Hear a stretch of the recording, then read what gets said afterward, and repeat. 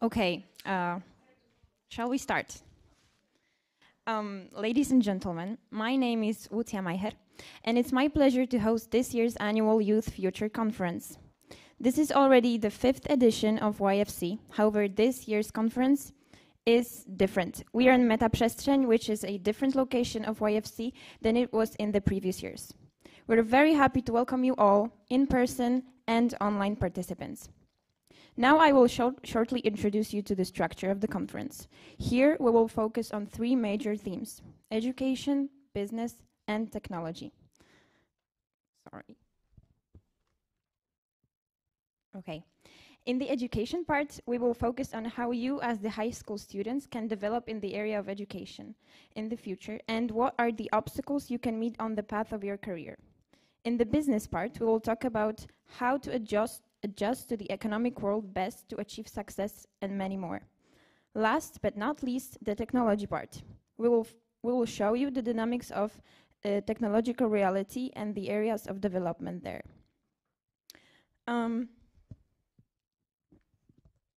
We were able to organize this event thanks to huge help from the British Council, which is the main partner of this year's Youth Future Conference.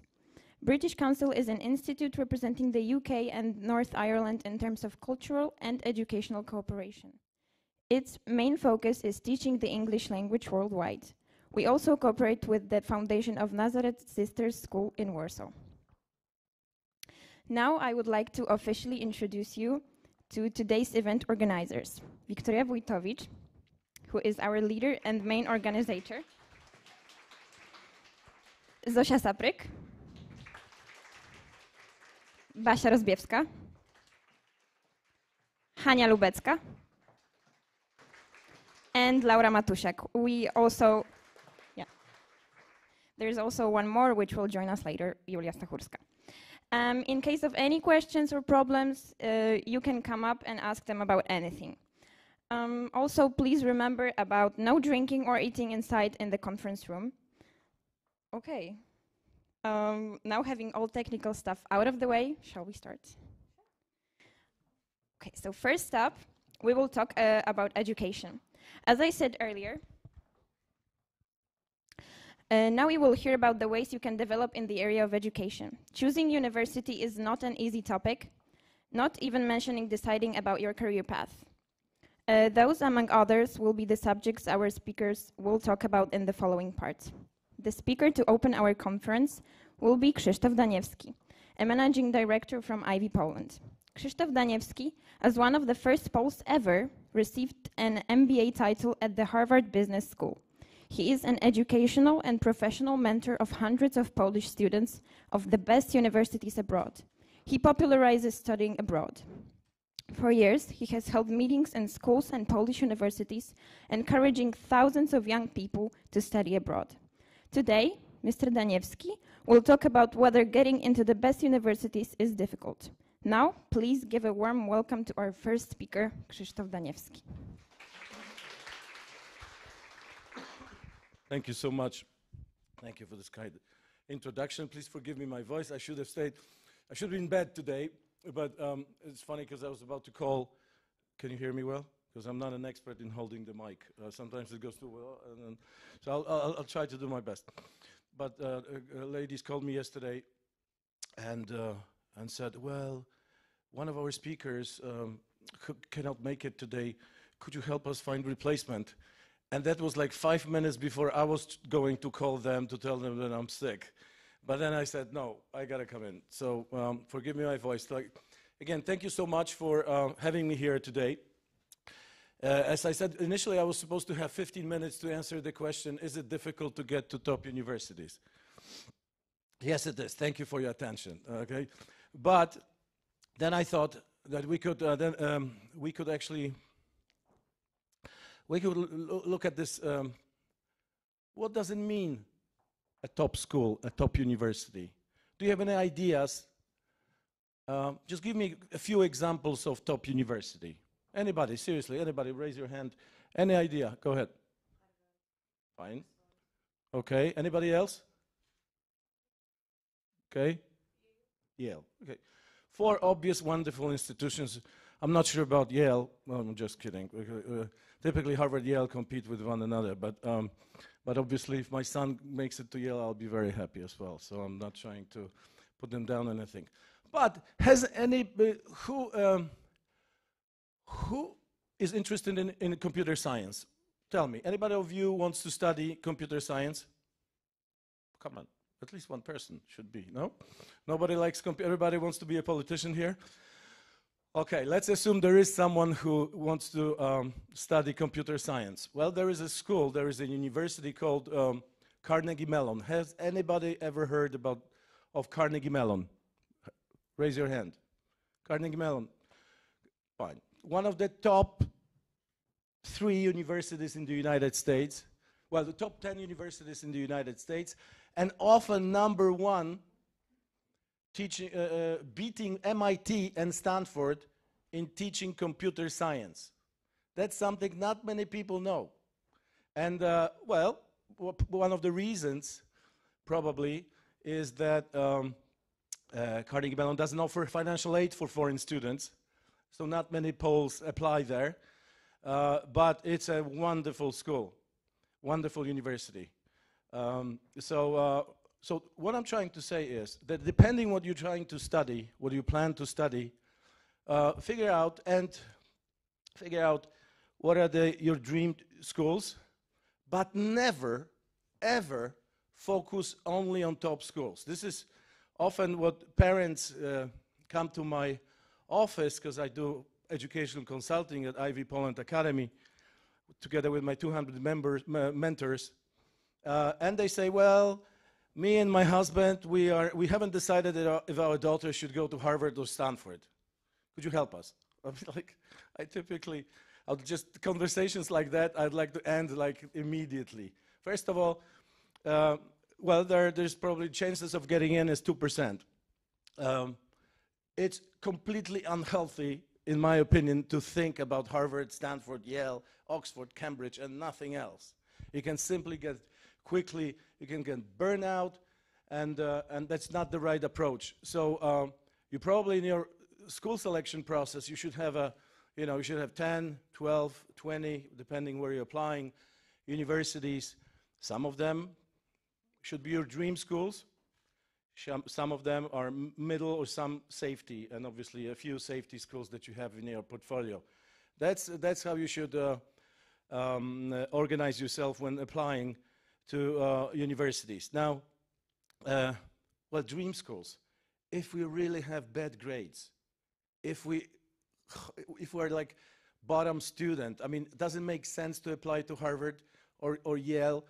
And I'm obviously exaggerating this conversation now, but you've got to come up with a range of schools of which 10% are your dream schools based on what your achievements, your passions, your grades, etc.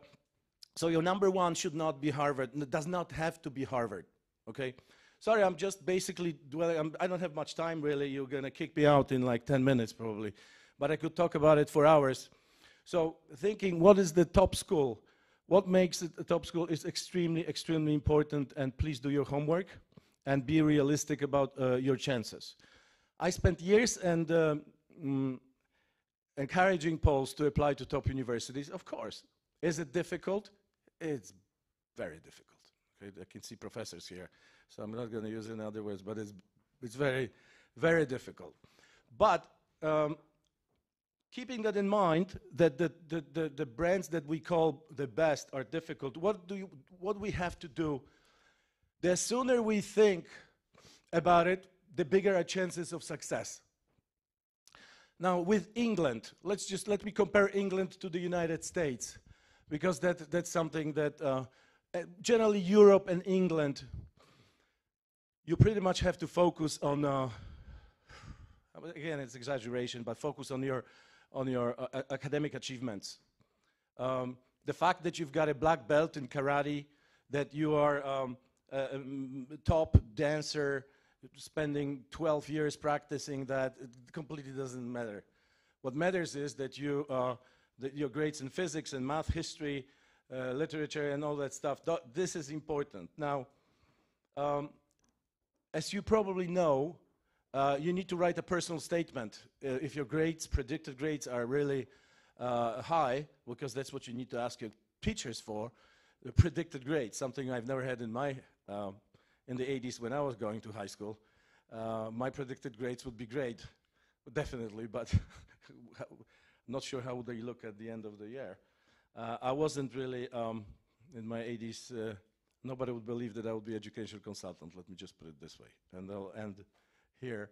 No, but you ask for predicted grades. If they're high, you can apply to Oxford or Cambridge. There are 5 schools that you can, unis you can select in UK. And in this personal statement, I'm not going to go over the whole calendar of things you need to do, because we don't have the time for that. But in personal statement, you need to show affection to what you're planning to study. Physics, math, history, economics, political science. So, and explain to admissions committee why they should select you, why they should give you a chance for an interview. Well, then if you know that now, today, those of you who are in first grade, second grade, well, start thinking. Daniewski said that I need to have good grades. I promise I will. But also, figure out as soon as possible what you need to study. For that, the best idea is to surround yourself with potential mentors who will explain to you what it takes to be, what basically those studies are about. And once you've established that, work on your CV, simply because you need stuff, you need something to write about in your personal statement. So so in Europe, you need to know what to study. You need to create a CV that will be described later on in personal statement. Okay, the better the CV, the easier, the better probably your personal statement would be. Now, in the United States, people often start application when they're 5 years old, signing up for karate, signing up for dance classes, for drawing classes, later on becoming class presidents, head editors of of school newspaper, things like that. They participate in local community events, councils, etc., etc. My recent mentee who made it to Harvard College, Mateusz, was the head of Rada Bielan. He's been doing an unbelievable job. And guess what? He's been doing it for 4 years, I think. 3 years before he even considered applying to Harvard. He wasn't doing it because he was working on his CV. It was just his passion for helping others. So once you establish something like that, or your mentors by yourself, or with the help of your mentors, it will be easier to get admissions office attention that this girl, this guy, they're not just full of shit. They're not doing it because they want their CV to look good. They're doing it because they're passionate about it. And it makes a huge, huge difference. Now, since we have 15 minutes more, normally I would just say thank you, but I would love to take some of your questions, okay? Now, obviously, nobody wants to raise hand first. So I brought something that may encourage you.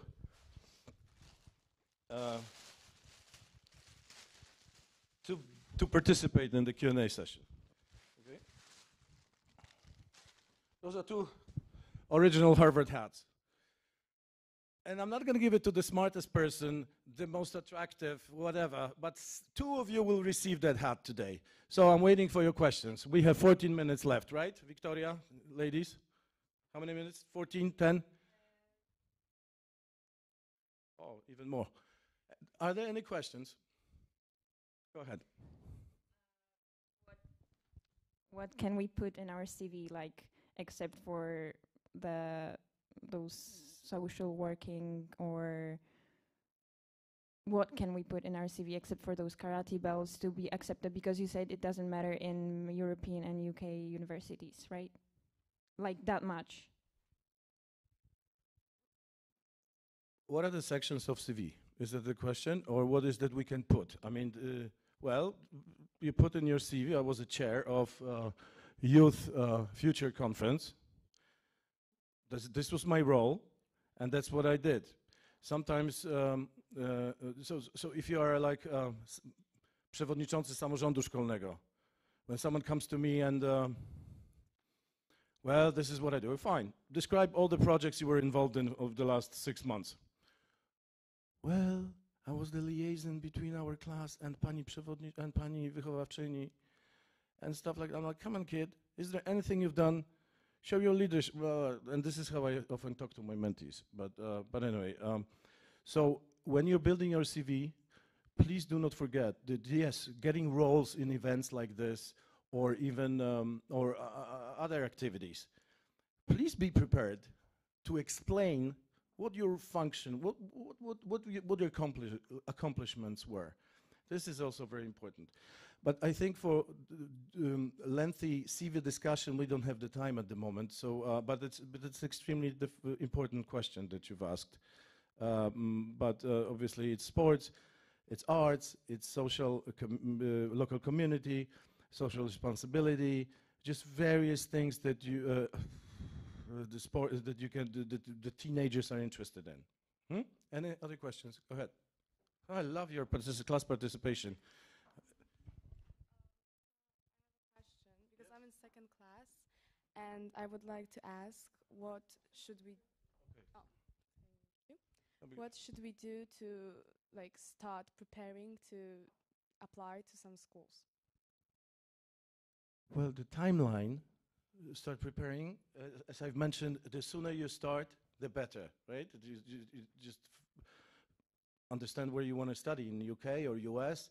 Most of my mentees apply to both UK and United States, and obviously Europe. UK became more and more expensive, as you probably know, after Brexit. So many Polish students go to Amsterdam or Holland or Belgium for studies because it's definitely less expensive. But the sooner you start, the better. But the first open a Google and start reading about requirements, entry requirements. Then find people who are studying there and discuss with them what helped them achieve their success. So basically surround yourself with mentors. Well, maybe I'm shooting myself in the foot, but I always say you don't need to hire companies like mine who are not super cheap, and parents do not have to have in a budget, educational consultant for a kid. So, but firms like that typically help if they are run honestly and without overpromising to students. So that's probably start with your homework and then with finding a mentor. Next question. I love this participation. Did you have to write the SAT test? And if so, what was your score? Thank you for that question. I moved to the United States in 1990, 32 years ago. Oh, okay. And I was admitted to St. John's University as a transfer student, so I did not have to take SAT. Okay, thank At that time, at that uni, SAT was not required. But you basically, let me rephrase your question. What do you need? What SAT you need to have in order to get to a top university? Pretty much that. And remember, Harvard Business School is a graduate school, so I had to take GMAT. It's a different exam, not SAT. Okay, it's also English and math, but it's a different level. Guys, now the maximum score is 1600 in SAT, and it will change. When? In January, because SAT is changing its format for the third time in my career. So the lowest SAT someone who got to Harvard that I'm familiar with, I think was about 1470. 1470, but typically top unis ask for about 1500. So that's pretty much what it is. But if you're a champion in tennis, Polish, then your SAT could be as low as 1300. That's another story. And any one of you is how many minutes we've got left? 17? Oh, plenty of time. So I'll wait with the hats a little bit. Okay. What was I saying? I'm lost. Next question. Mm-hmm. Yeah, go ahead.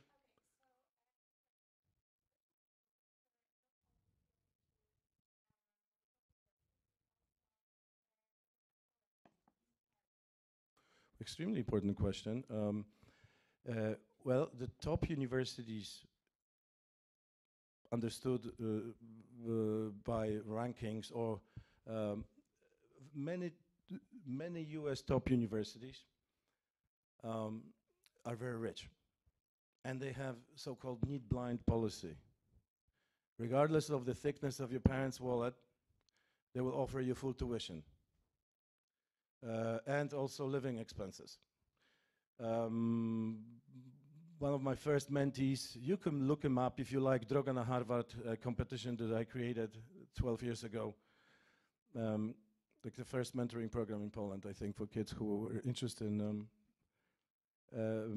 One of the laureates was Oscar. His mom, he was 15 years old when he won Droga na Harvard, and also the main prize. I took him to a 10 days long college tour. We bonded. And Oscar's mom was a cleaner in Dębica. His dad was unemployed. 4 years later, he was accepted to Harvard College. He got full scholarship, and he was even sending some money home to help his mom pay for English classes for his sister. I've seen obviously various many accepted students who were getting partial scholarships, 50%, 30%, 70, 80, depending on the income of their parents. So the top universities that are extremely hard to get into are also very wealthy. And if you really have chances, don't think about financing too much, because it should happen. Definitely in the United States, it's easier to get a scholarship than in UK now. Hopefully it will change. Because I think Oxford offers like 2 or 3 scholarships per year now. So that's not for like thousands of applicants. I think it's not much. Yeah, but I should give my first hat. Huh? Okay, so because we're almost halfway. Here you go. You're welcome. Next question.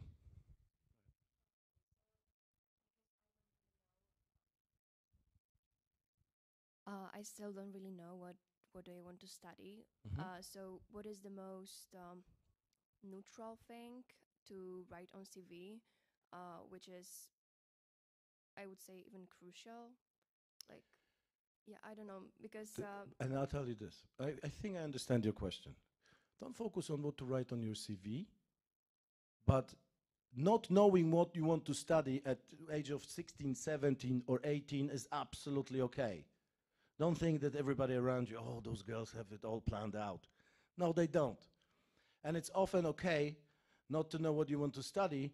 And that's why probably in American system, basically in your application, you apply to a particular university, not to American university. You apply to university, not for a particular major. In Oxford, if you study history, and after semester 1, you realize that you actually were so good in physics in high school and you would like to change your major, that's impossible. In the United States, yes, it is. So probably it's consider applying to US, or at least give it a shot.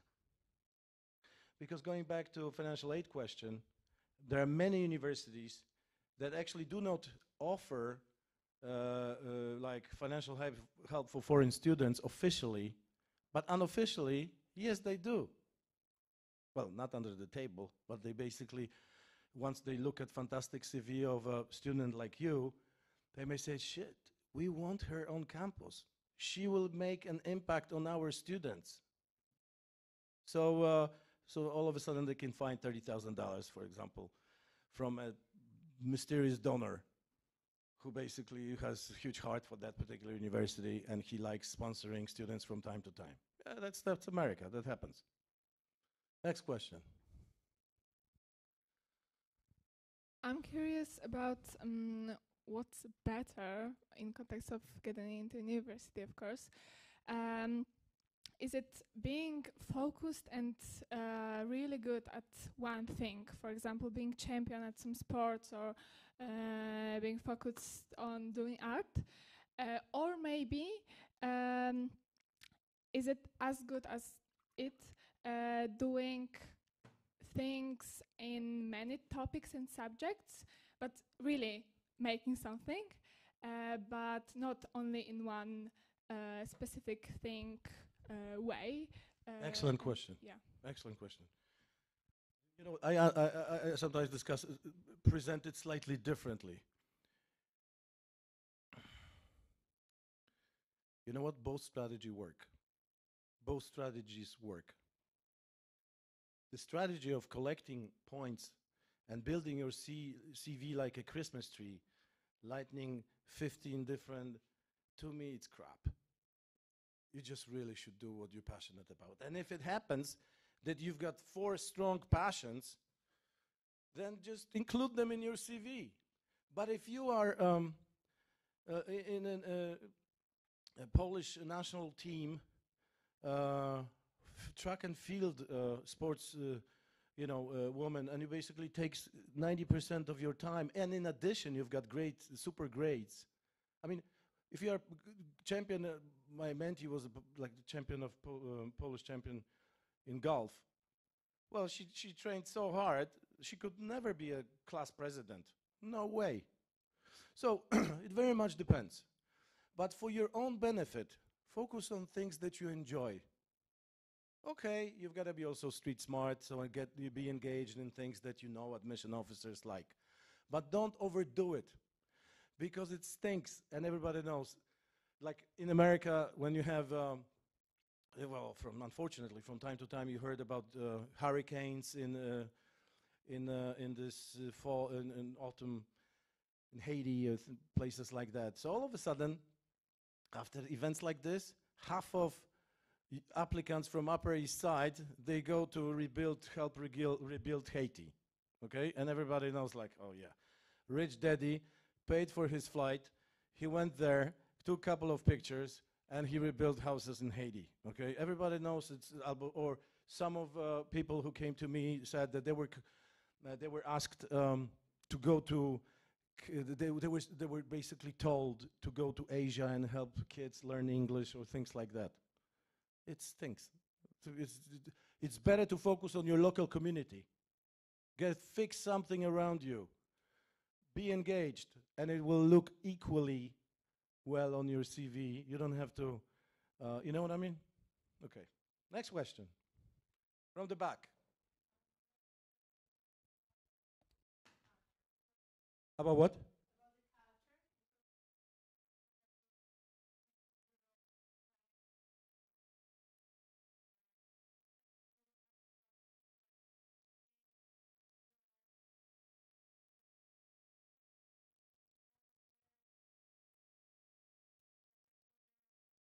Okay. The way I can answer your question, differences in cultures. Look, I haven't studied myself in United Kingdom. I studied in Poland in the 80s and in America in the 90s, in college and graduate school. So, but obviously now hundreds of students. Let me answer the way I know how to answer it. We have super smart professors in Poland, and we have super smart scientists in Poland. I have absolutely no doubts about that. But why people are even considering going to study abroad? In my opinion, it's the level of, in English sounds stupid, poziom zaangażowania of academia in England or in the United States is different than in Poland, in my opinion. But not that they're smarter, no way. Being a professor in the United States and in England is the reason, wow, his dad is a college professor. It's something really, really that kids are proud of. And it doesn't have to be Columbia. It could be city college. His dad is a city college professor, or mom. For years in Poland was, oh, he never made it in business, so he stayed at SGH, which was my college, by the way. I studied for 3 years, made best friends in SGPs at that time. Whoops, sorry, thanks you.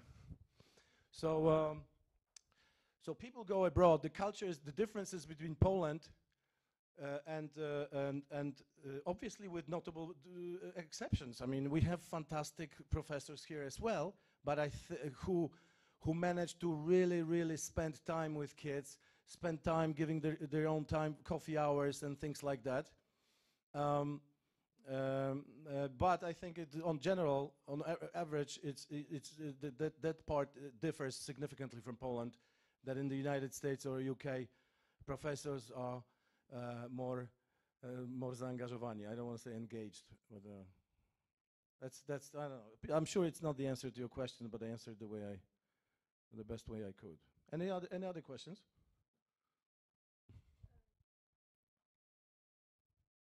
I'm wondering, how much do grades matter compared to our matura? Mm-hmm. Because does it really depend on the school, or? Grades are extremely important in UK and in US. Yes, but in the United States, they want to see the progress. Your grades could be really low in your first year or two. I mean, oh, I got trójka, and but obviously, grades are very important. College admission officers typically say that grades in high school are the best predictor of your achievements in college. In UK, you typically get conditional offers, if you get an offer. Yeah? Conditional offer, please welcome to Cambridge to read engineering at Trinity College under the following conditions. And those conditions will be great. So to answer on Matura, doesn't matter if it's Polish Matura, IB, A-levels, it will be a conditional offer. Unless you're in the middle of your gap year and you've already completed your Matura, so you can get an unconditional offer, which happened. Go ahead. Okay, and oh, I forgot. That's all right. I did the same today. What is like the most popular subject people take on college? Depends on college. Major, yes, right. I actually don't know, but it's probably STEM, technology classes, biochemistry, things like that. Obviously, it depends on the university and college. Some of them focus on, some of them are liberal arts colleges. In the United States, by the way, this is another conversation, but And from which years do the grades count? Like from like 3 years back. Classes, which classes? Very good question. In the United States, for 3 years, or some universities, I think, ask for the last 3 years. So if you are applying in the middle of your, so basically from the beginning of high school. In the US, in UK, I don't think they want it at all.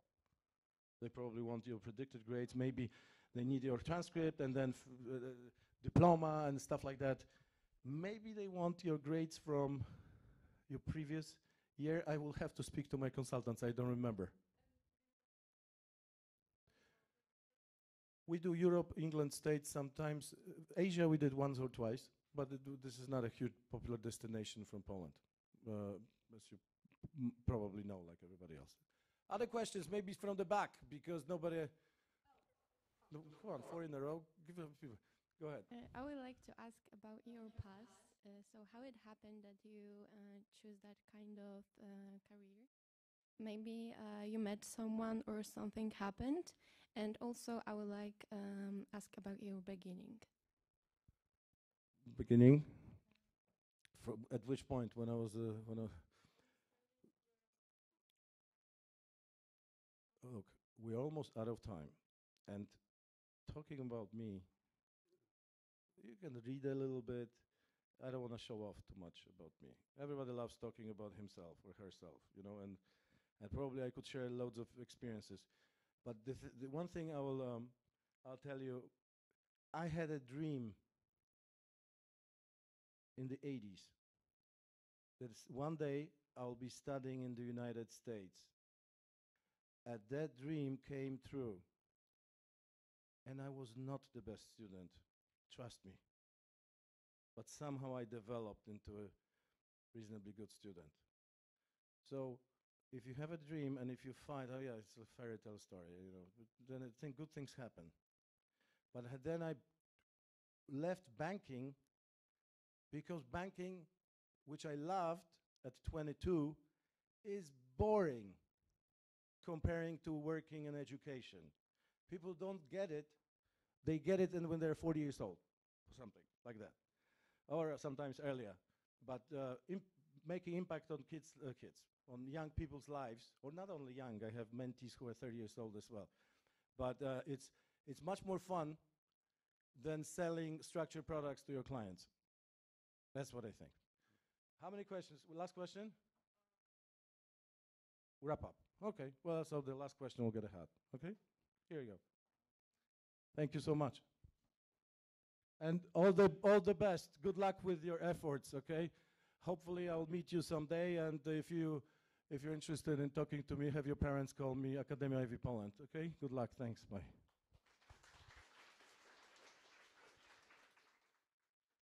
Huge thank you to Krzysztof Daniewski. And now we will hear about how can young people cooperate in the Stronger Together program. And Eva Puzdrowska will tell us about it. Eva Puzdrowska is the head education at the British Council in Poland. Her brief covers higher education, schools and youth and inclusive communities, areas in which she has been working for the past 26 years in Poland and in other European Union countries. Her passion is diversity and inclusion. The floor is yours. Thanks a lot. I think the title of my presentation have evolved since it went on, and what I wanted to do is to tell you about educational opportunities that the British Council is helping to create for young people, both in Poland and in the UK. First of all, I wanted to tell you a little bit about the British Council. We have been created in the 30s, so we are an institution that has very long traditions. And in Poland, we've been present since 1938. So we have a long tradition of being here. And quite interestingly, the British Council has been created by the British government at the time to be a kind of cultural counterbalance to the rise of fascism in Europe. So we are an organization that builds opportunities for people to help them cooperate, to help them participate, and to create a world that is more peaceful and most prosperous.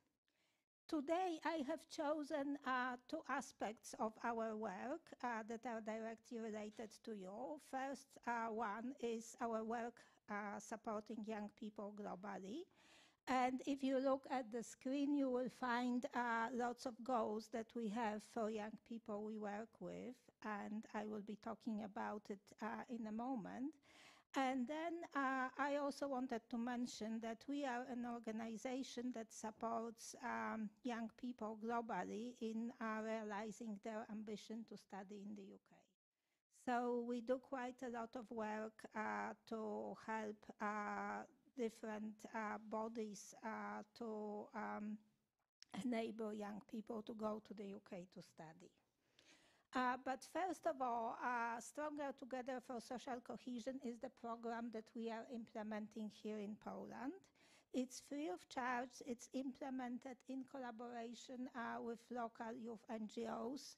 Our main partner is PROM, Polska Rada Organizacji Młodzieżowych, Polish Council of Youth Organizations. PROM and us have worked together with quite a number of other partners to create a program that engage, connect, and facilitate development for young people. And if you look at our webpage, you will see that there are opportunities for youth organizations to engage with this program. So I would like to encourage you to have a look. We have workshops, networking sessions, youth policy events, focus groups, all sorts of activities that help young people engage with the social cohesion agenda in Poland and also connect with their peers internationally. In terms of methodology, in Stronger Together program, we build self-awareness and community awareness. We develop skills for young people and give them a voice. We also provide small grants that enable young people to take action in their communities and experience leadership in practical terms when they implement their own initiatives. And in doing that, we kind of have the approach that it shouldn't be people like me, because I was young quite some time ago. Also, you know, anyway.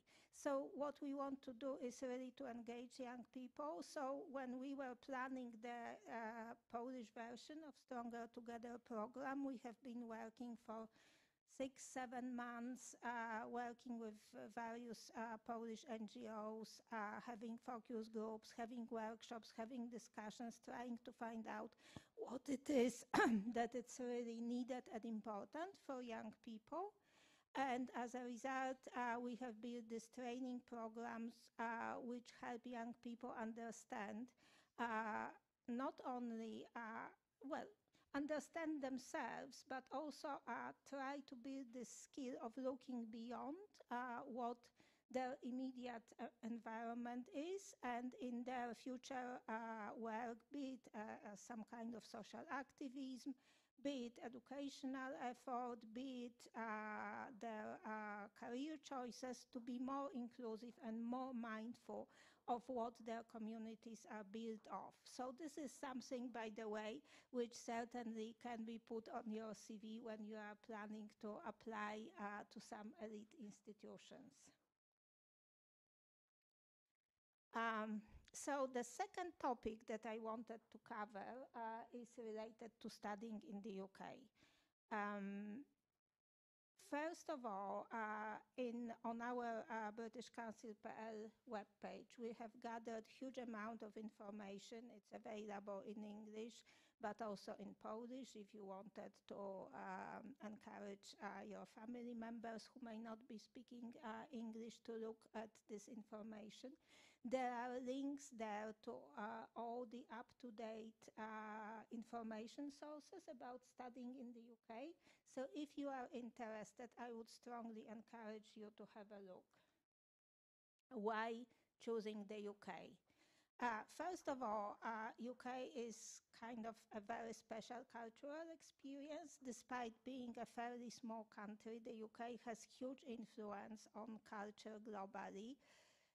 It has given the world all sorts of, exciting and important cultural icons, including Ed Sheeran and Harry Potter, but also it offers different sorts of cultural experiences, such as Glastonbury Festival, but also quite refined Royal Opera or the last night of the prom concerts, depending on what your cultural taste is.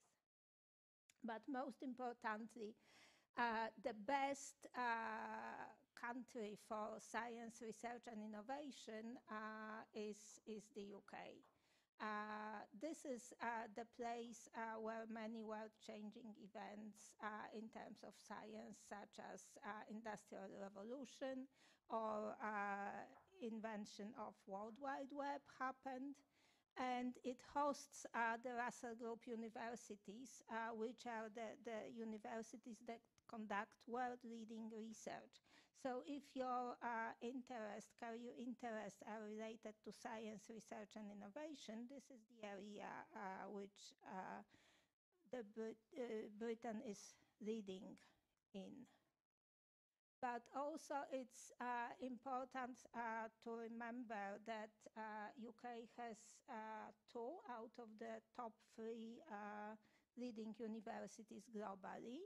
And also 26 of UK universities are at the top 200 world universities in many rankings. And I also wanted to mention something that was a kind of question asked to the previous speaker. And this is the concern about the cultural differences in terms of learning. And it would be kind of not wise to dismiss them. Yes, the Anglo-Saxon method of learning, the Anglo-Saxon method of teaching is different to what we experience here in Poland as students in Polish schools. But I also wanted to say that Polish students are extremely valued in the UK. So there are scholarship programs, partial scholarship programs, which are run by the universities. And I also wanted to mention that Polish students are so much valued in the UK that actually there is this British Alumni Society scholarship programs which allows Polish students, secondary school students, to go to the UK for the final year and take UK qualifications in a private boarding schools. And those schools are giving the places for Polish students for free. Why? Because they think the Polish students are excellent, because they think that they will enrich the offer, that they will contribute to the quality of both learning and the exam results for their students.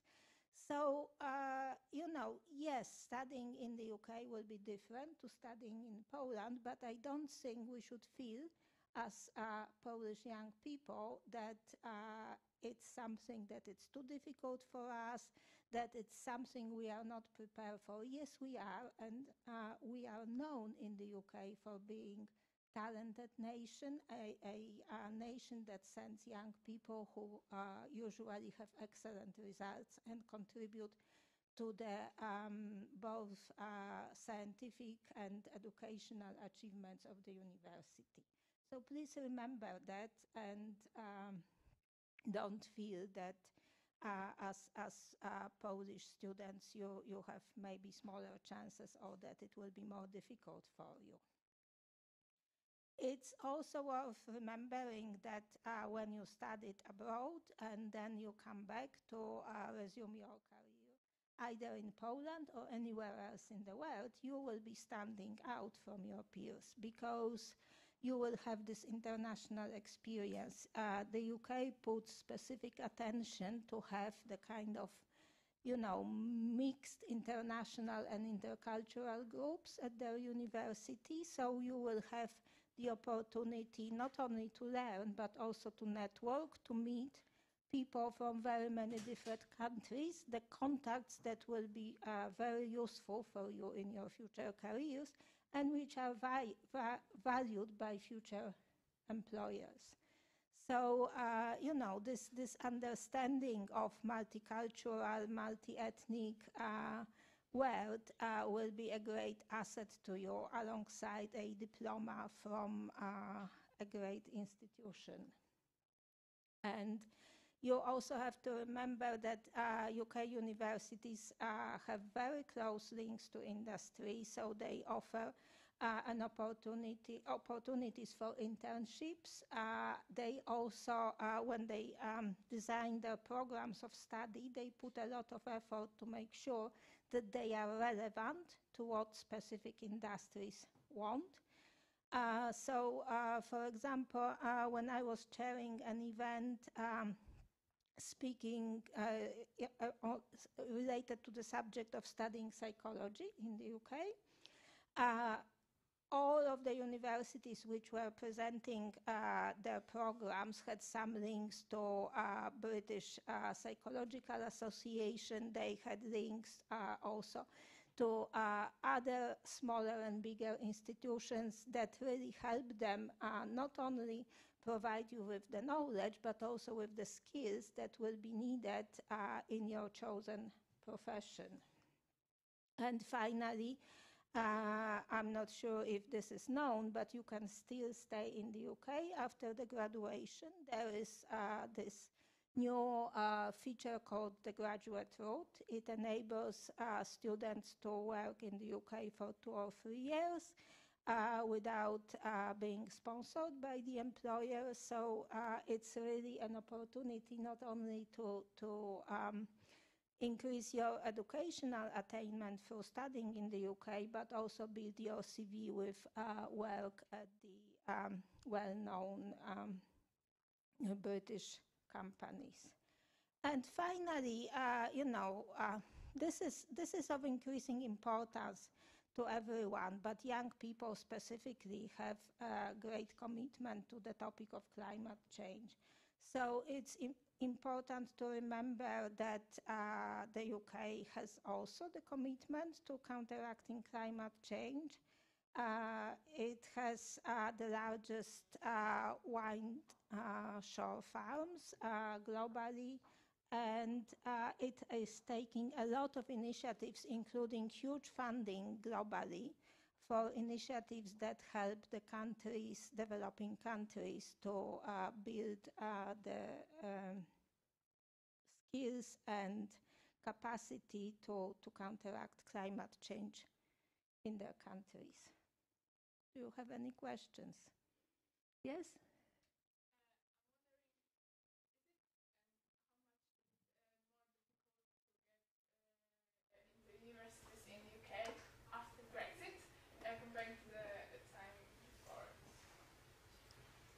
I don't think that Brexit has had any impact on the kind of increasing the requirements of the universities. So there are obviously the visa and tuition fees issues, but very many universities are taking efforts to support EU students with partial scholarships. That is worth looking at. And I wouldn't say it's more difficult after Brexit, no. There's one more question.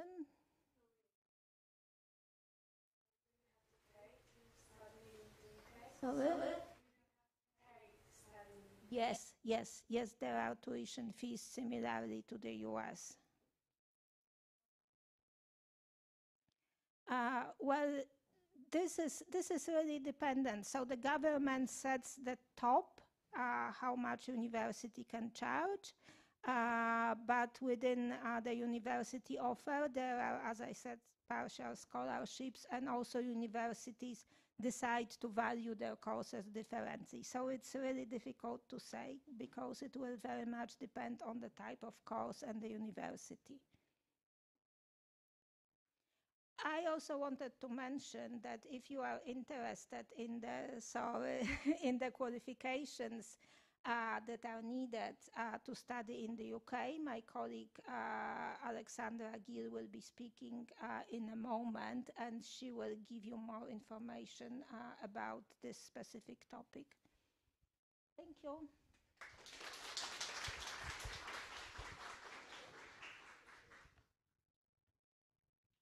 Okay, a huge thank you to Eva Puzdrowska, who was talking about the British approach to learning and development. Our next specialist in the field of education is Pola Plaskota from University and Partner Relations Specialist from Absolvent.pl. Pola Plaskota is the former member of Erasmus Student Network Polska, the biggest organization for students in Europe. As she said, there are no problems, there are only challenges, and how beautiful it is to work with people and how important it is to help them develop their potential. She will talk about how to set your career path, and give her a warm welcome.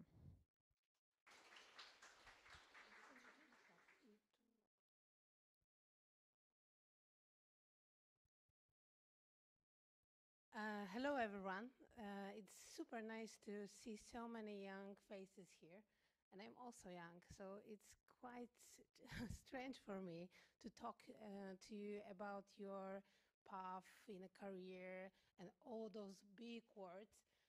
So I thought that I will be very true with you, and I will just tell my story and what I learned on my path. So meet little Pola. This is me over 20 years ago on a couch, probably in front of TV, because my passion was watching documentary films. And of course, I loved also some cartoons, but science, films, everything what was based on fact was my passion. That's why if you ask this little girl, Pola, what do you want to do when you will be an adult? I would say, I want to be this old man. I want to be Sir David Attenborough. That was my dream, to just have a big knowledge, to discover the world, to describe it to other people. And I was really, really passionate about that. I think I watched everything what was made by David Attenborough. And that definitely put a big effect on my life, because I chose chemistry and biology class, and then I was in this point when I had to choose my university before Matura. So I had some influences. So there was my mom, and she told me, Pola, be a biotechnologist. This is the future. You will get so much money from that. You can study abroad, you can study here in Poland, but you will have a good future. All of my friends, and I was in quite a good high school, and we were all very ambitious. So the biggest goal that you can achieve after a biological chemistry class was to be a doctor.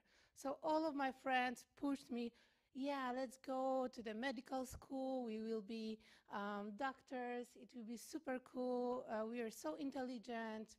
This is the most ambitious thing that we can do. I was like, yeah, I am pretty ambitious, and I don't want to be worse than they are. So maybe I want to be a doctor. Maybe I can see myself. Why not? Then I had my Polish teacher, a woman that influenced me a lot in my life.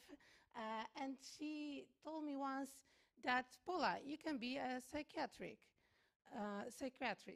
And I was like, wow, no one told me that before. That's pretty interesting. It's still connected to the medical universities, and this is the medical path. But I'm also very interested in people, so maybe that's my thing. And me, I was like, I like everything, but I don't love anything as well. So I can do a lot of things. I was very good in studying in general, but I don't know what I want to do. So I ended up here.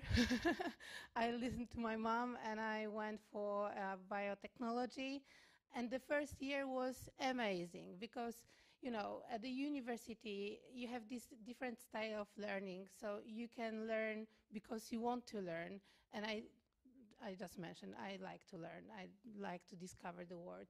So that was super cool for me to have new challenges. And wow, yeah, look at my smile. But after a year, I discovered that, no, something is wrong. I don't feel fulfilled. I cannot see myself in the future. And I had much better, it was just harder and harder for me to learn by heart all those things. I didn't feel the passion. So now you know how not to do this. And trust me, I am not an engineer. So my Attenborough path stopped there in a technical school.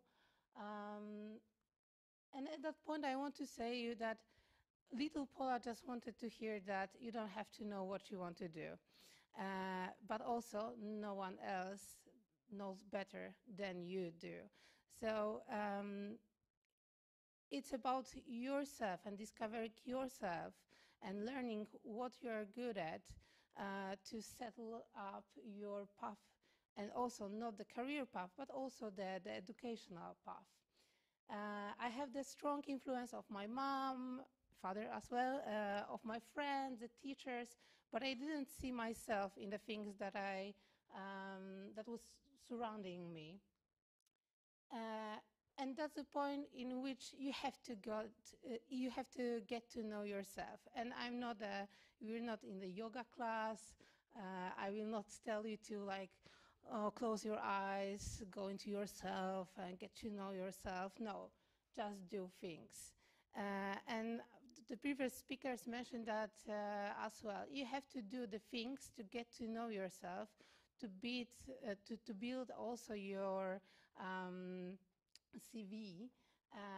But what you can do, everything. Talk to people that works in different places, and you can see that they are happy. It's very important to see people in happy situations and unhappy situations, and to learn from this. You don't have to be in every situation in your life, but you can observe others and get to know what is happiness, and do you see yourself happy in this situation. Do the shadowing. Go to, I don't know, your parents, friends, someone in your school, anyone, and ask, can you just see what they're doing during the day? Is that fun for you or not? Maybe you will learn something from this. Volunteering. This is the strongest, biggest thing that you can do. Go and be a volunteer in an NGO, anywhere.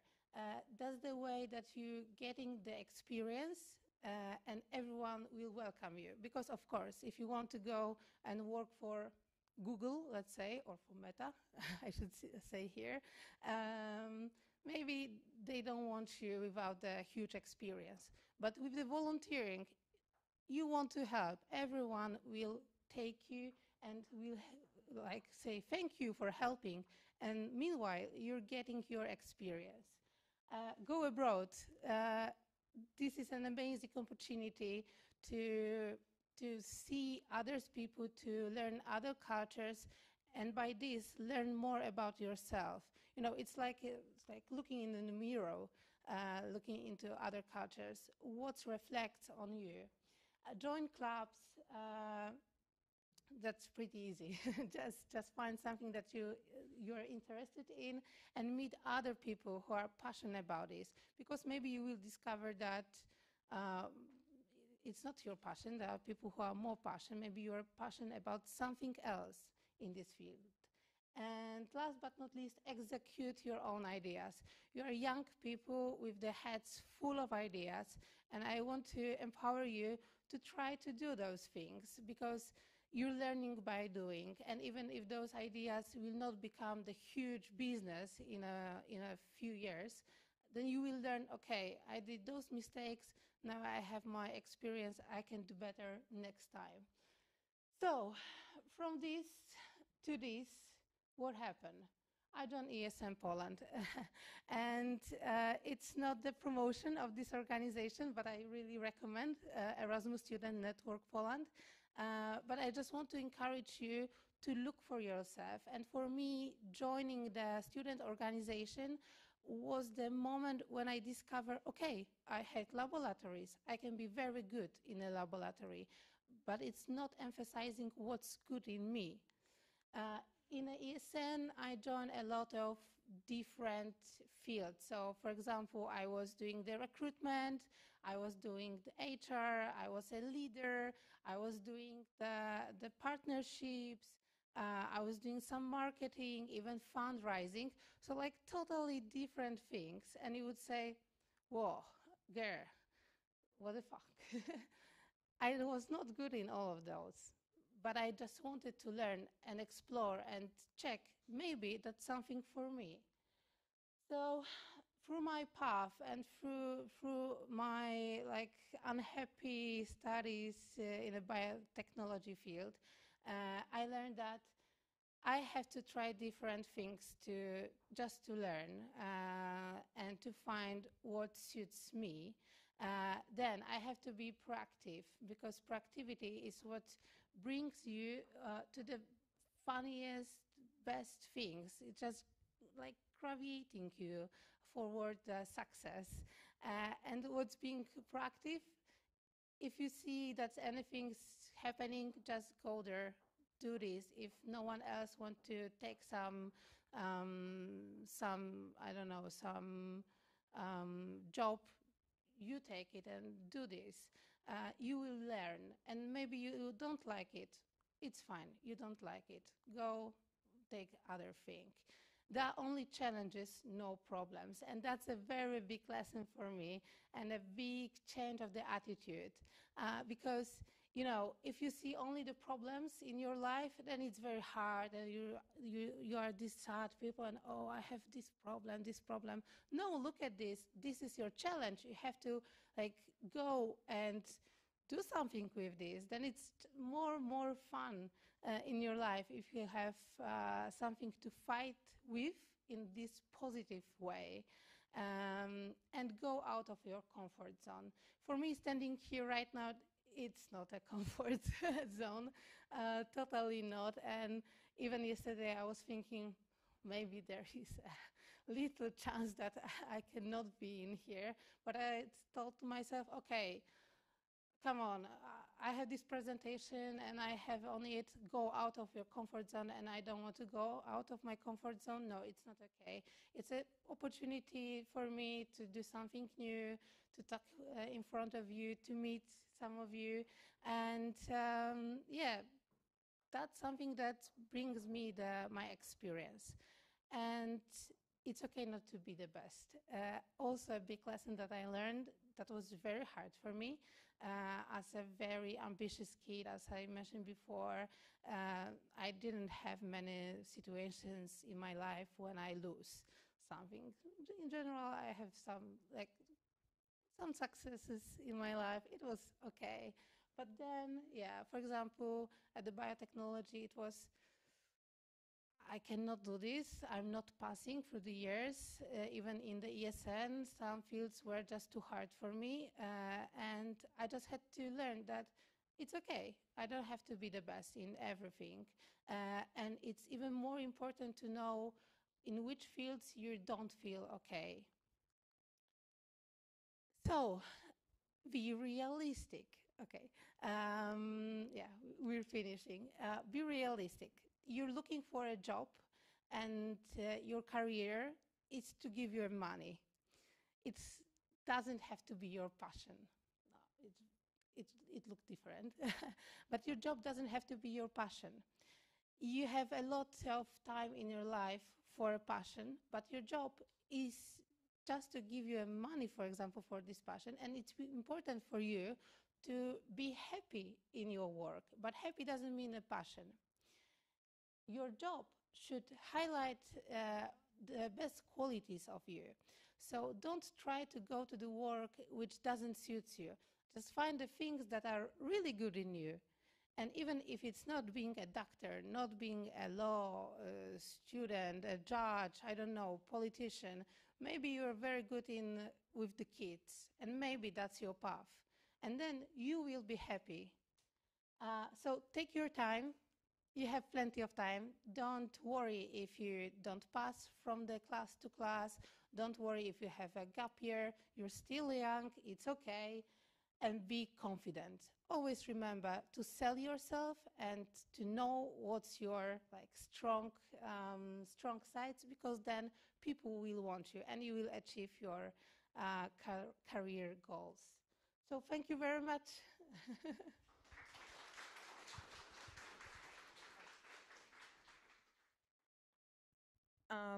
So thank you very much for your speech. Pola Plaskota talked about how to set your career path, and the next speaker was supposed to be Marcin Kruszewski, who is the lawyer founder of the channel Prawo Marcina, and he was supposed to answer the question, what are the pros and cons of studying law abroad? Unfortunately, he couldn't be here with us today because of an illness. However, he still managed to make a video for us. And it answers the question he was supposed to answer. The video will be sent to you through emails. Again, we are sorry he couldn't be here with us today. And we hope he will get soon, though. He will get well soon. Now, we will hear, last but not least, specialist in the field of education, Aleksandra Gill from British Council. Aleksandra Gill is Exams Business Pursuit Manager in the British Council Examination Section. She She deals with building the market and establishing relationships with institutional clients of the British Council Poland. She has been professionally associated with the British Council since 2018. Privately, she is passionate about learning languages. Apart from English, she also learned Italian, German, Arabic, and Norwegian. She will talk about the language requirements for studying abroad.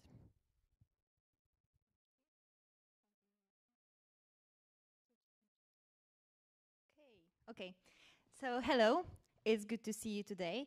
So the previous presentations were mostly about dreams, inspirations, working on yourself, and I would like to bring us all back down to earth a bit, to just talk about some pragmatic aspects of studying abroad.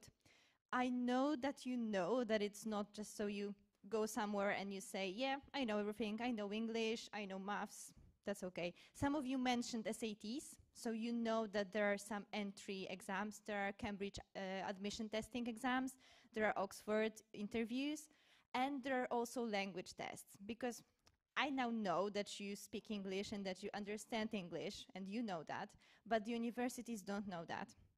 So they usually try to assess your English language before you get into the university, so that they know that they have students on a level in a class that they would understand and that they could learn, read and write in English fluently. So it does not only concern studying in the UK. Eva talked about studying in the UK a lot, but actually if you're going to study abroad, you're probably going to study in English, no matter whether you're studying in England or in Ireland or in the Netherlands, for example. And for that, the British Council, as the leading educational organizations in the UK, we have some English language tests that can help you prove your English qualifications. And this test is the IELTS test, as you can see. Oh yeah, okay, it worked. So IELTS is actually a short for the International English Language Testing System. So already the first word tells you that it does not only allow you to study in the UK, it will also allow you to study in the Netherlands, in Scandinavia, in Germany, and also in the US as well.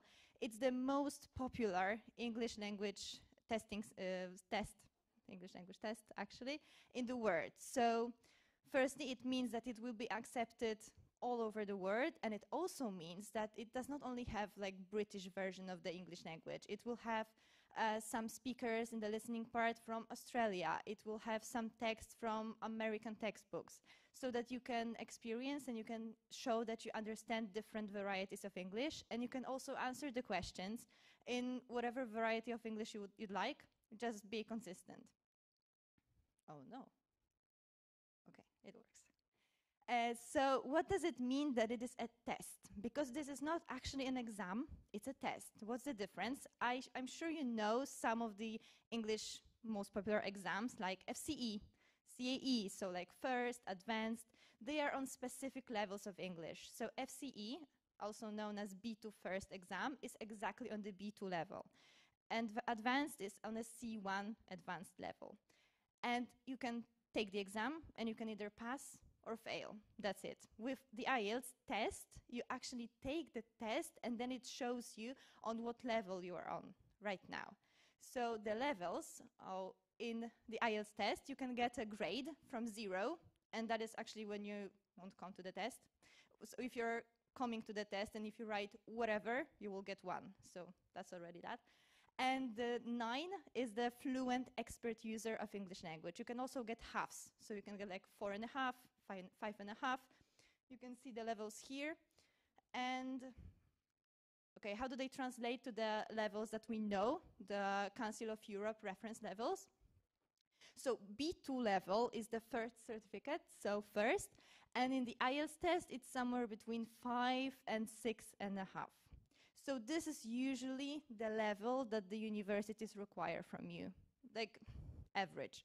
Because if you're going to study, for example, academic writing in the UK, they would probably expect you to have 7, even 8 in the IELTS test. So that's how they test, for example. They can also, for example, they want to have you have 8 in writing and 8 in speaking, but a 6 in reading, for example. So they can require specific skills from you on specific parts of the test. So, yes, so it is the most popular English language test in the world. So over 11,000 organizations around the world, over 3,000 in the United States, they accept and they know the IELTS test. And you can take the test in over 140 countries, also in Poland, in many locations in Poland. So how can you check if the organization, if the university that you want to go into, if they accept the IELTS test? Here you have the link, and I can also share the link with you if you find me somewhere. I have some materials that I can show you. And you can kind of search your exact university that you want to go into. You can put in the name of the organization, you can just put the location, you can put the sector you're interested in, for example, the education sector, the government sector, whatever, the business sector, and it will show you all the universities, all the institutions that accept the IELTS test and what level of the test they want you to have. For example, I put in the Netherlands because it's a very popular choice among our candidates. And for example, the business school in Amsterdam, they want you to have a 6.5 in the IELTS test. And here I'm going to tell you a bit about the format of the test. So it's a general English language test. So they want you to test all the skills in English. So you start with the listening. And the listening part, there's a tricky thing about the listening part. You can only listen to the recording once, not twice. Because if you're in a conversation, if you're in a class at the university, you only are going to hear the class once, not twice. So that's how they check if you will make it during the classes. Then you have the reading part, the writing part, which are very generic, no grammar part, and the speaking, which is face-to-face with the examiner. One candidate, one examiner, that's it. And here you can see that there are two versions of the test, the academic version and the general training version. So if you want to study abroad, the academic version is the one that you have to choose because it has some text, for example, for you to read that are articles, that are academic text that will check if you understand this kind of language. A general training test is generally for immigration. And here, not here. Okay, here I can make a disclaimer, a short disclaimer that I don't have on the presentation currently.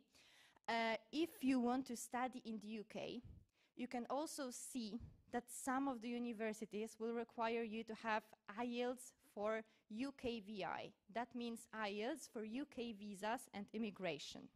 You will have to check with your university, the one that you're applying to, if they want you to have a regular IELTS or IELTS for UKVI. What is the difference? In terms of test format or the content, all of the exercises and everything, they are the same. The UKVI test is just more strict when it comes to security, so it is recorded.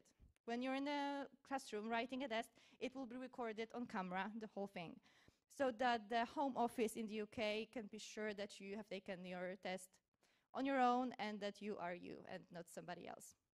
But the best thing to do is to check with your university, with your organization, if you have to take the regular IELTS test or the UKVI test. For other countries, for the Netherlands, for example, for the US, the standard IELTS test is okay.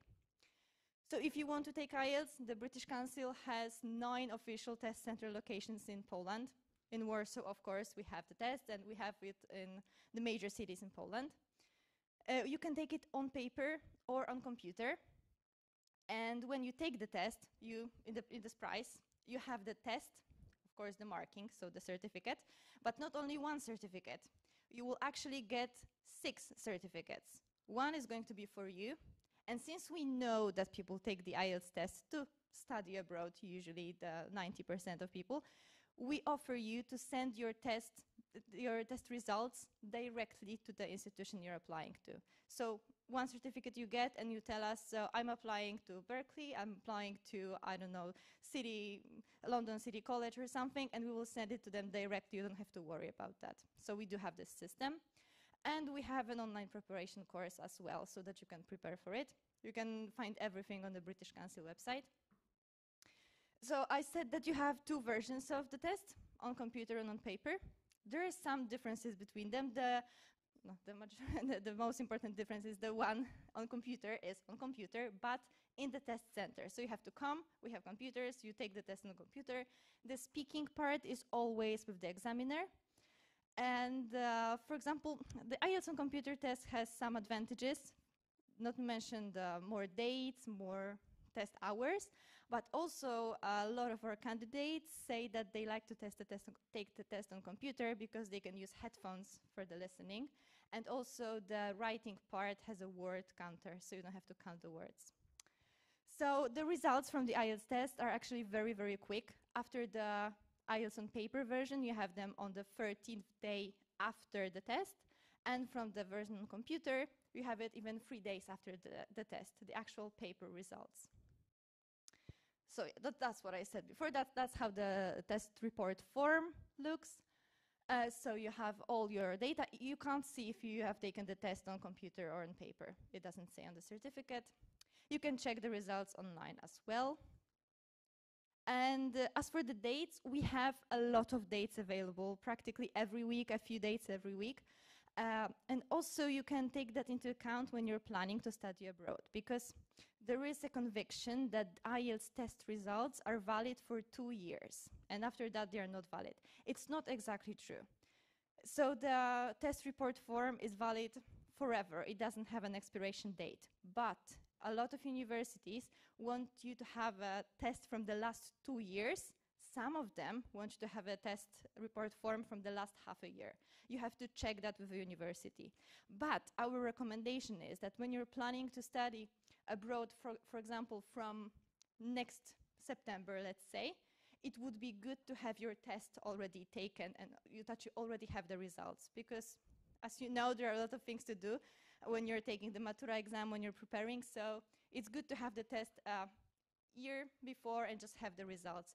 If you take the test and then after a year you decide, okay, I want to study, maybe I will apply to one more university, you can let us know and we will send the results anytime you want us to. And we have a lot of preparation exercises. I have a QR code that I will also have with me somewhere when you find me. And that's it. Thank you so much. Okay. I will just quickly say, if you have any practical questions or questions with your specific case, you can just find me. I will be here, and then my colleague will be here until 3 p.m. So you can just come up and talk to me if you want to. Thank you. Thank you very much. Aleksandra Gil talked about language requirements for studying abroad. And now it's time for the discussion panel. But before that, let me do a little recap real quick. So in the education part, we had a chance to listen to professionals talk about college application abroad, choosing career paths, and managing obstacles connected with further development in our education. We also heard about the British approach in learning in the role of languages in our college possibilities. Now it is high time for a discussion panel incorporating all of the available speakers that we've just heard talk. We will hear Ewa Puzdrowska, Pola, Plaskota, and Aleksandra Gil. The theme of the panel will be what are the smart and bad choices in education. Now let's welcome the speakers once again with some applause.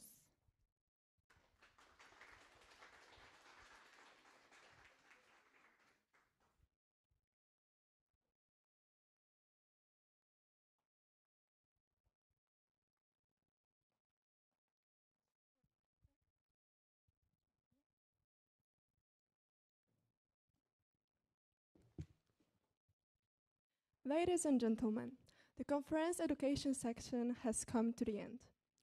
4 wonderful speeches, we can make a conclusion that achieving your goals depends heavily on your ability to set your career path, grow personally, and ensure that you are moving in the right direction. To make sure that all of your doubts disappeared, I'm pleased to invite you for the first panel discussion on this conference with a theme, what are the smart and bad choices in education? The first question I want to ask Pola Plaskota, what are the common mistakes made by many students? Thank you very much for this question. the biggest mistakes that students may do is just go with the flow without thinking, I would say. So like going with your friends or with this parents talk, do this, do that, and not thinking if you're in a good place or not. So it's better to give yourself some time and decide, okay, maybe it's not for me, and it's a good moment to stop it and try something new, than just feeling the pressure that, okay, I have to finish it, I have to start a work because I'm getting older and older. And no, I think it's better to take more time and to decide later on than being frustrated through your whole life. Also, I would say that be confident about your choices, and try different things, because you don't have to be 100% sure that you want to do something, but maybe it's better to try. But then if you want to stop it, be confident about this decision. What is your, what do you think about this? What would you say? Okay, so generally I agree, but I also have a thought that is like on the opposite end of the spectrum. So if you already know what you want to do, and if you already have a plan, don't wait for too long before implementing it. So if you know that you want to study abroad, and if you know that you have deadlines, of course you may not know the deadlines for this year, but you can see the deadlines from previous years, and I bet they are probably going to be around the same time.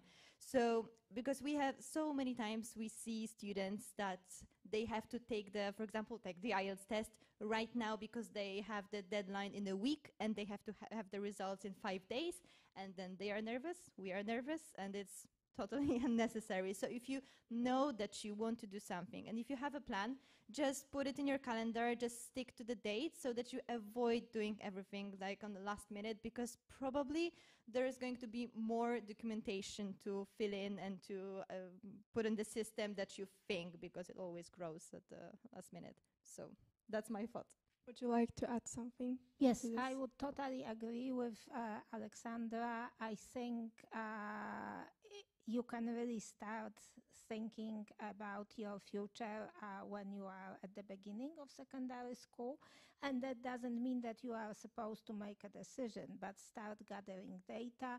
If you are considering studying abroad, it's really good to start going to education fairs. There is quite a lot of them. Most are free of charge. Meeting the representatives of the universities, also getting acquainted with the requirements for specific countries, because in some countries, including in the UK, there are visa requirements as well, to which you have to apply at certain time to avoid the stress. But, one more comment that I wanted to make is that, it's also a mistake to think that your education is something that you do when you are young, and then it's done, and then for the future you will have you will be just benefiting from what you learn, because the modern society changes so much. And the job market changes so much these days that you should be really thinking about lifelong learning as a concept, something that, if you require an additional qualification, maybe postgraduate study, maybe second study, after even 10 years of leaving university, that doesn't mean that you've made the wrong decision at that time. It means that the conditions, including your own interest, have changed. And so, trying to find a new career path, or getting more educational excellence in a chosen career path, is something that we should expect in the modern times, and something that we should be really kind of considering in our educational plans. In your speech, Pola, you mentioned your way to achieve your goals. And what would you say was your smartest step in education? My smartest step in education was to just not finished, just threw away biotechnology because I did it just half a year before I would finish it. And to start a new thing. Now I'm studying psychology. I'm super happy, and that's something that really suits me. And I have a lot of work to do to work as a psychologist, but I can see my path, and this is something really amazing for me to see my future and to have this plan. So yeah, I would say just not finishing my studies and like saying no to this was the hardest, but also the best decision that I made. I also want you to ask you, what was your smartest step in education that you took, and the advice for high school students that they can make to achieve their goals? Okay, so I think the smartest choice to say in my education was to change my major, the whole direction of my studies after the bachelor's degree. So I wanted to be a translator. I wanted to study languages, but after 3 years, I understood that I learned as much as I wanted to learn, and I don't see myself following that path. So when I changed my major, the second smartest thing to do was to go on a student exchange with the Erasmus program. I studied in the UK for half a year, and it was an amazing opportunity to see how you can study in the UK, to meet students from all over the world, because that's also a thing that you do. Because when you're studying in the US or in the UK, in the biggest universities, there are not only going to be students from the UK or the US, because people from all over the world come in there, and you can study with people from Japan, from Mexico, from everywhere, and you can learn so much, not only about your subject of your studies, but about all the other things that you might find useful later in the future. So yes. So even if you end up studying in Poland, which is also a great thing, it's very, very good to use the student exchange programs to try to find something that you might find great later. And if you could give an advice to high school students to make the way to achieve their goals and to go to the best university that they can imagine, what would it be? Well, when you think about your education, I would agree with Alex that this international experience is really crucial.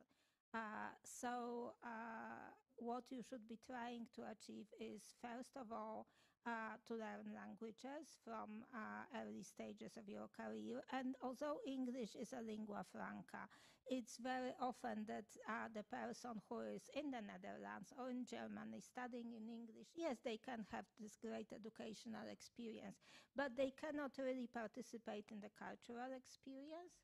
So my advice would be to consider not only perfecting English, which is probably crucial these days, but also thinking about other languages. The other advice I would have in terms of this international experience is that the world is becoming more interconnected, more diverse. Although Poland, comparing to other countries in the EU, is relatively monocultural, that will not be the case for long.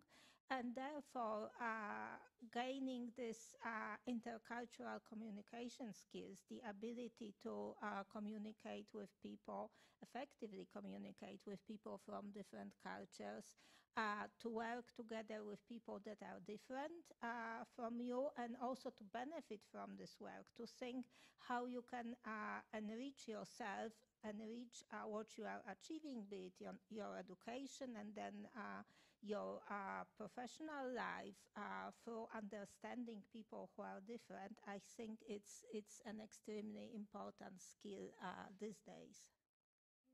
We all know that studying abroad is connected with a high level of English, and a lot of high school students are afraid that their English skills or language skills is not enough. Do you have any advice for them how to study English? Okay, so I can tell you, for example, for the UK, now you have visa requirements. You know that probably. So for studying in the UK using the student route, which is like a type of visa, you need to have at least B2 level. So what is B2 level actually? It's a bit below the level of the advanced Matura exam in English. So it's actually not that high. It's between the basic and the advanced level of Matura. So if you're taking the advanced course for Matura exam, you can be pretty sure that you have this B2 level of English. How you can check? For example, we as the British Council, we have like this short test which is called the English score. You can go on the website and you can see. It's for free and it's on mobile phone. And you can see what kind of tasks are there for each level of English. B2 level means that you can talk freely, you can understand, and you can read the written academic text, which are not like too advanced, not very specific, with not a lot of terminology. But yes, the B2 level is actually not something scary, and not that high. There are a specific period of time that high school students should check their English level, or it depends of them, if there's. So like I said, for example, the IELTS tests or other tests the universities usually want you to have a valid test result from the last 2 years. So if you're in now the high school has 4 grades, right? So in the third grade, it's good to become interested in your level of English, because if you have a level a bit below of what you want to have, you can still work on it. You can find a lot of resources. You can work with somebody on perfecting your English, but it's actually the best time to start thinking about improving your English language qualifications. And I can see also that for the majority of our candidates, it's not a matter of whether they have the level of English, which is like B2 or C1. They usually do. But the tests, the IELTS tests, other tests are very specific. They have very specific exercises, tasks that you need to know how to solve. And there is not a lot of time to do that. So if you need to take an English language test, it's best to use the mock test, the practice tests, resources that you can find probably everywhere on the internet, and just try to do them, but not just sit and try to do one task now, one task in a few days.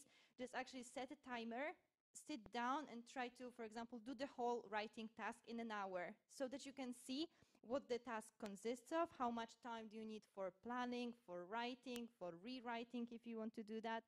So yes, so probably in the third grade, I would say that it's the best time.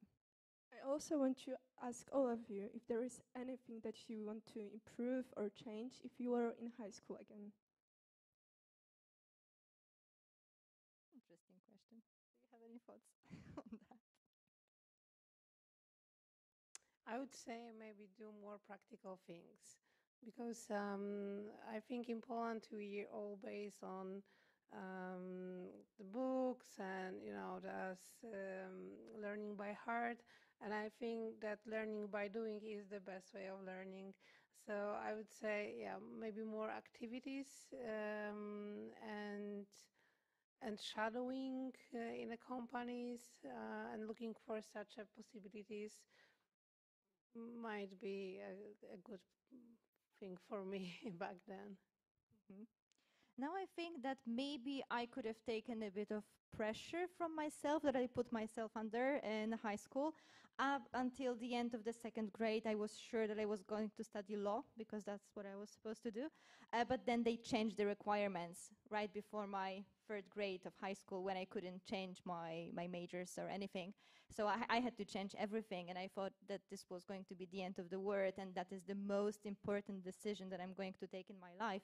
And actually it wasn't. And actually you can change your mind. You can take 1 year of something and then decide that it's not for you and just go somewhere else. Like, it's good to have a goal. It's good to have something that you pursue, but don't think that it's going to ruin everything if it doesn't work out and if you find out that actually maybe you're interested in something else. So yes, flexibility is a very important skill, which is not only kind of useful in life, but it's also very highly valued by employers. They want their staff to be able to adapt to change of company strategy. They want their staff to be able to adapt to change of company systems. So if you cannot act flexibly, you have to build this skill as soon as possible. You've mentioned skills of flexibility. There's any other skills that high school students should learn before going to university? encourage you to look at the what is called 21st century skills or core skills. There is a EU framework, but there are also quite a lot of theoretical information about that. They include skills like critical thinking, team working, ability. The EU framework is really, really broad, so it looks like at all things that constitute a kind of fully developed individual, so from participating in civic life, through being able to being an audience for the art events, having this kind of artistic abilities to participate in the arts, but also the skills that I've mentioned before, the critical thinking, leadership skills, and let's remember that every one of us has this leadership in us, and we should be thinking about how we can cultivate the way we can lead others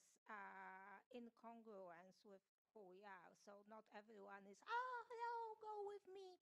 Some people are quiet and pull people with them, and that's also the way of leading that is really important.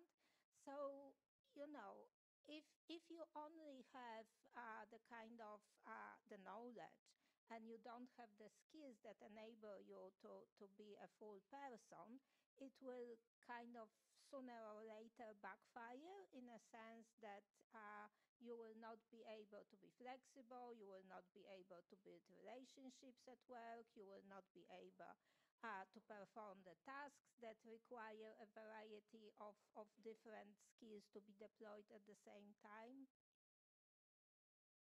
Thank you very much for this panel and for all of your answers and advice. Thank you. Thank you. So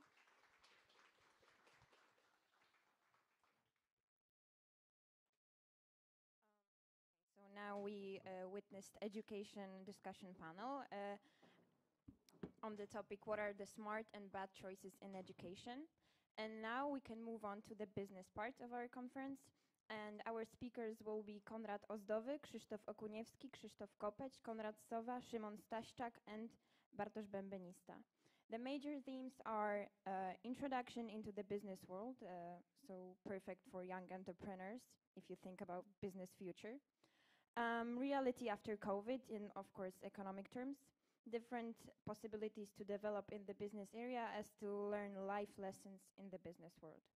So first, as I said, will be Konrad Ozdowy from EdTechHub, and he is a startup projects coordinator with many years of experience in the startup ecosystem.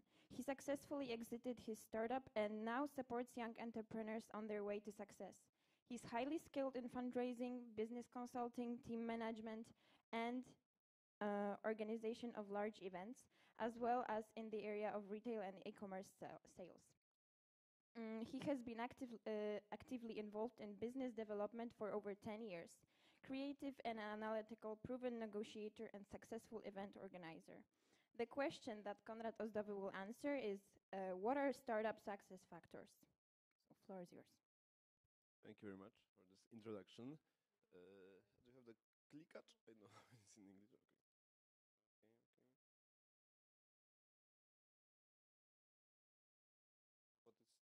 Presentation? It's not I mean, like, there's no my. It's possible to somehow upload it, or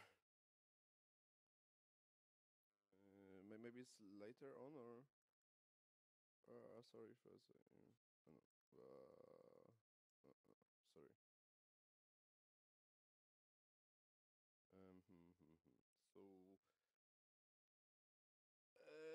Okay, but I have to open. I mean, like, in my because it's sorry, because I have to like check the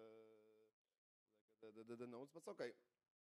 So there won't be the presentation, but please allow me to like to check the slides that I have on my phone. So okay, so like you heard, my name is Konrad Ozdowy, and I will tell you something about the startup success factors for when you are starting startup. But First of all, talking about about success factor for startup.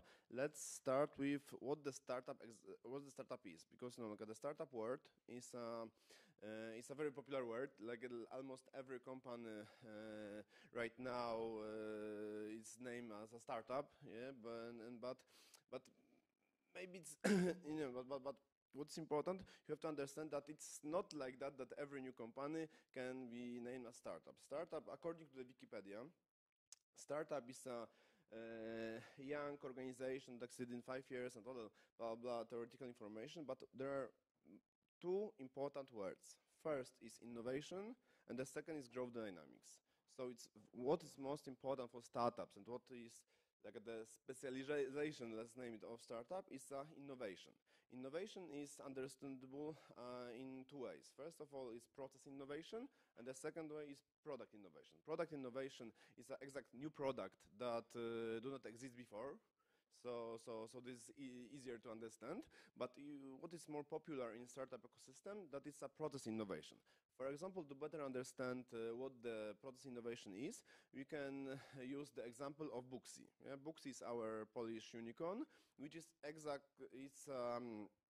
it's exactly example of process innovation. Before Booksy, we can go to hairdresser. Yeah, we can set up some meetings, but Booksy allow us to do it easier. There is one application for all of these service providers. So this is like a new process innovation that do not exist before. Also, next example of the process innovation is Uber. Before Uber, there was taxis. Yeah, the taxis still exist, but the Uber changed the way of ordering taxi. It's easier, and that's why it's the process innovation. But so when we know that the startup is a company, okay, it will be working. Oh, so great. So, okay. Okay, great. Okay, so this was the start. According to Wikipedia, the information about startup. Yeah. So, but coming back to the subject of today's workshop. So, I see the 5 main success factors for startup. First of all, of course, there is an idea. Why? Because without the idea, there is nothing to be success. Because first of all, we have to think about the product, about the service, but I mean what we would like to build to be a successful company, maybe unicorn. So first of all, it's the idea. Idea is a great business idea, because this idea, startup is a commercial company, so it's a commercial idea, yeah, not probably Cobano, but it's a commercial idea. So guys, to better understand if my idea is good, you can always ask to yourself or to your team some question. For example, the question what you can see on the presentation: can the market benefit from my idea? Do I, as a founder, know the industry well enough? If really I'm experienced in this industry, and I'm sure that my product will really solve the problems, the issues, the challenges that the industry is challenging right now. It's very important to understand, because what is for me challenging, it doesn't mean that for the industry is also challenging. Also, if I have enough experience in this field, it's also very important, because, for example, from my private experience, when I'm cooperating today with a lot of corporations, I see that a lot of maybe not a lot, but some startups are going to the field of B2B services for corporate client. Okay, that's great, because corporates needs digital transformation, it needs more services, more processes to be digitalized by startups, because why not? Why to not cooperate with startups? But the problem is that when founders do not have experience in cooperation with corporation, sometimes it's hard to understand for them how corporation works. And corporation, that's the decision process is very long, so it's sometimes so complicated. So the very important is if I have experience in the field of my industry and in the field of the of my clients. Who will be my clients? Like if I can, like I sell my product to the clients that I thought that my product is.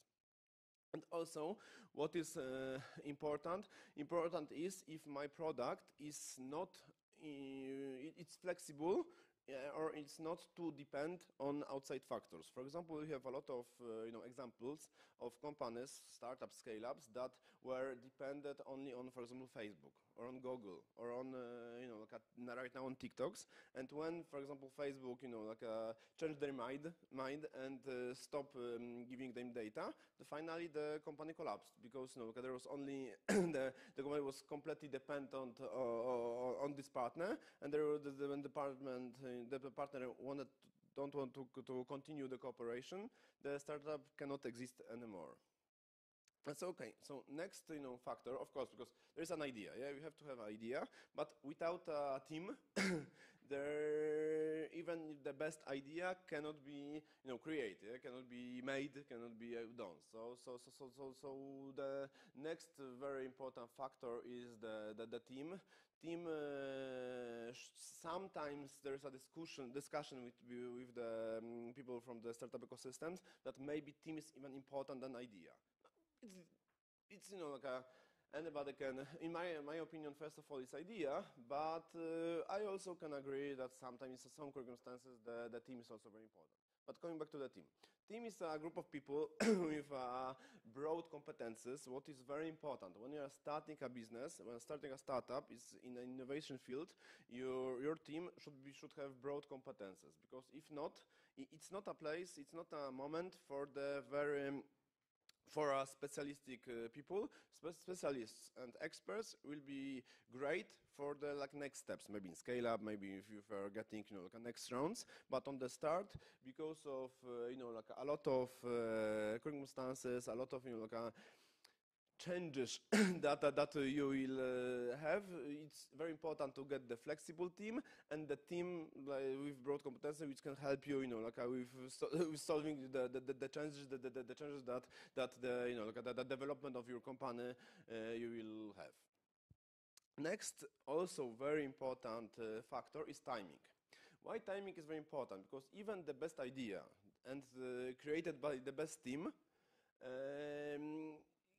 cannot exist, cannot have success without clients. Yeah, and clients you got for your product clients when your product will start in the best timing. Timing, I can also use some example. For example, I know probably you all know the application Lisek.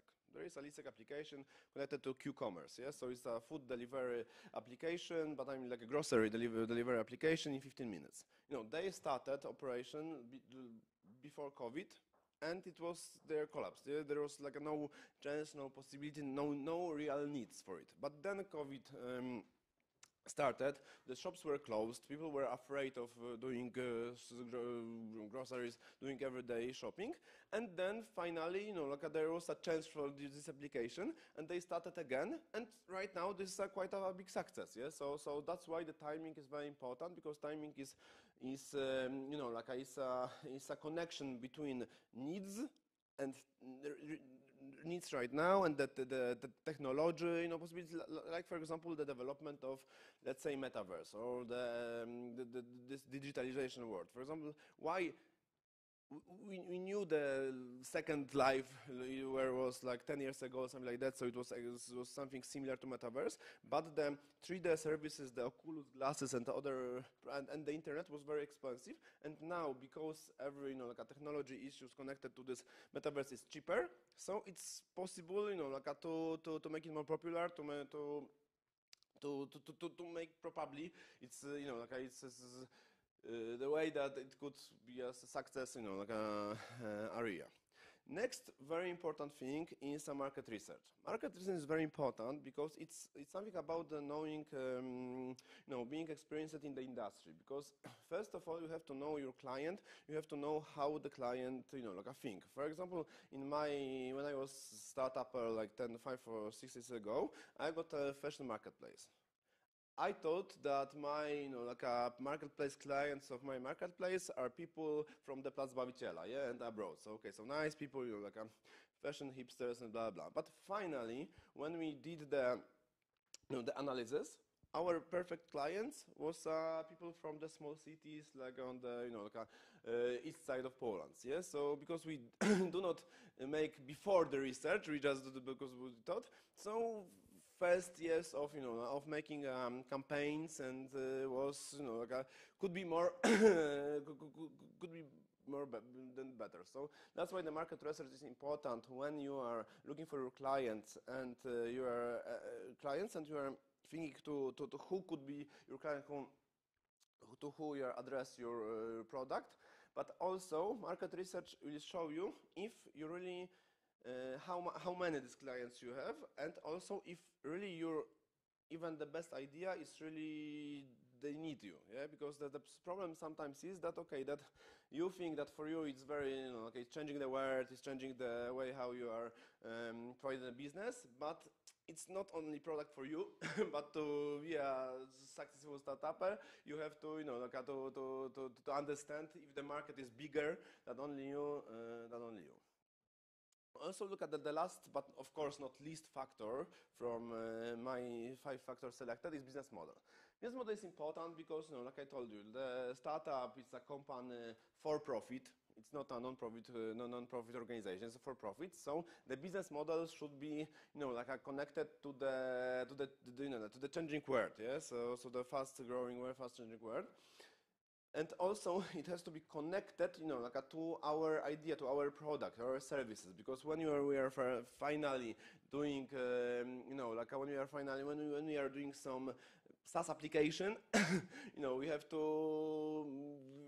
It has to be, used by the business models should be, for the SaaS application, not for the e-commerce. Yeah. So there are few business models in the world, so that all of them should be, exactly connected through your service, but also through your clients. Yeah, because for example, some areas, like I told you before, for services for corporation, are quite complicated to sell by the like a SaaS model, because the corporation prefer not to connect credit card because they cannot connect credit card. They prefer to pay by invoice. So the business model should be also very connected to the to your business, and also of course to your clients. And it was I've got only 15 minutes, so that's all. So I hope that I show you how these 5 business factors are, and hope your companies will succeed. Thank you.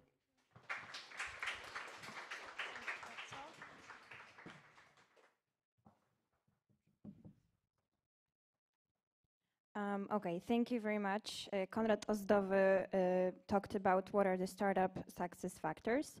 And now we will listen to Krzysztof Okuniewski from Innovations Hub Foundation.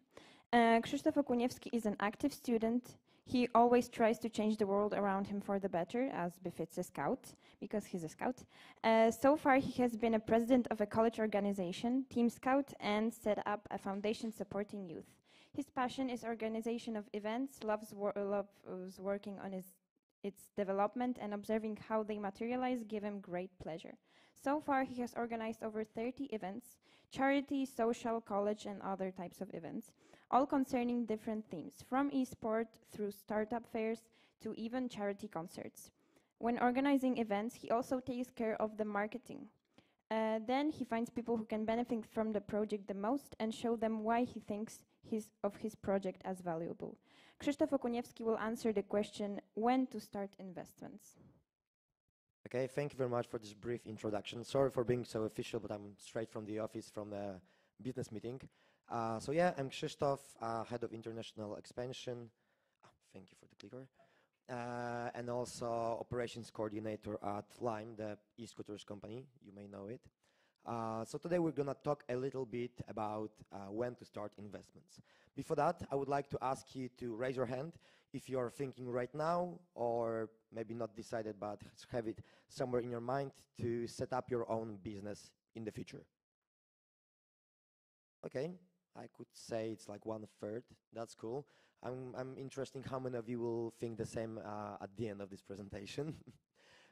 So basically, when we talk about when to start investing in your idea, it's not that easy. We first have to ask ourselves a few questions, because there might be some obstacles that we haven't thought about before, but that are actually pretty hard to get through, or might decide whether you would like to start a business at all. So first, we have to ask ourselves what exactly means investing for us. Because for some people, it's going to be just sacrificing your time because you have the right skills, like you're IT developer, so you can develop your own website. Maybe you're a good salesperson, so you can just go around and sell the product that you're trying to develop. For other people, it's going to be your savings. Sometimes their whole lifetime savings. Sometimes it's going to be giving up the job that they might really like. Sometimes it's going to be giving up their free time that right now they spend on their hobbies, like karate or I don't know, knitting or whatever else. And for some people, it's going to be even that much, and believe me, for a lot of startuppers, that is true, that they have to give up some of the relations they have, even with friends, because they simply don't have enough time. Because being a startupper is a 24/7 job, a lot of time, especially in the beginning for the first few years. So before you even advance to the next question, ask yourself, what does it exactly mean for you to invest? What will you have to sacrifice for your potential business, for your potential startup, and if you're willing to sacrifice those things to explore your idea, to develop it, to make it real. Then, after you have answered this, I would say one of the hardest questions actually, we move on to another one. We move on to the question, what are the current trends? If you already have some kind of idea, some kind of solution for maybe an existing problem that you managed to discover in the market, or you simply say niche for a product that is not yet fulfilled, you have to look what are the current trends, because maybe you have an amazing medical solution, but this part of the medical market is just shrinking in the last years and is probably not going to grow in another years. So you have to foresee basically what it's going to be, see some statistics, see some market expectations, or simply look not only for the statistics but also on social trends. Maybe during pandemic a lot of people changed from like public transportation to their own cars because they were afraid of moving in bigger groups of people. As you saw, a lot of people changed from working in the office to hybrid type of work, or even to remote office. That, like, as for now, a lot of people still prefer. And as for now, I think due to statistics, as much as 70 people would like to resign from their jobs if they would have to work only from on-site, from the office. So look at those trends and look if your solution actually answers those trends, if it corresponds to them, or is like random and probably doesn't stand a chance. Moving on, when will you need support? Because believe me, okay, in the first place, maybe from the beginning, you and your friend or friends, or some stranger that you're starting to set up the business with, will be enough. Maybe you will be enough with your skills, with your money, but at some point, you will simply burn out this money, the burnout rate for a lot of startups is pretty high. So at some point, you're just going to run out of this money. You run out of the necessary skills because maybe you're the great salesman and great developer, but you lack marketing skills. Maybe you lack some operation skills or office administration skills. Or simply, you just won't have enough time for all of the operations that you're going to have. You cannot simply work 24/7, even I said so in the beginning, let's say, because you still need to sleep a little bit. Even if you're going to answer some calls in the middle of the night, you still need at least a few hours of sleep or something to get your mind clear or whatever. So you have to ask yourself, how fast do you think you will need support, and in which field? Is it going to be money? So you would have to look for investors or for VC funds, business angels, or whatever. Or maybe it's going to be people who you'd need to help you in developing your idea. Before mentioned administration skills, maybe IT developers, maybe marketing people, etc., etc., yada, yada, yada. So basically, you need to answer yourself these questions as well, and maybe plan at what point you're going to look for those people, because it's good to look for them before you really need them, and be ready to hire them or invite to your idea exactly at the point or even a little bit before they are necessary. And also think about how you would like to invite them, because as a young startup, you don't only have to give them money, offer them employment, but you can also give them a share of your company. And that's pretty common actually for startups, especially from the food tech sector, but generally it's a rather common idea to just give some shares to the people who start the startups with you, who help you develop the startups from the scratch, from the beginning.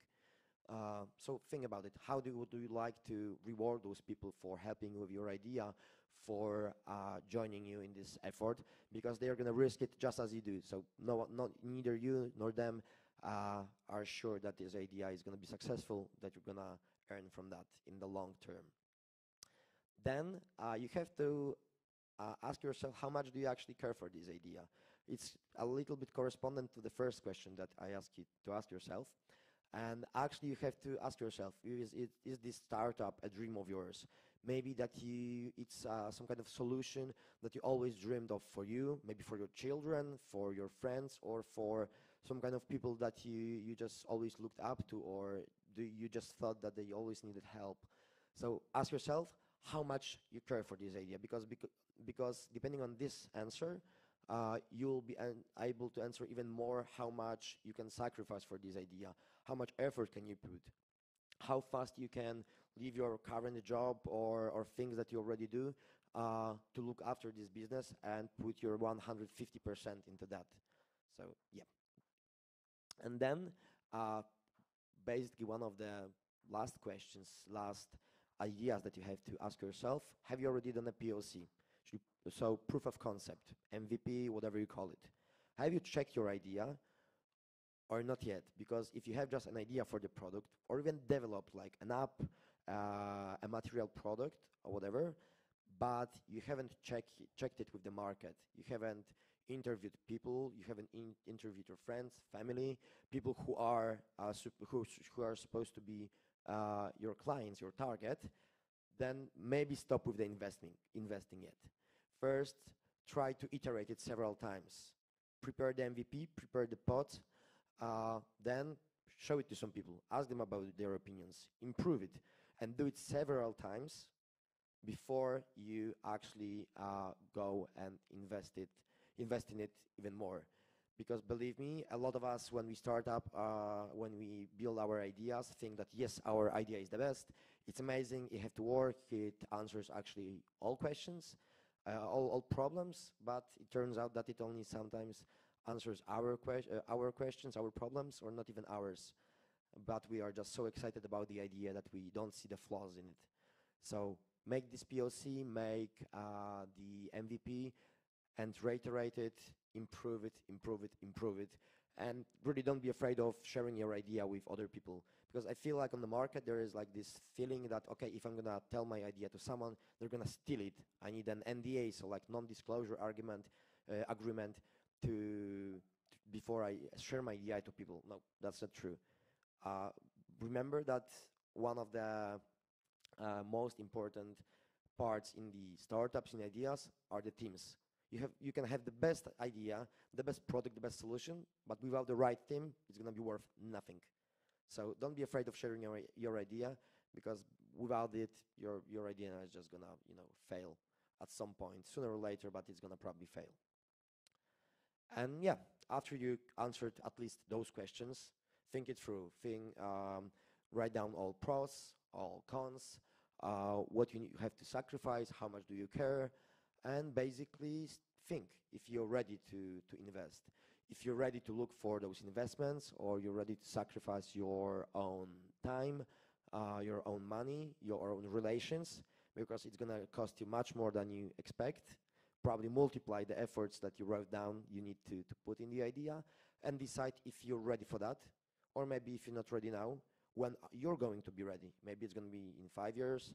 Maybe you know that you're going to have some kind of money saved up until like next year or 2 years, and you're gonna need like $100, $100,000 to start the idea. So plan it. Maybe right now it's not the good moment, but maybe in 2-3 years it's gonna be a good one. Maybe you're gonna have more expertise in the field that you're gonna share your idea with, that where you're gonna want to grow your market share, where you're gonna want to grow your startup. And after that, just go for it. If you decided that, yes, I'm ready for that, I'm ready to put the effort, put the money, put the time, go for it. And really be resilient, because you're gonna probably fail and fail and fail and fail. But after that, you just have to, like accept this punch, stand up, like make yourself clean again, and start walking again towards the goal that you've set up for yourself. As I remember from one statistic, I think on average, only 1 out of 7 startups for one person actually like makes it through. So if you're a startupper, on average, your 7th startup is going to be the successful one. Remember that when we used to see all of the successful stories, it's not their first startup often, or it was a really long way, but we only see this short cut out of the story when there was the success. And last thing, timing is everything. Remember that your idea might be amazing, your team might be amazing, and you're ready, but you also need the time. Example of Vine. Maybe you know this app. It's basically like ancestor of TikTok. They were amazing, but they fell because it wasn't the right time. The algorithms weren't ready yet. And yeah, so they failed. Now we have TikTok. Maybe if they started it now, it would be amazing. So that's all from me. If you would like to talk a little bit more about investing, about starting up your own business, or you simply need some help, feel free to contact me. Here is the QR code for my LinkedIn. And also, we are right now running a Youth Innovation Academy starting the end of October. So feel free also to look a little bit into it and maybe join us for the few online workshops. Thank you very much.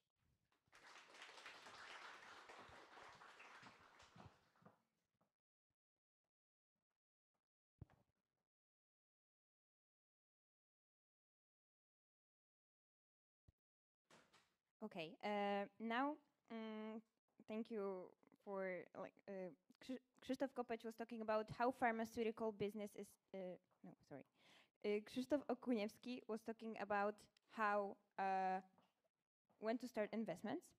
And now we will listen to Bartosz Bębenista. Bartosz Bębenista finished the Master in Marketing at the University of Łódź and the BSs in Product Design at the Academy of Fine Arts in Łódź. He loves to think, discuss, and analyze. According to Bartosz, to think is the most important part of the designing process, as it is in life. He likes to discuss specific topics with other people, but he also likes to think about that introspectively. If you cannot be clear with yourself first, you cannot be clear with the rest of the world later.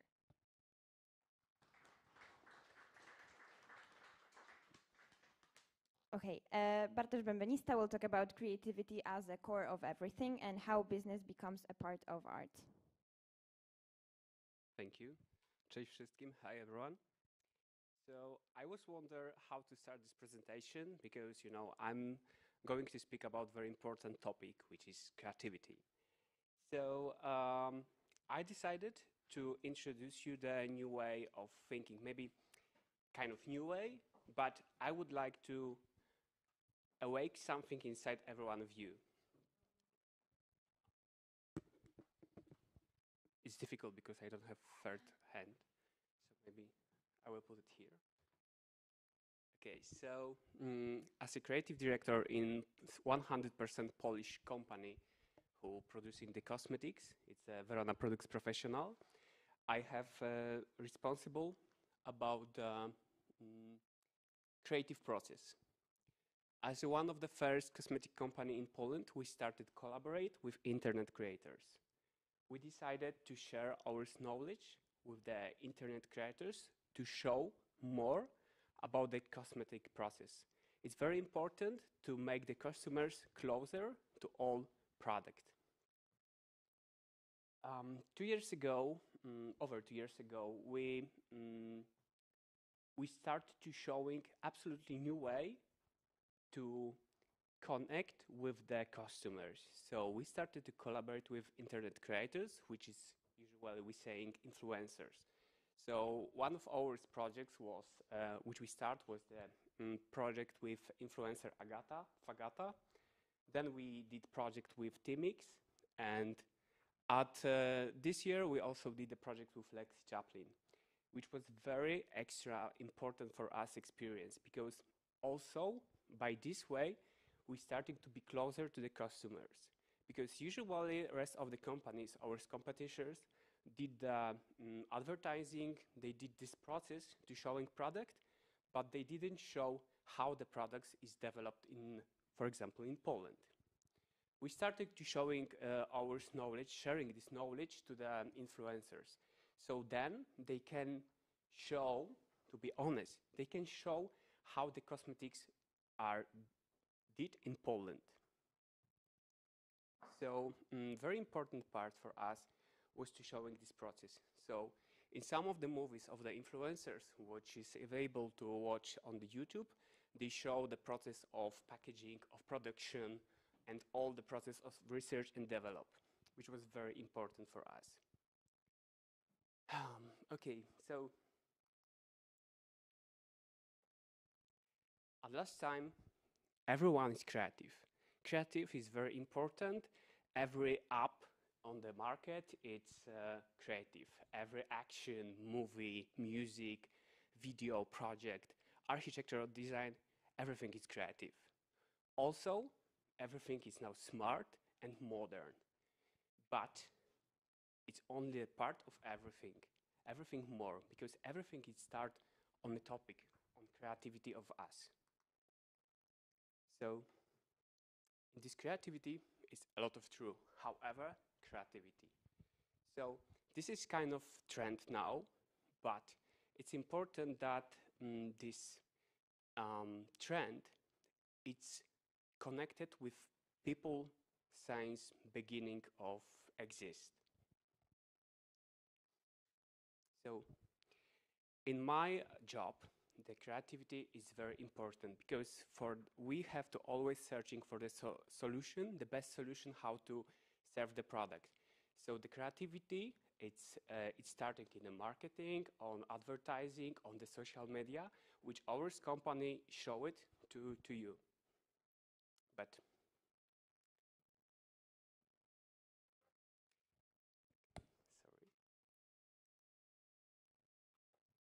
But very important part of the creativity is inspiration.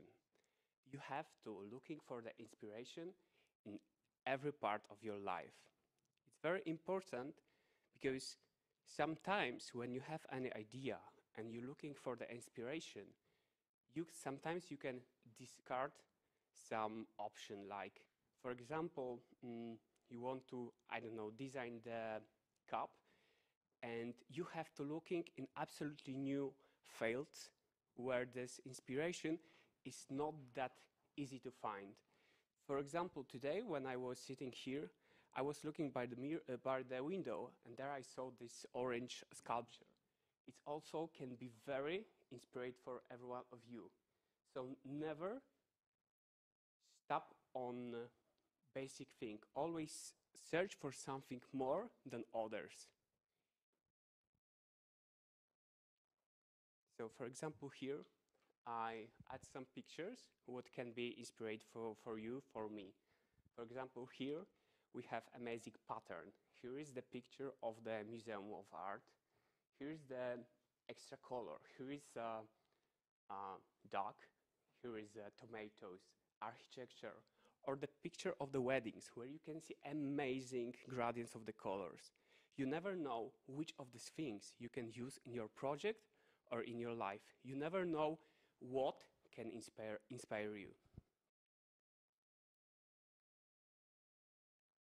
But leave now for a second the inspiration and let's focus on creativity. So everything what I'm going to say now is my personal feeling and my personal opinion about this creativity. I'm trying to move my ideas to the business life, which is not always easy and it's not always work, but it's great to try to do it. So finally, the creativity modern is still looking for the solutions better than others did. And every kind of ideas have some element what is inside you. You have to really searching for this element. You have to find it, this kind of things inside you. It's kind of atom of creativity inside you. If you find it, you are kind of one. So every element of creativity, it's always start of you. You are the most important part in every business because you are the creator. It doesn't matter what you're going to design. It can be the application, it can be product. It doesn't matter, but it's important that this creativity is always start inside you. So I can compare it to the Higgs boson. This creativity inside you is like this element is like Higgs boson. I don't know if you know this Higgs boson, but it's elementary things. Probably it exists, maybe no, but it's something what start our life, our world.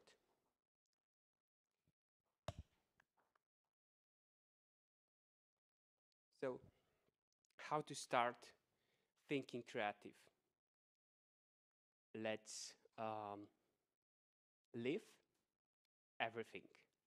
Forget about everything and start to thinking about this, what is good for you.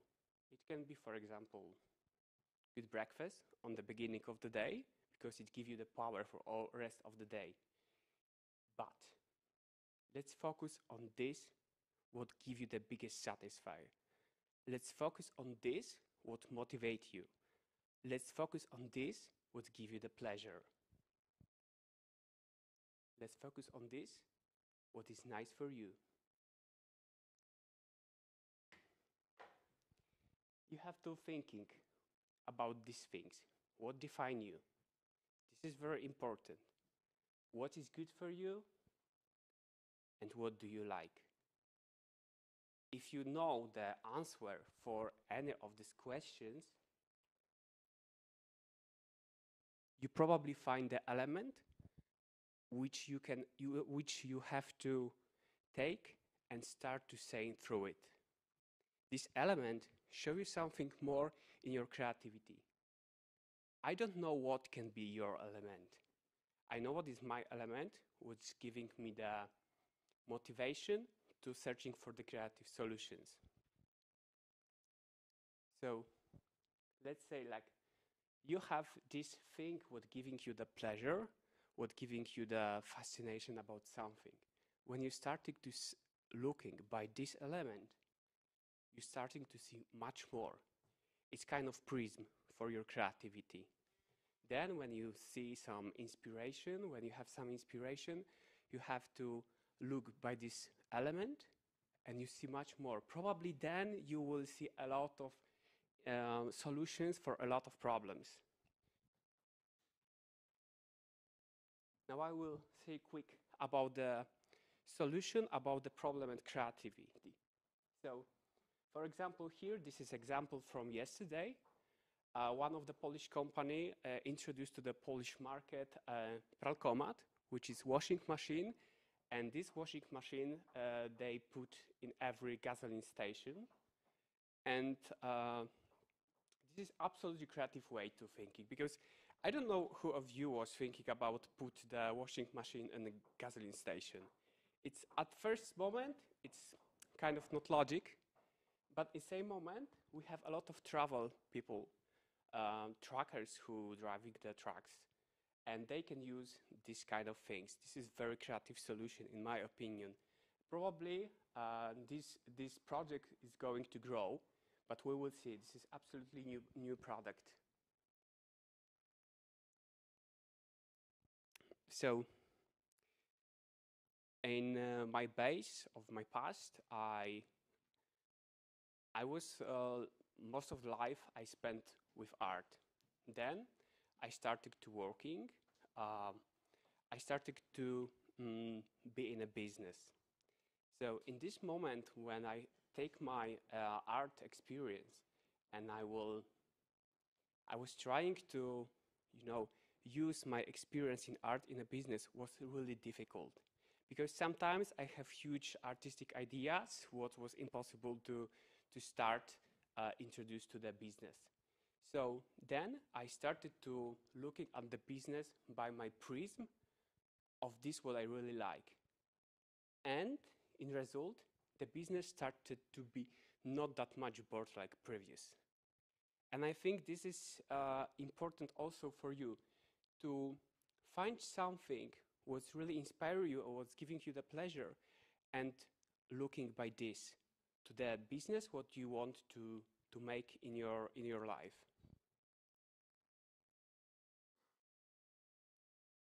So for me, this important element would motivate me to searching for the best solutions was the art.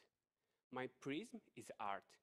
So when I started to looking on the business and the business problems by prism of art, I started to really searching for the best solution. So let's look at this advertising. The Halloween is coming, so Halloween, I love it. This is really creative solution, because they can show it in absolutely other way, but as you see, they use the fries. So it's really extra. Here, on the left side, we have also other advertising of McDonald's. Every one of us see what they want to see. Here, of course, is a burger. Here's other example. It's from USA. I didn't have, I can find who is the author of this project, but it's true. It's not a fake. It's not a Photoshop. So someone decided to plant the other trees, and in the autumn time, these trees at the first changed the color. So in result, we have extra huge smile on the hills, which is really nice. And this is also kind of creative way. Someone have experience, he know or she know how the trees are growing. So they use it and make this absolutely nice thing. And why I say that I'm thinking by the prism of art, because in general, it was on Reddit, this project. Some of you can say that, oh, it's funny, it's nice. But for me, when I started to saying on this, by prism of art, for me it's just a land art. Not only just, but it's a land art. So we can also do, for example, advertising by this way or something other thing. It's one of the solutions to express yourself. Here is, of course, the marriage and the love.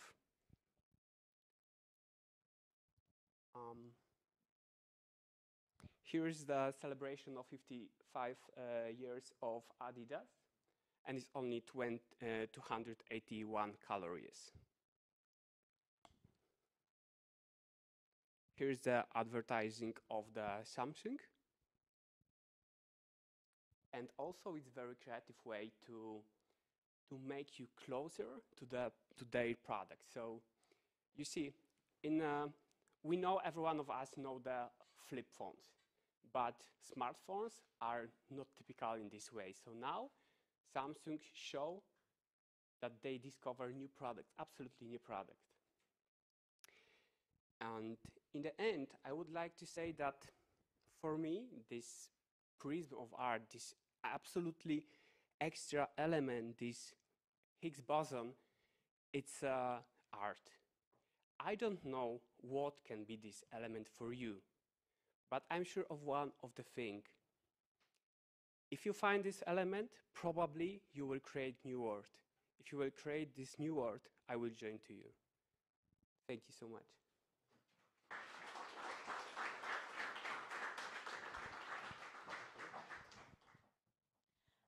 Thank you very much. We listened to Bartosz Bębenista talking about creativity as a core of everything and how business becomes a part of art.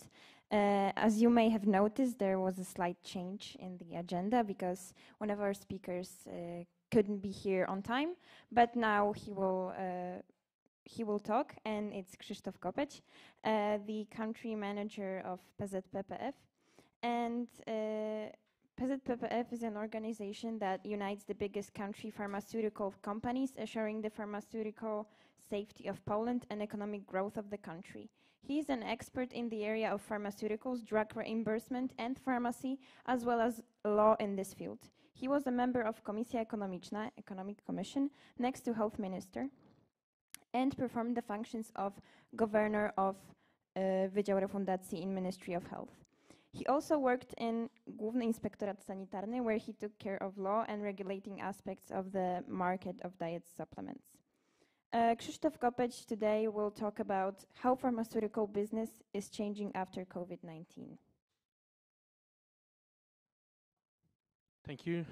Nice to meet you.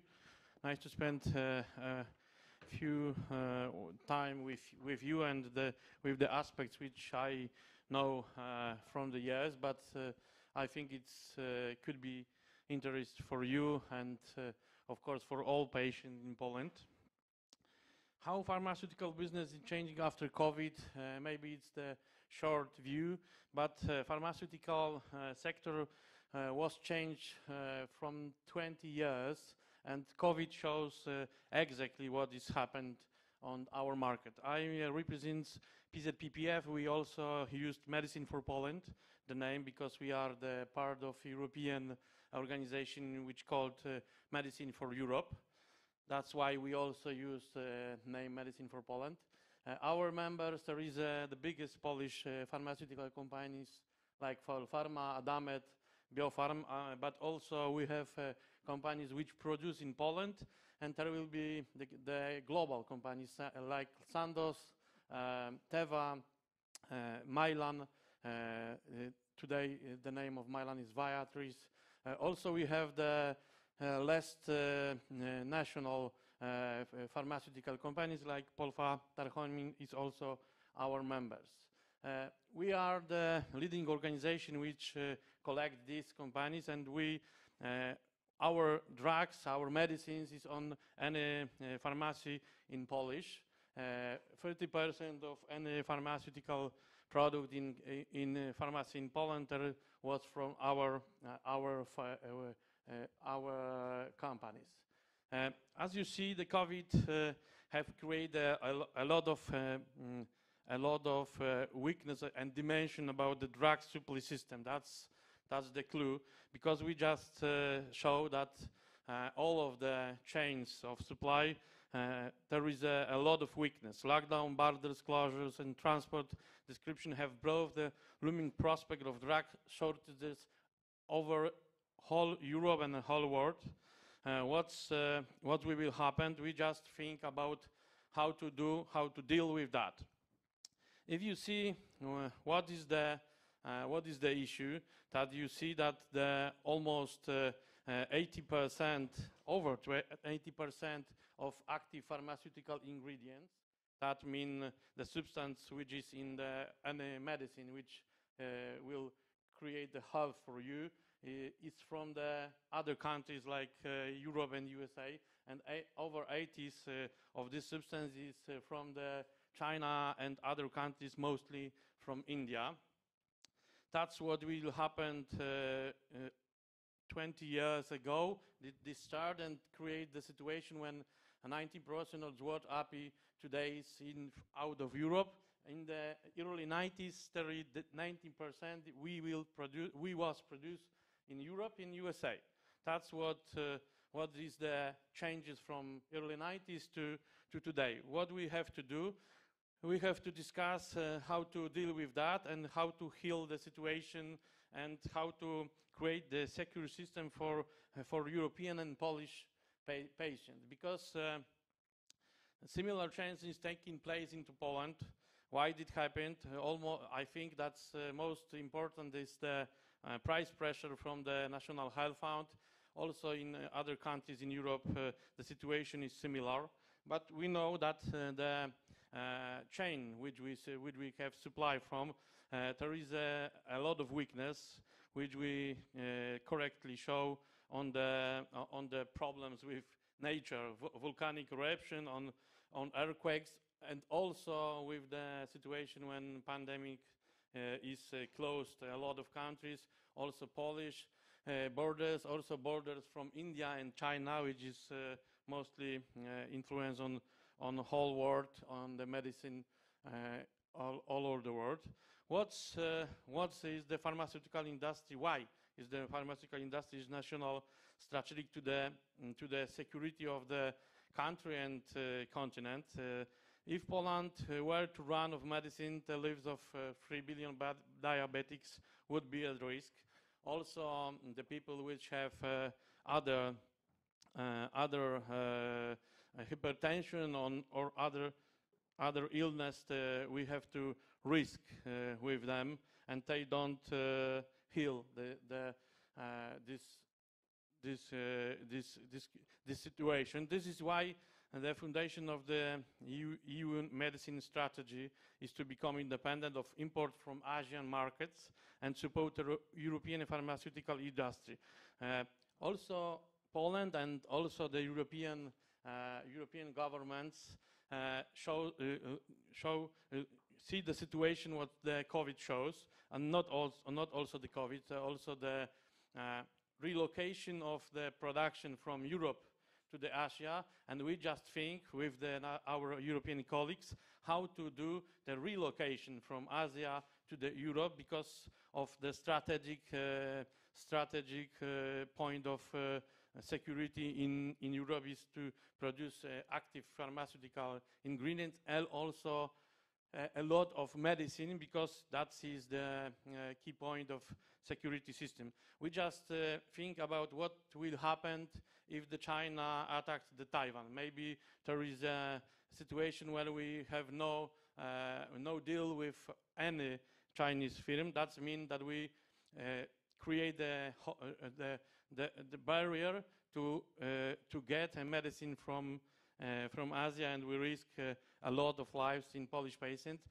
And we also have, this situation is also an opportunity to young people like you, because we have, when we create the situation when we could to relocate the pharmaceutical API production and production of medicine, we have to create new factories and new opportunities to grow for young people. We have to get from the market chemistries. We also have the situation when we could have who could get from the market the biologists and engineering. That's the opportunity for you, and that's the opportunity for all Europe. That's the short situation how it deals in this nowadays.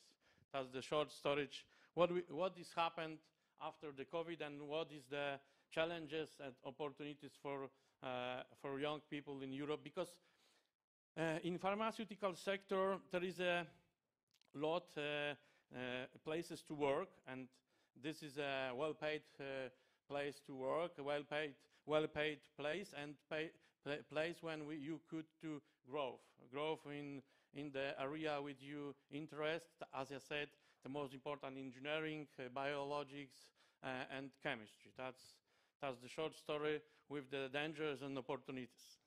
Thank you.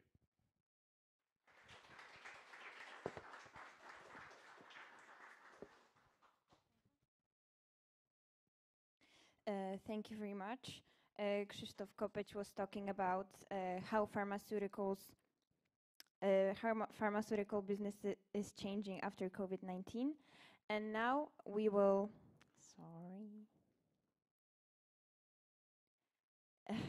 now we will hear Szymon Staśczak talking. And Szymon Staśczak is a head of consulting Central Eastern Europe, Visa. Szymon Staśczak has 18 years of experience in the financial industry. He joined Visa in 2019, where he is responsible for the field of consulting and data services for clients from Bulgaria, Croatia, Czechia, Poland, Romania, Slovakia, Slovenia, and Hungary. Szymon connects unique experiences from consulting industry and banking. Before joining Visa, he worked in a strategic and operational consulting in financial institutions in Deloitte for 7 years and in retail and corporate banking for 8 years. Today he will talk about whether working in top consulting companies is a school of life. Thank you. Do you hear me? Perfect. Okay, so good afternoon. Cool. Okay, so as you heard, my name is Szymon Staśczak. So you can believe I'm responsible for 8 markets, so you can guess how difficult for my clients is to pronounce my surname. So just Szymon. It's much easier.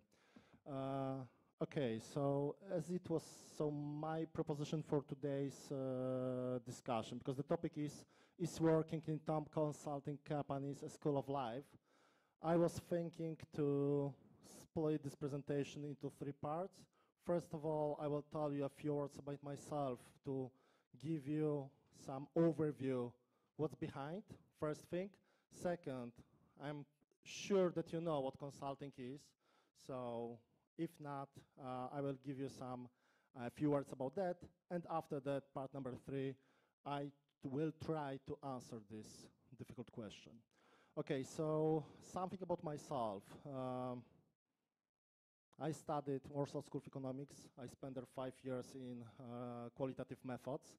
And on 3rd year, I started working. I decided I had to work and spent first 7 years in banking industry. So, you know, I was working in typical banking corporation, working 8 hours, doing different things. I was responsible mostly there for product development. After 8 years, I was asked to join Deloitte. In Deloitte, in strategy consulting, I spent 7 years. I must say, working in consulting is great, apart of one thing. I was working around 12, 14 hours each day. So after 7 years, I decided to return to join my client. I joined Santander Bank and was working there. But after 2 years, I was missing something.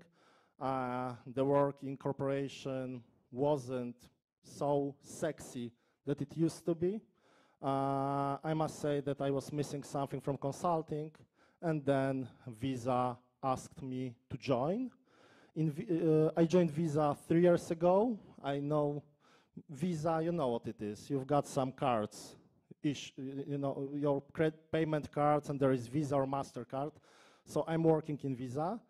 And 3 years ago, Visa established new business line, consulting, and I had a chance to lead this practice. Since then, when I started this business, there was 1 consultant. Now I've got 80 people, something like that.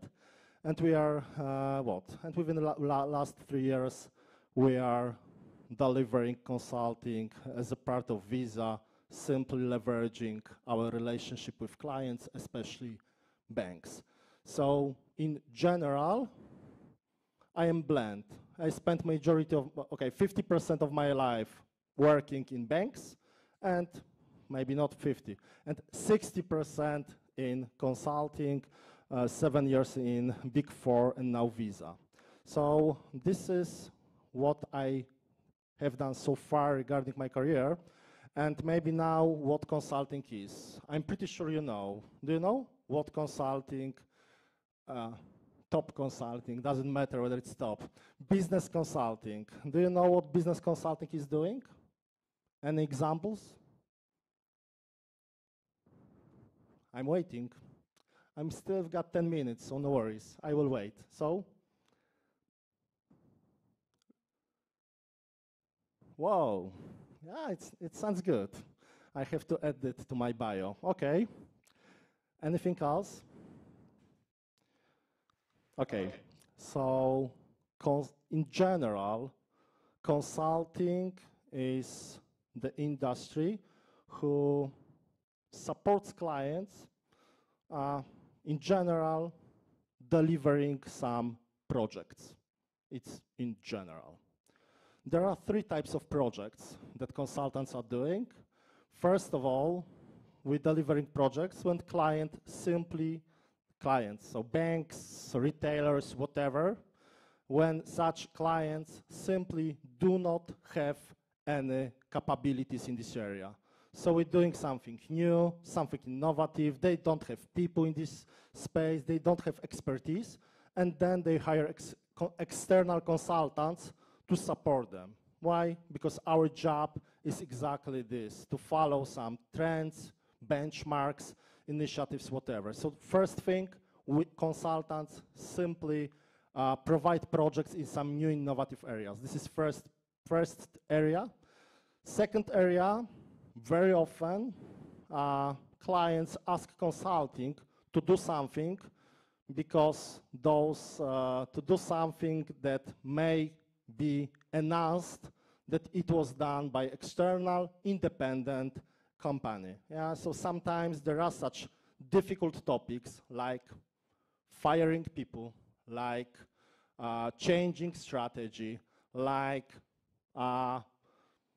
introducing something new. But if we've got such situation that bank or retailer or petrol or whatever wants to do something that is difficult and requires some difficult decisions, then sometimes it's also good to use some external expertise, external people simply to support. So in theory, this is the area of consulting. But let me give a few examples. I believe it will be much more clear for you. So first of all, I don't know, 2 years ago, I did merger of two financial institutions. We had two institutions. They finally wanted to have one.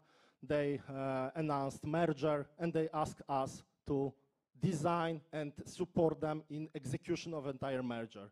So in design, we identified what products there are, what channels, what clients, whatever, what processes are in both companies, and what should be done to merge those companies to finally have one company, one bank. So this is such an example.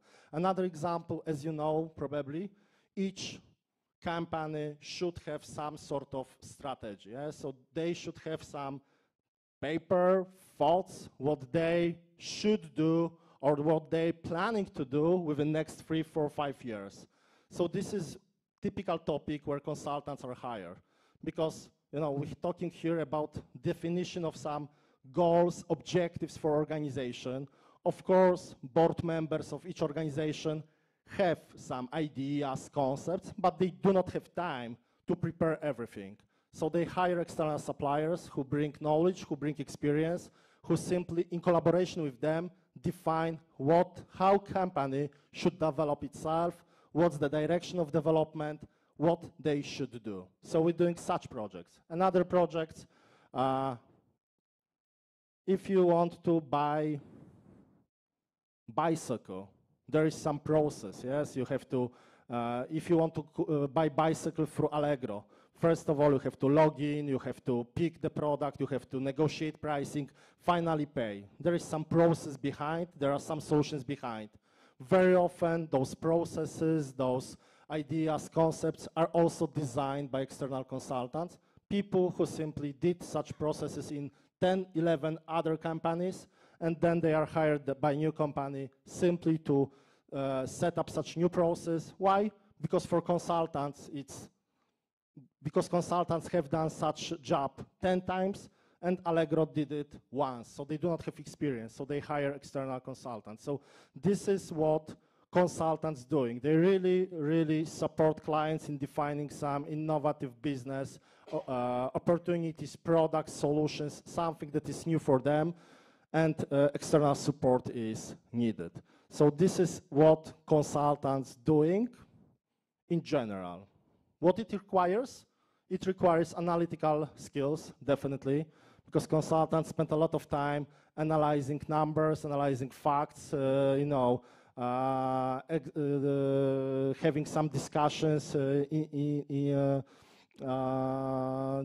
top chats with employees of the client to understand what they do, what they cannot do. It requires very often discussions with top management, with clients to understand what their expectations needs. On top of that, very often, very important thing is to have ability to very well analyze market, analyze some case studies, collect case studies. So such people, you know, thanks to our internal resources, thanks to our internal networking, thanks to desk research, internet that you probably also sometimes use, thanks to such tools, consultants simply trying to find some interesting, innovative use cases, case studies in certain topic to share with client, to show how it may work, how it works in other countries, continents, whatever. So this is what consultants are doing and what skills are required. So that's why very often, and very important are, as I told you, analytical skills. That's why very often people from who graduated economics, who graduated some engineering studies, whatever, they are starting this job. And now last part is consulting company School of Life. I started consulting when I was 27, and the only thing that I regretted was that I started it very late. Why? When I was 27 and joined consulting company, you know, there were people in your, maybe not in your age, but there were students who were 20, 21, and unfortunately they learned faster than I did.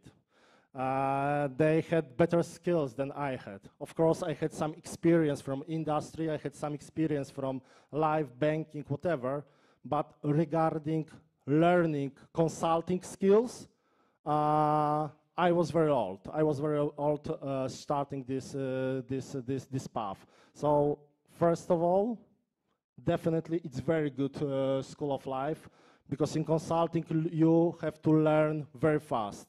Very often you deliver, you do projects in 100% new areas. For instance, once I designed museum, typical museum, what museum should offer, what should be the pricing, etc., etc. So sometimes topics that we support are very, very new, very, very unique, and then within 3-5 days, really you have to become experts in this area. You have to learn how it works, what it's needed, etc., etc.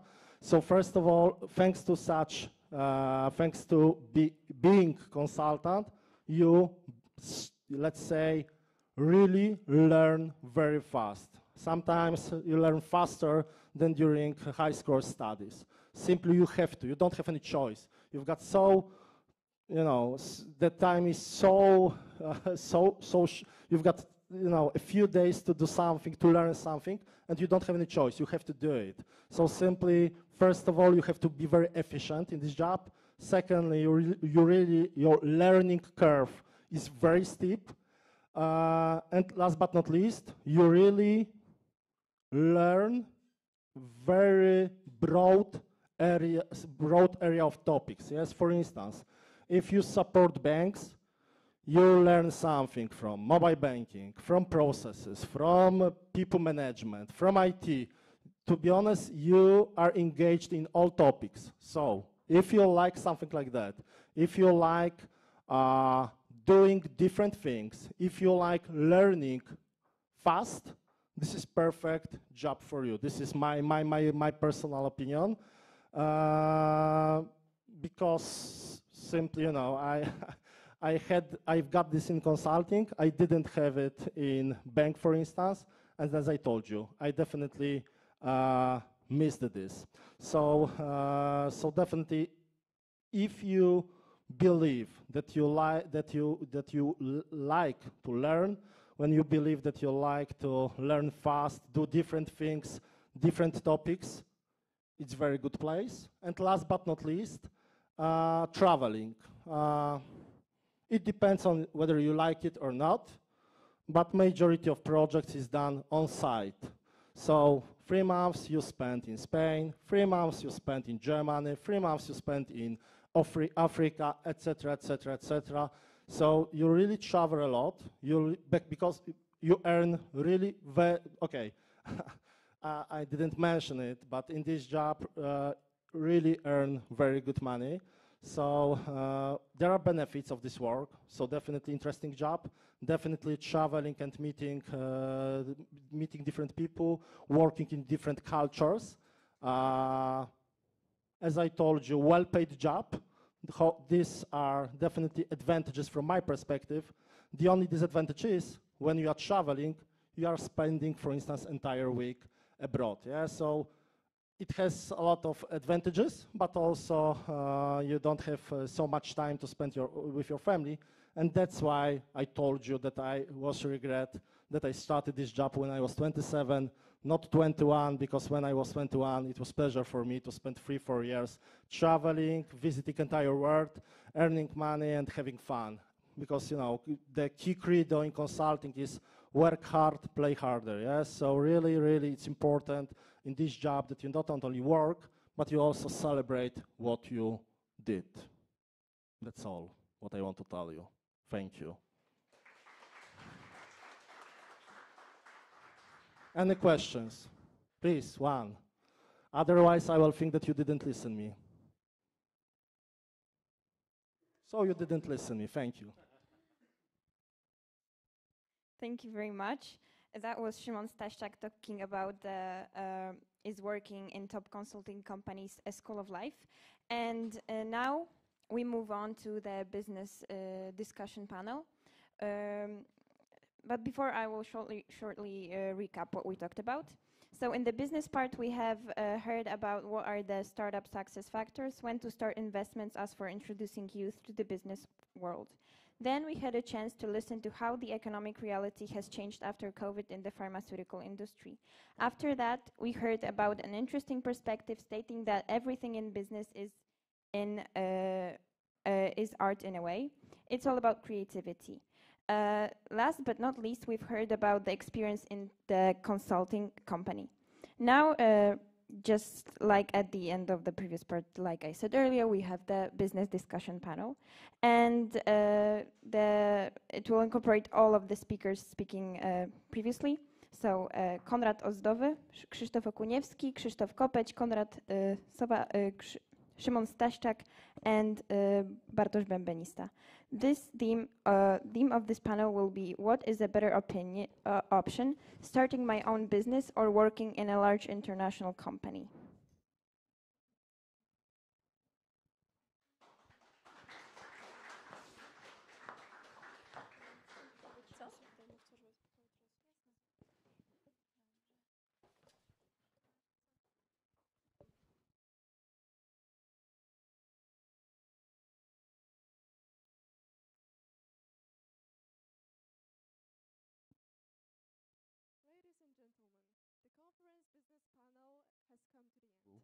The 5 speeches clarified the concept of starting a business and working in large companies.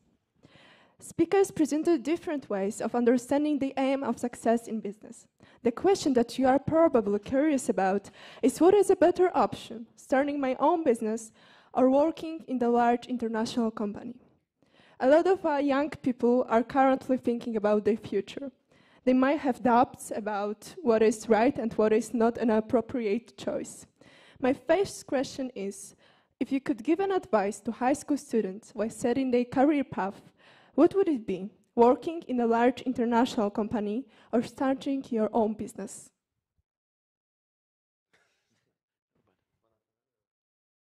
Who is going to answer?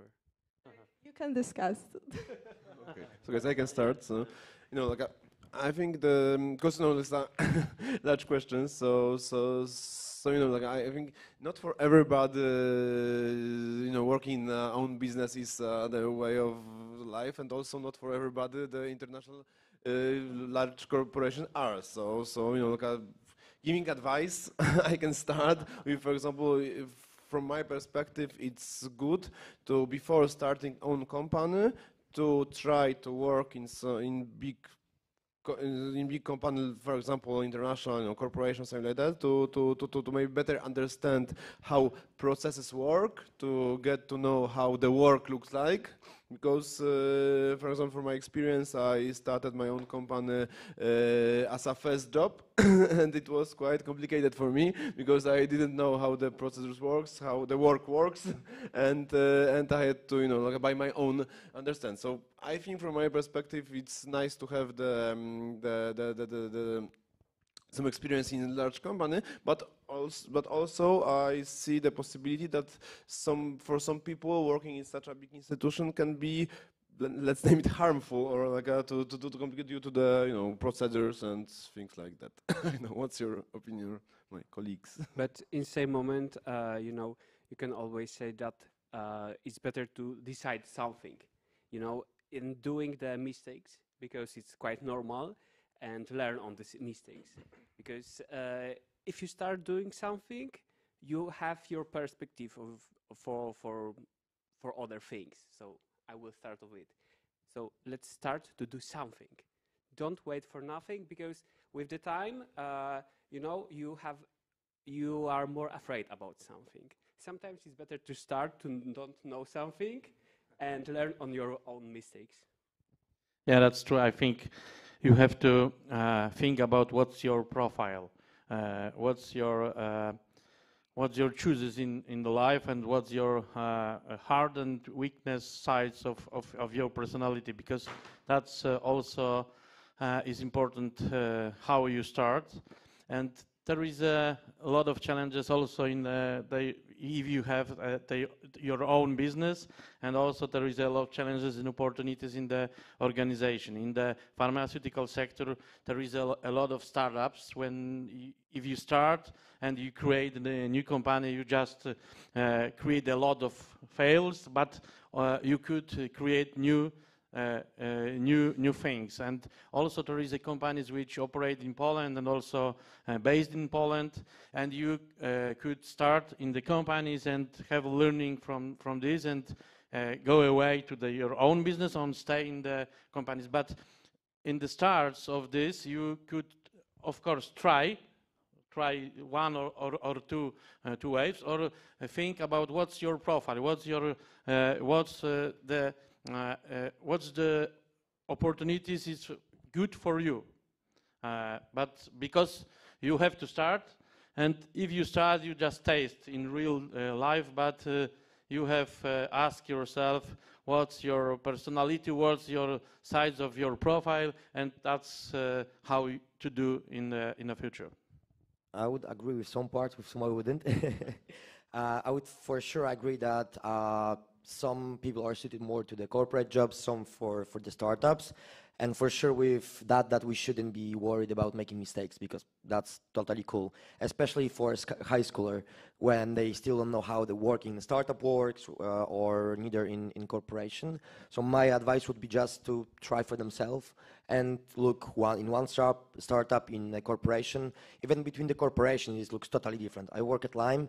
It's supposed to be a big corporation, but on a local level, it's more like a startup. I feel like we are just a bunch of 7 or 10 of us in the local team, and we basically feel like building our own business from the scratch here on the local level. But also, I would say I wouldn't agree with the part also that sometimes it's better to have this corporate or big international company experience always.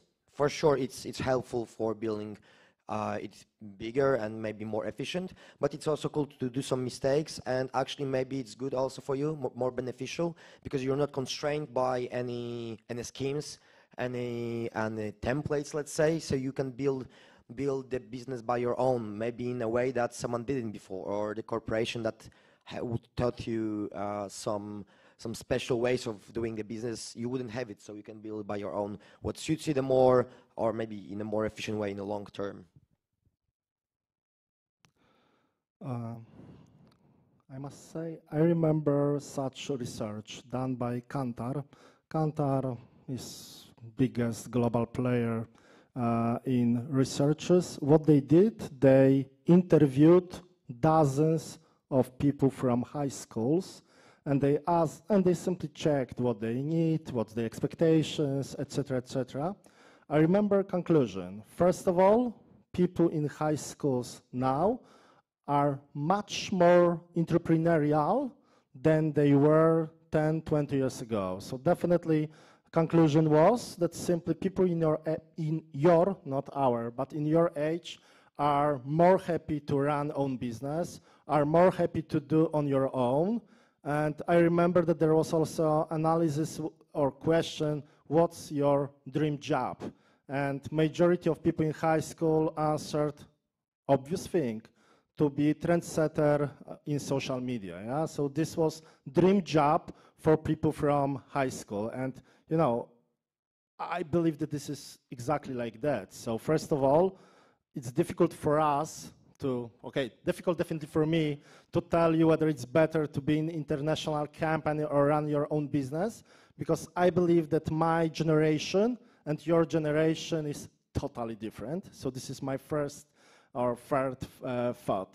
On the other hand, personally, I'm working in very global company, but I also used to be engaged into startups, and my also conclusion is, since my 15, 16, when I always have dreamed to run my own business, I always was too, maybe not lazy, but not focused enough and committed enough to run successful business. So when I joined corporation, when I joined global company, my life was easy. I was asked to do certain things. I was asked to do certain things in some working hours. It was agreed. I was sure that I will receive salary, and I was sure that longer I will work, my salary will be higher and higher.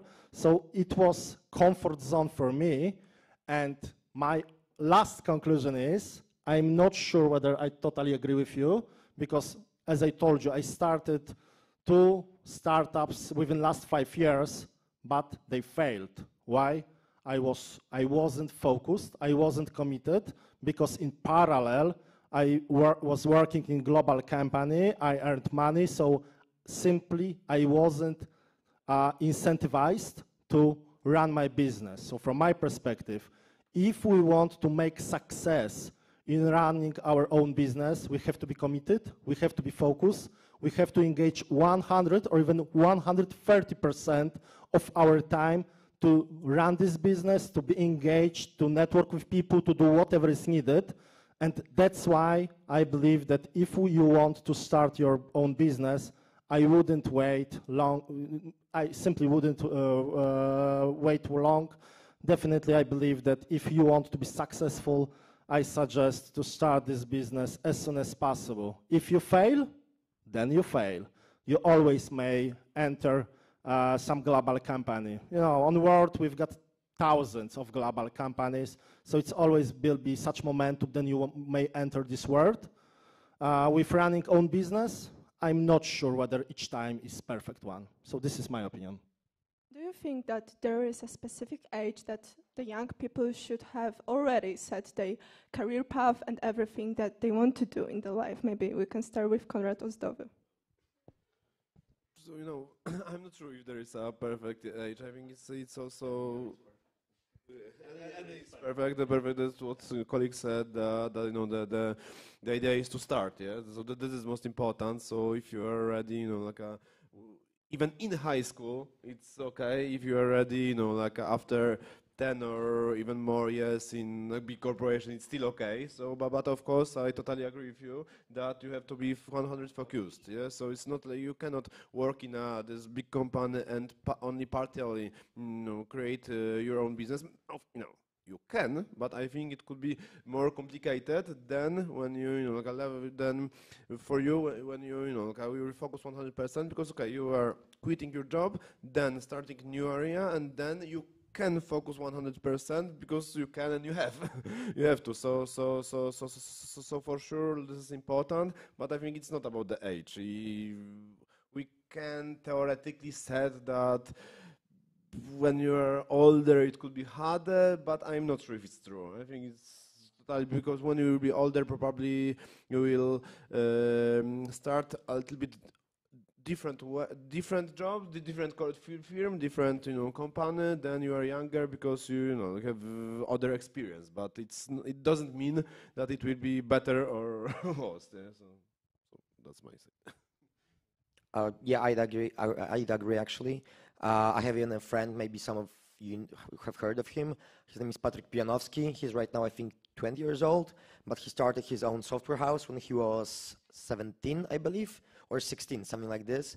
So it's been a few years now. He's already been to the Forbes 25 under 25 list, and he started the software house because he just wanted to make an app to help people. I'm not sure whether was it fighting the climate change or just people in need in Poland, like youth people need who strive to find some education places or something like this. I'm a little bit older, maybe not a lot, but still, and I'm on my way to setting up the third business. I have some older friends that are like working at Lime with me who are 40 years old, and all of us are okay with setting up their business. It's a little bit like I told during my presentation. You just have to answer yourself a few questions, whether you're ready to sacrifice some things in that exact moment, because if you're not, you won't be able to to put your 100 or 150% to that, right? So you have to be not only good with the market trends, let's say, for your idea, but also good with your point of life, whether, I don't know, you have a family and you don't have a family and can risk it more, maybe you have more life savings, or you simply have more time and you just want change in your life. This time I totally agree with Jens. It's not the matter of age, it's the matter of mindset, I suppose. When you feel that you are ready, don't think, simply do it, yeah? And that's all. Really, you've got 40 years ahead of you, which you may invest in working in company number 1, 2, 3, 4, running your own business. It's a lot of time. So I suggest simply try, simply test. Very important thing, please collect lessons learned. So if you see that you fail, please keep in mind that, yeah, I started to fintechs and I understood. I'm not good in that. so now I stick my global company, I'm happy there, but I did what I wanted to do. I tested other paths, and finally I picked the path that I believe is the most relevant for me. I also totally agree with you. The age is not the question. The question is if you are ready and ready involved 200%. Because if you're not, maybe you stay and wait or choose another way. Maybe in corporation, because there is a template, there is a schedule. Maybe it's easier, but also in the corporate, you have to involve in 100%. That's not a question of age, but the question of open to involve 200% what you have to do. But the worst thing that even 200% can be not enough. Yeah. This is the worst, but always is something bad. But remember, you have to be brave, extra brave with everything what you want to do. I also wanted to ask you if there is any skills that you consider the most important while setting your career path or working in a large company, because it's really difficult and sometimes people don't even know if they are ready. If there is any skills that they should have already? In the starts, you have to open to all aspects of your CV. You have to learn any days and after the school and in the school, because the life is a school still. You have to learn, you have to observe. As the colleague said, there is a lot of areas, and if you work in consulting, you work with other clients and on other areas, and you have to learn from them, and that's why is the way to be better on what you think and what you decide to do. From my perspective, the most important thing is that whatever you do, please do it in 120%. Yes, commitment, focus, engagement. This 120% can take 6 hours each day. It's not like that I'm telling you, please work all the time, nothing like that. But really, you have to engage, you have to focus, because to be honest, I doubt that any of us may make success without pure engagement. So from my perspective, this is something that important. You know, I'm working in consulting, so yes, for me it's natural to work a lot. But what I can tell you, what I always tell to my consultants, that that consultant is as good as his last project. Yes, even if they do hundreds of great projects and suddenly the project will fail, I will not only me, but clients, market, organization will remember exactly this last project when we failed. So this is what I'm thinking. Of course, it happens that we fail, but it's important that even if we fail, we have to be ready to, you know, to be sure that we really did everything that was feasible to do. Be ready with next project. So but in startup ecosystem, I think for sure you have to be, because there will be a lot of doubts, a lot of moments that you will think that, okay, maybe not, maybe it's I'm failing, maybe it's not. So there's a great example from the life of Stefan Batory, so the owner of Booksy, that he is telling it, you know, it's official information that starting Booksy, it was has a lot of challenges. I mean, like there was some moments where he hasn't got money even for food, like really was like on the big financial issues, but he was, let's say, he was totally sure that his project is important, that his project is ready to be, you know, let's name it unicorn, or there is ready to be a success product. So I think, like when you are doing your own business, it's of course it's always you should know where is it's like in casino, yeah, like so you know, so you have to, there is for sure the, you know, limit, yes, that but you don't know where is this border is, but I think in running own project startup, there is a lot of moments and places with doubts with also your friends, colleagues, partners, and like other people are thinking, oh, better give up. So for sure the persistence, yeah, should be, it's very important, I think, in running our own company. Yep, I would say it's like 3 most important skills. Some is gonna be cheesy. First one is gonna be a team player, because you cannot do that. You cannot basically work in that in any environment. Either it's startup, either it's big corporation. If you're not a team player, you're gonna fail. I believe that. Second thing is be really open to criticism, especially in startups when you're setting something up. Probably a lot of your ideas will not be perfect and they need a lot of improvements. So be open to criticism and even try to make them deeper. So if someone criticizes your idea, ask them more. Why is it like this? Like there's this idea of 7 whys. So in design thinking, so basically ask why and why and why and why until the person cannot answer anymore because they don't know like any deeper why. And the third thing I would say is you should have a hard face, ready for punches, because when you set up a company, you should be ready for punches from the market and people who are saying that basically your idea is not good enough or you're not good enough or whatever, and basically you will probably fail 1 time, 2 times, several times. For example, Michał Sadowski, owner of one of the biggest platforms in the world, responsible for counting the mentions, the media mentions of the company, of the brands, the brand 24 CEO. Actually, this company used to be his 7th company that he tried to start up, and all of the ones before failed. Even this one, he almost failed it because he was super tight with the money. His child was on the way, and he wanted to give up and find a corporate job, but actually he was rejected. And that's only why he pursued this idea, and it turned out to be good. So you just have to be ready for punches, for fails. Guys, I think you will agree with me, but they did the first step because they are here. So thanks for it. Thank you very much for this discussion panel, all of your answers and advice. Thank you. Thank you.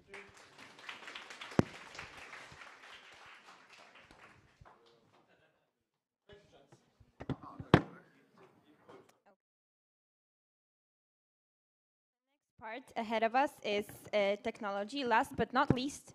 And our speakers will be Adrian Kurowski, Marcin Zych, Marcin Sadowski, Ewa Bartnik, and Łukasz Lewandowski.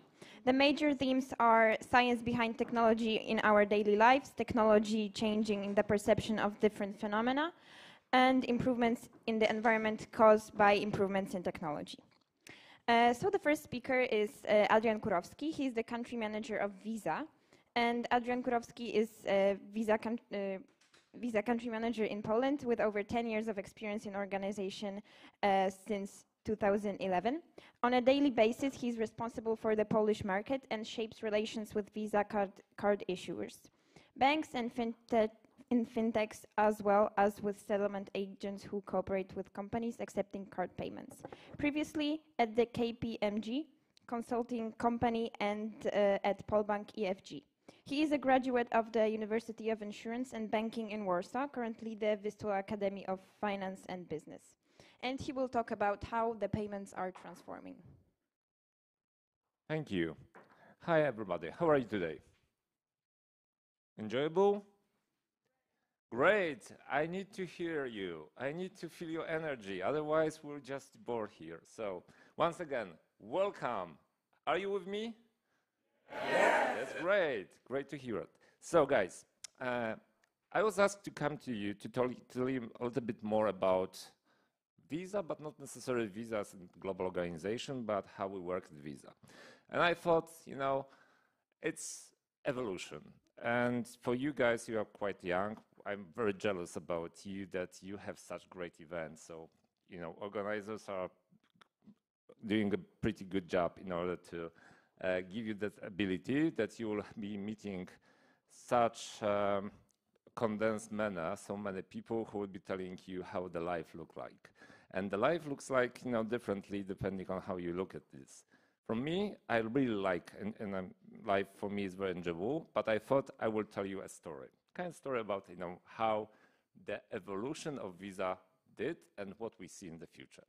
So the title just described that we were a very old-fashioned paperwork company because we were established in California in 1958.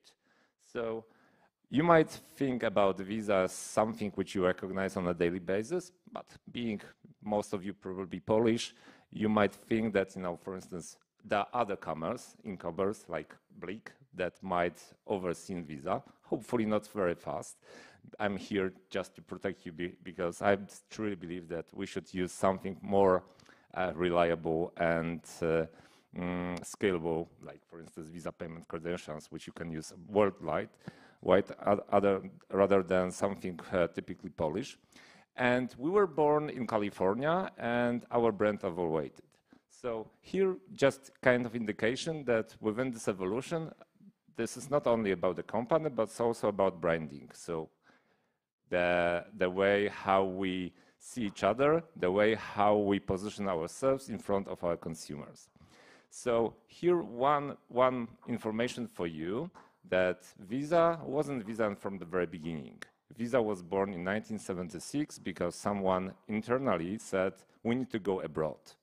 Otherwise, we'll be only truly American company at that time. We were offline because there was no, you know, spread internet across it. Internet was not even invented. Can you imagine the life without internet? Yes, that was feasible. That was the time. And they decided to think about something else because at the very beginning, Visa was Bank Americard department who was dealing just internal job within this company. So someone internally said, okay, we need to think about an acronym or a name which will be spread across the globe because we are going to other continents. And internally, our employees at that time said, okay, maybe Visa. And why Visa? Visa because Visa is being the same denominated across almost all languages in the world, and usually means giving access. If you apply for visa to travel to other country, you need to apply for visa. So visa is being granted and you have an access. That's why visa became visa at that time. In 1977, visa, as you can see, was the first time ever being provided as acronym within this branding separately. So no bank AmeriCard any longer. And this date is also very important because I was born in 1977. So you can see how old I am in that respect. And that's the first Visa card, which was issued in 1958. It was a paper card. So something with a solid paper was delivered. It was a dedicated number, and everybody at that time in California was issued with such paper, identificator in order to provide them with identification to make a purchase. So can you guys imagine what was, and obviously that was a credit card, because at that time nobody really knew about something with like connectivity. So that was giving you a trust that if you use this card at a restaurant, for instance, someone at the end of the day will pay this bill when the bill will be shipped to you, to your shipping address, and you will just open a letter and see, I owe my bank, for instance, $200, and I need to pay my check, so write my check, send it back to the bank in order to settle my order. So my question to you, can you have any idea how much maximum limit was allowed per customer at that time in 1958? And the guesses? You may think about $10, I don't know, $1,000, maybe more. Go ahead. 1,500? 100 US dollars, right? Right. So the maximum limit was $300 US. You need to remember it was in 1958. Coincidentally, if you would apply today's value, it would be around $3,000 US because of inflation, taking into consideration that there is a gap of more than 60 years between that time. And every individual had that ability to have $300 because the word was offline. It was a kind of giving a trust. If this person would just disappear, it would be a loss to a bank who has granted it. So what happens in 1976? The Visa was invented in terms of the name, but still the card was transferred from a solid paper into a plastic. The first plastic looks like that. So bank AmeriCard and Visa branding. And also what was interesting about it, that the mainframes, so big computers, as you can see on the picture on the right, were developed. And at that time, Visa was the first company ever in the history which developed the dedicated system. It was VisaNet who started to process transactions. So at the very beginning, it was processed manually. You need to make a kind of imprinter action, write down, the check, confirm by your signature, put it into envelope, send it to the processing center. Someone just needs to put it in writing, make the recalculation, and process the transactions manually. While starting from 1976, it started to be automated through computer systems. So it took a little bit in order to get to that point, but that gave us the ability to scale up, as simple as that. And we started to expand abroad from US to other continents.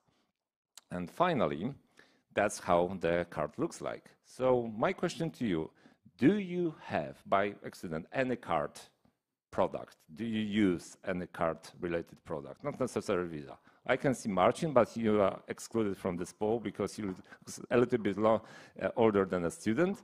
But any of you?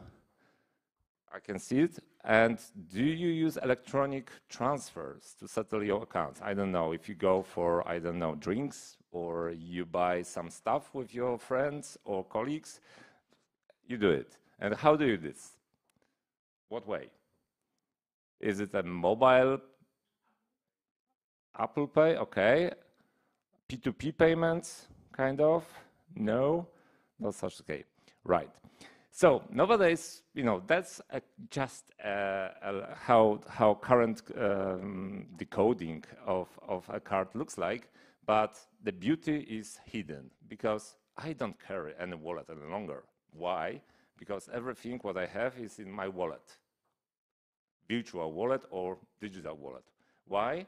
Because I have a smartphone which allows me to put all my cards within just one environment. It's quite easy because the technology supports me. All those cards are stored within a secured environment, tokenized, which means that they are not real. There's a kind of abbreviation or something which replace the actual number of this card into something which is not relevant if that would be hacked, for instance, because you might have some security issue, potentially. I'm not saying that Apple or Google might have, but that's possibility. And all those credentials are stored within one piece of electronic device. And it's quite pretty convenient for all of us. Hopefully, we'll be using it on a massive, because I don't need to carry with me cash, for instance. And basically, Visa was always about electronic transfers, because without this connectivity, without this electronic infrastructure, we won't exist. As simple as that. Right. That was about cards. I show you something which is beyond the card, but this is not the end, because currently we might say, okay, if we were able to transfer this card repository into something more secure and hidden it into the electronic device, why can't we add, for instance, payment method to our watches, so to smartwatches? Why can't we add it to anything else? Have you ever heard about connected cars? Perhaps. Internet of Things. Can you see again, Marcin, but I'm just reminding you that you probably is too much advanced in that respect.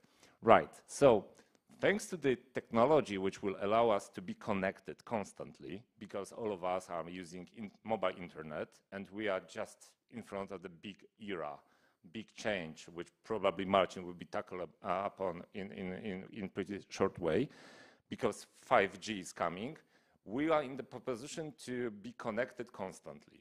If we are connected constantly, imagine a situation that this bulb, which is just lighting on within this conference room, is connected to not only electricity infrastructure, but also is being charged separately. Not as a big thing, but this bulb will be negotiating with electricity power provider individually the contract. If that happens, we are able to transfer payment method to intelligent bulb who would be able to pay for this electricity individually within this Internet of Things. And the same will happen with cars. When we move from traditional gasoline vehicles into electric cars, which will be and are already connected, and more of them will become autonomous, there will be some extra value added services which will be required to be paid individually. Those cars will have this ability to scale up. I need to scale up and to be faster, so apologies for it, so only the last two slides. So we are here, we started from paper, we moved through the plastic era, now we are on the electronic devices. The future will give us the ability to think about how we can pay for in next couple of years. There are a couple of trends which I wanted just to showcase to you, highlight, and leave it with this. Cryptocurrencies, which will be spreading across the globe. They will be used by central banks like CBDC, so central bank digital currencies. There will be stable coins, so the cryptocurrencies which are be backed by fiat currencies like US dollar or euro. So we'll be having those things, I guess, in Europe in 2, maybe 3 years from now. And also crypto assets, which we already have heard, Bitcoin, Ethereum, which probably will be started if regulation will allow us to be used for payments. Currently, we speculate on that. We don't use it for payments unless we have some kind of black market ideas, I guess, or we would like just to speculate. That's the first thing. I will skip it. And the future would be about metaverse and Internet of Things. About Internet of Things, I already mentioned, and metaverse or metaversum would be the place where you guys probably will immerse and will deep dive. I might be too old to do so, but when I look on my children, they spend more time ever in electronic dimension than myself. So if we move from real world into the virtual world, we still need to pay within that new environment. And in order to do so, we as a company who operates in payments will deliver solution to do so. That's all from my side. Thank you very much. I hope you will enjoy it. If you might have some other questions, I might be around within the next couple of minutes. Thank you. Thank you very much. That was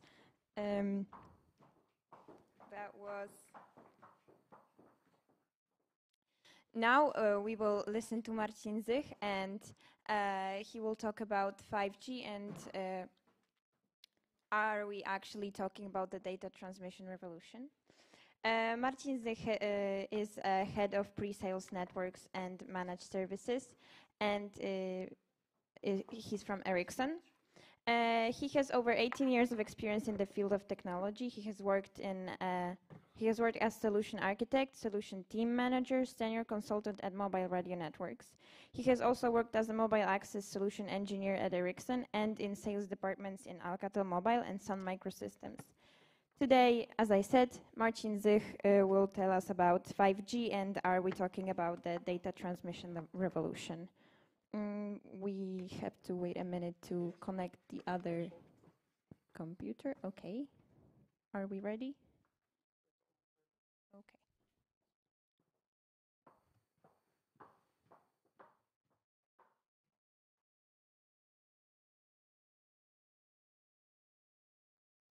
My picture? Yeah. Me and my wife. Just tell.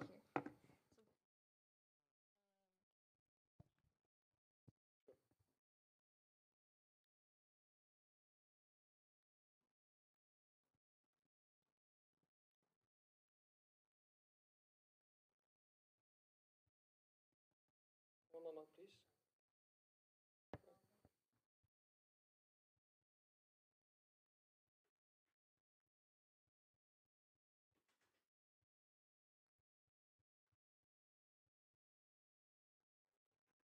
I need to reconnect again.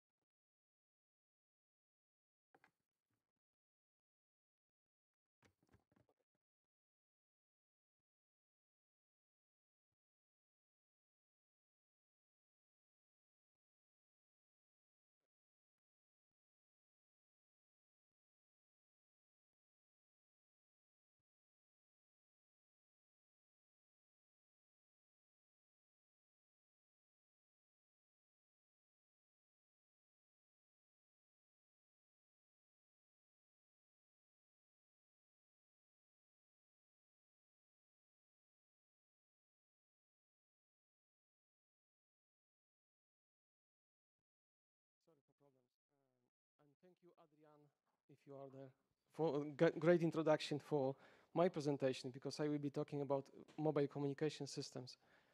So, welcome to the 5G mobile communication system.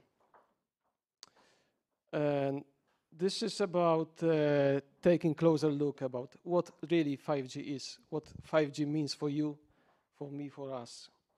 How our lives can be enriched by this advanced mobile communication system. This is a great opportunity to see it. And I will, during this presentation, I will walk you through the 5G use cases, so how 5G can be used for. And then I will bring you to the future of the telecommunication, which is next step in the revolution, which I do believe will be 6G. So I will be talking about 5G and 6G today, next generation. First of all, I would like to imagine a world where limitless connectivity means limitless possibility.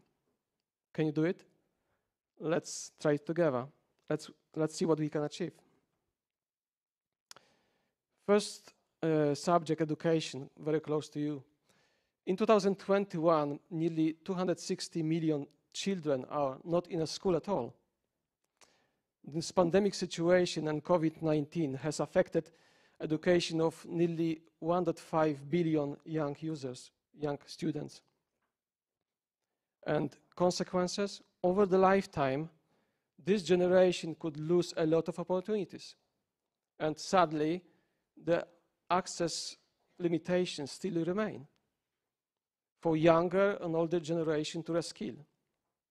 So imagine experiential learning for all with globally connected Internet of Senses.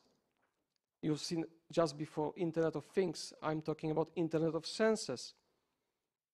These immersive technologies can help students like you to become even more engaged than ever before. And imagine every student on a planet has a broadband internet access with all the wealth of learning opportunities it can bring. It is possible. Then something about economy. Currently, digital transformation is of major interest of major countries and segments of our economy. Imagine a paradigm shift in product creation with real-time collaboration in the mirror world. You can ask me a question, what is mirror world? Mirror world is a digital representation of the real world we are living. I will talk a little bit more about it.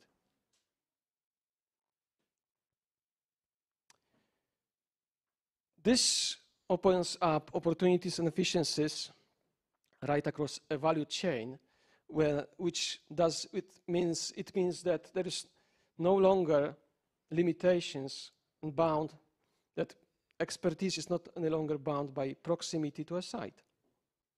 Imagine merging of physical and virtual realities to improve quality, efficiency, and safety and performance in product creation, in economy. This is also possible.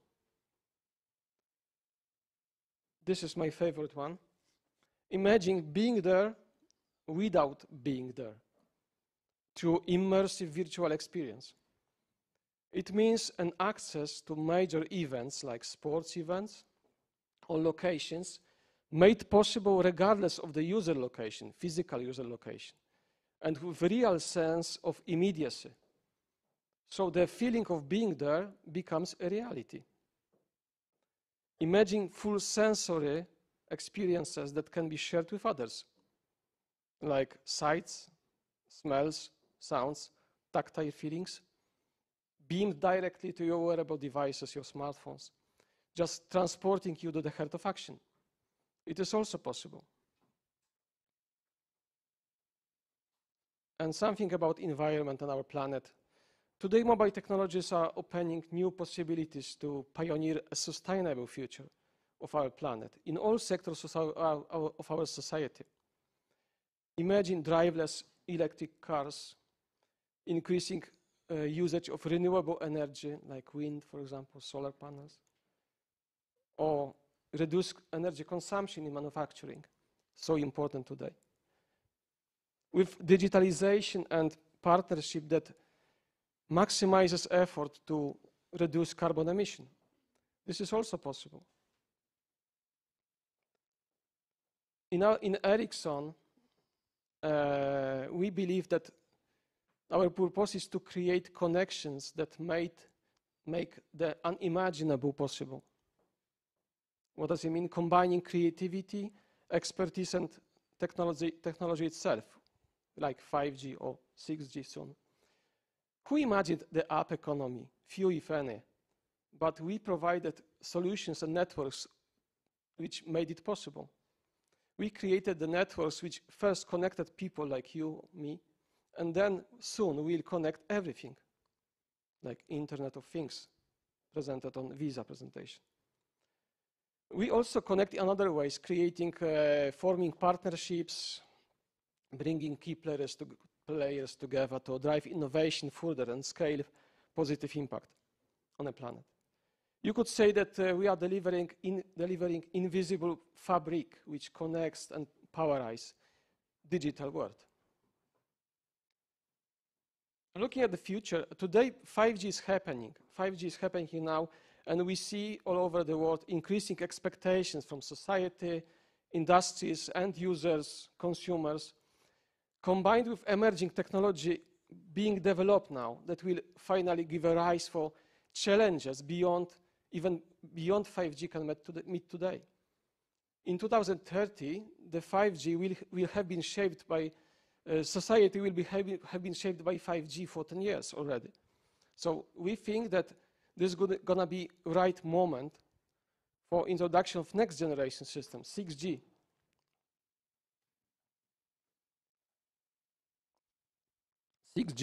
Will enable a future where our physical and real world of sensing, actions, experiences will blend with programmable digital representation of the same world. So I was talking about this mirror world.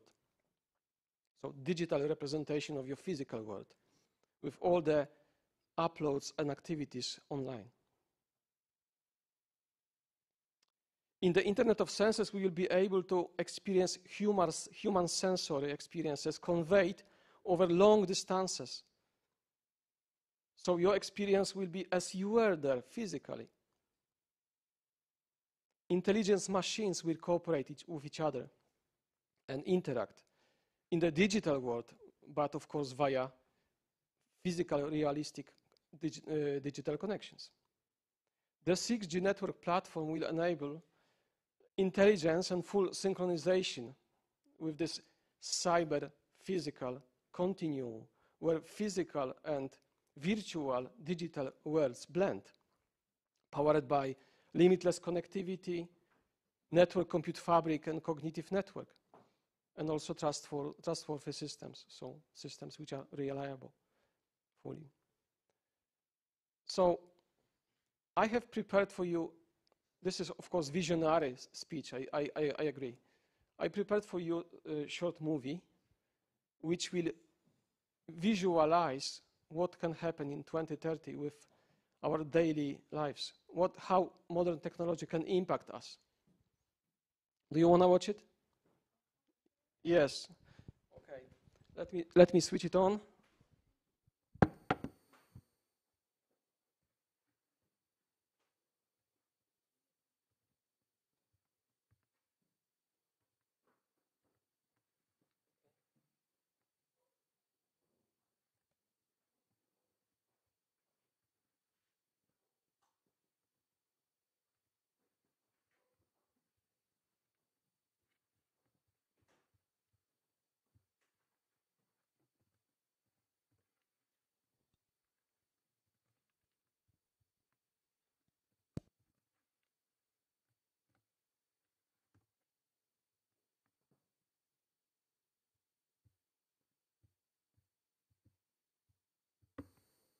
Sorry for that again.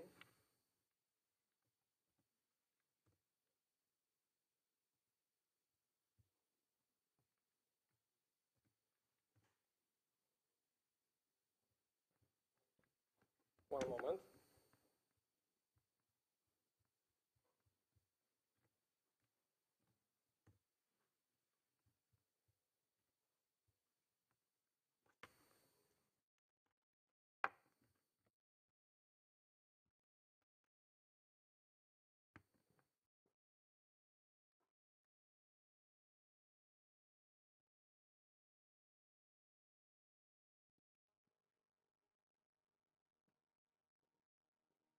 It's loading.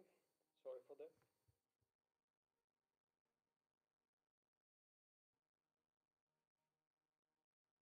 I can't see music, voice. Some from technical department can help me, because it should be also voice here already. Possible to hear a voice?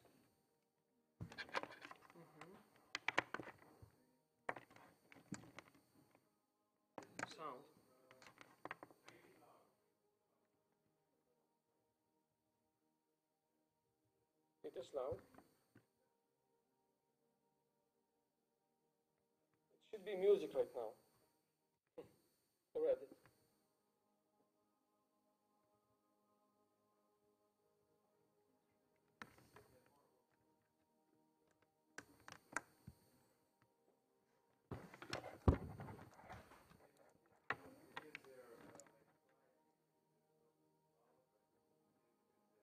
It is there, okay. Let's see. You can read, by the way. No, I can't hear. Nothing. Sorry.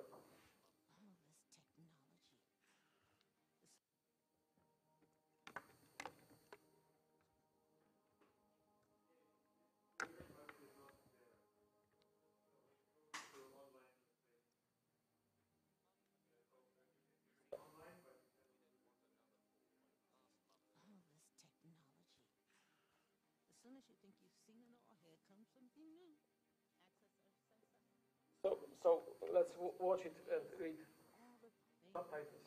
Yes? Even if I do get a little tired of it sometimes. This is a vision of futuristic world in 2030. Everything is constantly evolving. Hi, Laura. Advancing. Except the jacket's warm. So it's gonna be I'm sorry about this. We're surrounded by change. Always connected without even noticing it most of the time. Just when I've gotten the hang of one thing, another shows up. Hi, sis.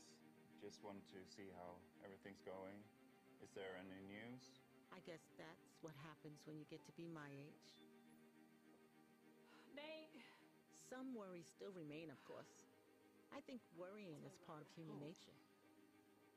Yeah, we're all good here. We're just waiting for the medic, so we'll We be back in need touch it soon, okay? to keep moving forward. Keep advancing.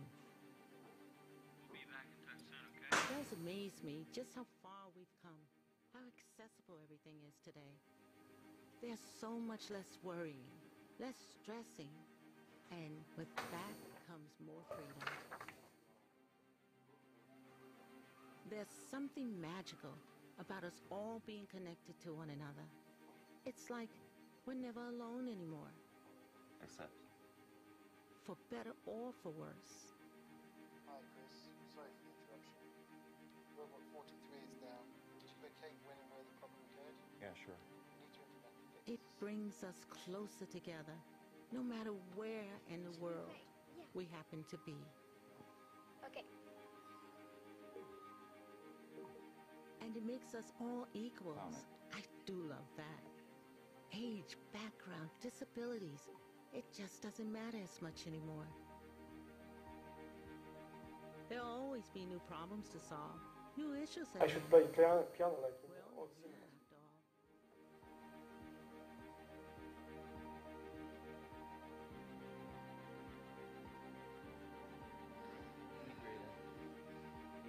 Call Dr. Wafa. We've always known that technology would help us connect to one another more, help bridge the distances between us, but we could never have known to what extent. There's so much potential out there. As long as we continue to create with good intent, we can keep making the world a better place and keep bringing people even closer together, no matter where in the world they happen to be. You see, things don't just happen by accident. A thought, a dream, a plan has to align with technology, like stars aligning in the sky. It's of course impossible to foresee the future, but we can hope, dream, and plan to the best of our abilities.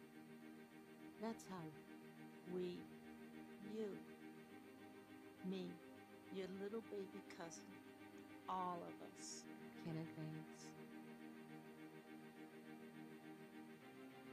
Yes, the lady said in the end that all of us can advance. Yes, thanks to advanced technology, we all can advance together. And you have seen several cases. Maybe sorry for voice, for sound missing, but there are several cases where the modern futuristic technology can help each other. Telepresence, telemedicine, for example. One example, lady giving birth with remote medical treatment. Also true presence, where on telepresence basically. The lady were going fishing, seeing some additional pictures in a mirror world via eye lenses. This was also an example. So answering to my subject of presentation, is it revolution in technology? Yes, I think it is revolution, but moreover, it's revolution for you, for human beings, because this will impact the day we living day by day. And I think we should get ready for the revolution. Sorry for problems. Thank you for attention. All the best.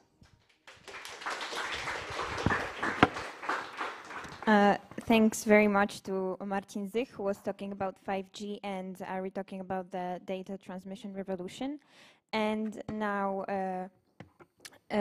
Marcin Sadowski will speak. He's from Mobile Reality, and he is an expert on the latest technologies. He's the COO in Mobile Reality, Magister SGH Warsaw School of Economics, CEO in NFT Reality, and leader of the project Robomaticon, Mobile Robots Competition, and speaker in TEDx Warsaw, Robotyka sposobem na przesuwanie granic. Today, the topic of his presentation will tackle NFT, and do we have a new ownership definition in the digital world? Right, can you hear me? I guess yes. Thank you for introduction. Oh, you can see my presentation. All right. First of all, of course, I would like to thank organizers for the invitation.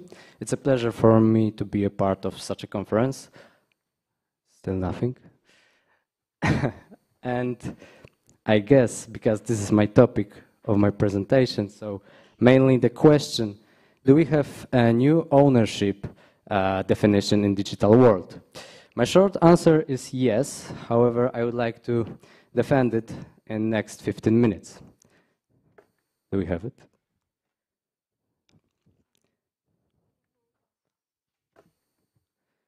Connectivity issues. Technology, 5G, I need it right now. Okay, so maybe let's begin, because there was introduction, but I will repeat it because this were part of my presentation. I didn't expect that. So my name is Marcin Sadowski. I'm co-founder of Mobile Reality software agency since 2016, and also co-founder of our new product called NFT Reality, which we have launched August this year. Let me check. Oh, yeah, here we are. Nice presentation. Great. So, yes, we had that, and that's correct. What I finished.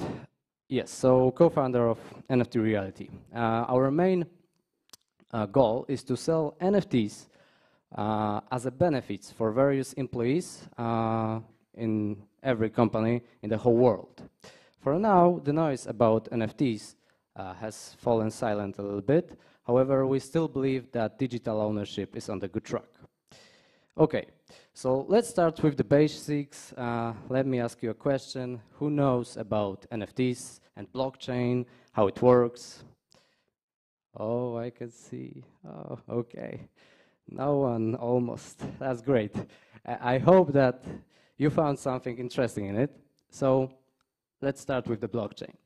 As you can see in this image, blockchain, like name suggests, is mainly the chain of blocks, right? It's simply. Every block in blockchain contains three things: data, transactions, and hashes. In the slide, you can see timestamp. However, you know, there can be data. No worries. So under data, we can store anything we want.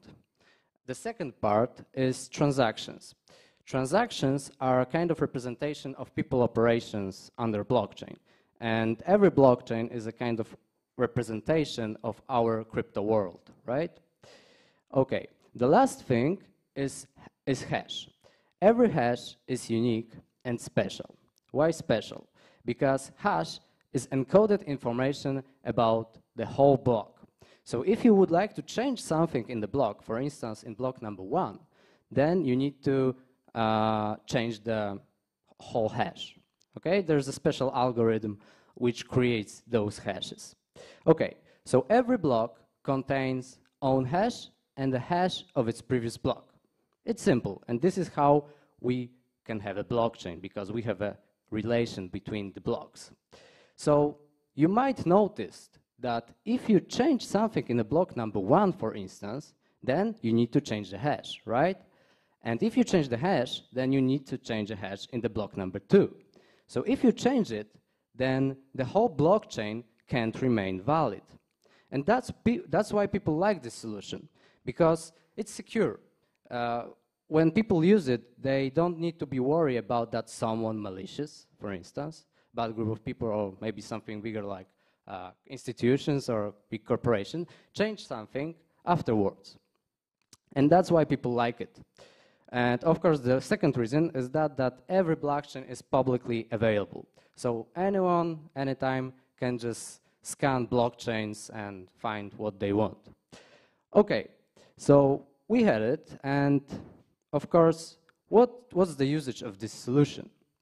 Of course, one of these usages, NFTs. So let's move on to the NFTs. Okay, so I guess you heard about it somewhere, because mainstream media has done their work pretty well in this area. They talked about it on the radio, TV, and especially in their internet. To have NFTs, we need blockchain. That's why I needed to explain it to you at the beginning. To create NFTs, we need something called like smart contracts. Smart contract is like factory. It's responsible for creating and attaching special attributes to our NFTs. And of course, every smart contract, as every blockchain, is also publicly available. So anyone can check smart contract, check what it's does, or something like that, right? Okay, so we have smart contracts, blockchains. The other term here is minting. Minting simply equals creating. That's all. Nothing more about it. Okay, so having this all, what exactly is NFT right now? The acronym. So NFT stands for non-fungible token. Non-fungible means unique and cannot be exchanged for another non-fungible token. To better understand it, it's always good this comparison, which you can see in this image, right? For instance, if we have fungible tokens here, fungible tokens are like currencies.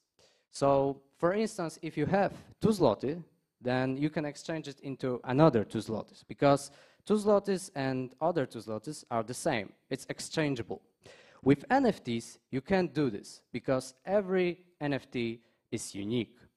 And also, the best example of it in our real world is art, right?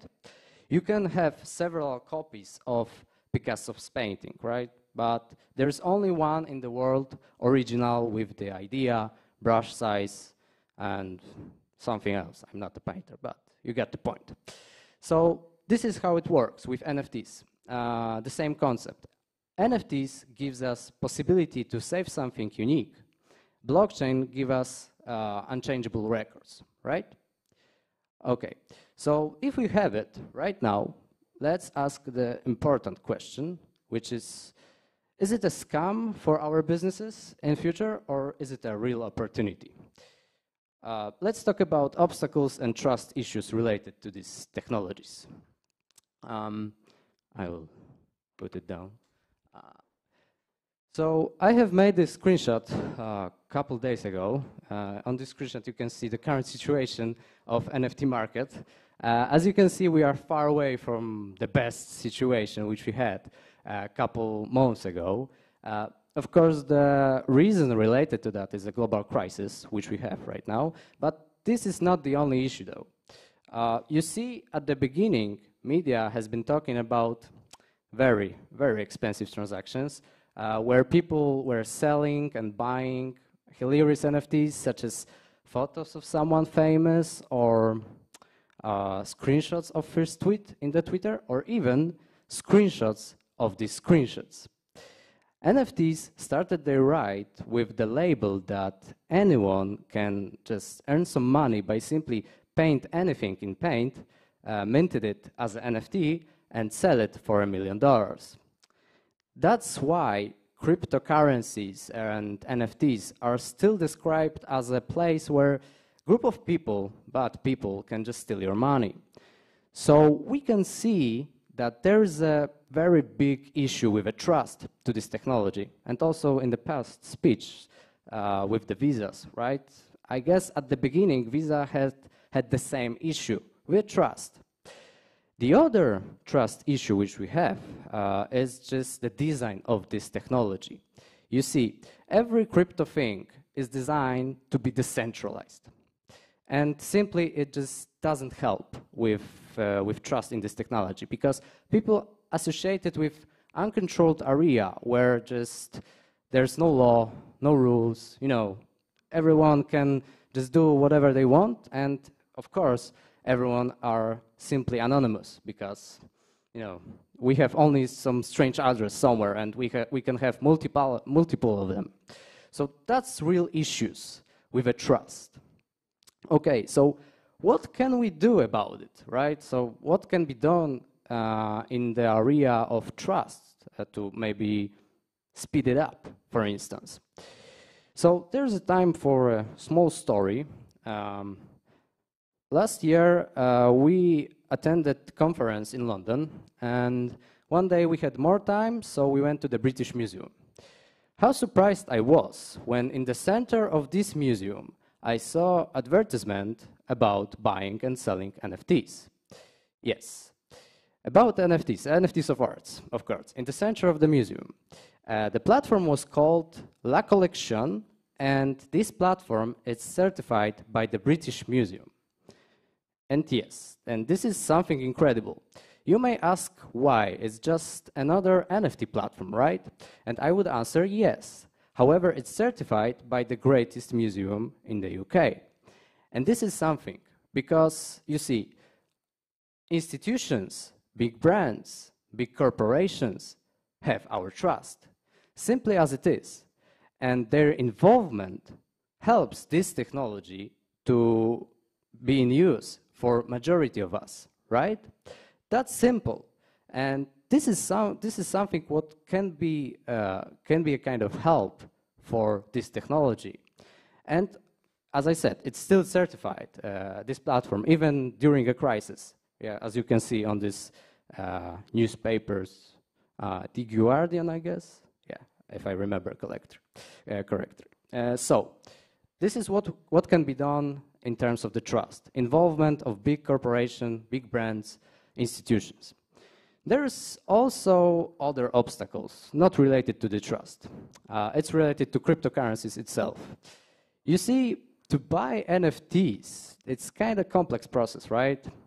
At the beginning, you need to set your digital wallet. So you need to use some kind of weird providers, then you have some strange address. After that, you need to buy some crypto coins, for instance, in some crypto exchange platform. And finally, you can buy some NFTs. You may agree with that it's quite trouble for most of us. So what can be done here? I might surprise you, but we have already platforms where we can buy NFTs with our real money, with dollars, for instance. This platform is called NBA Top Shot. NBA Top Shot, yes, this NBA, the most popular sports in the United States. In this platform, we can buy NBA moments. What's NBA moments? NBA moments is simple video of something incredible, what happened during a season. For instance, incredible dunk. And you can buy it with your real money as an NFT, and the whole background still persists there, right? So this is a kind of solution to make it happen even faster than with only cryptocurrencies. All right, so if we have these issues and we have a kind of solution, maybe for part of them, right? Because of course there's a law, taxes, other things which are still in the process. This is next question which we need to ask. Should we care about it? Because it's just another thing. Maybe it will die next month. For you, for young people, I'm not that quite old, but it will be easier for me to explain. If we look back, then we can see that how technology has changed our lives. In each sectors, we had our milestones in productions, logistics, communications, and the latest information, the internet, right? NFTs can be such a milestone in ownership. You see, everything you own is mostly in reality. By having it, you mean by owning it, you mean having it on daily basis.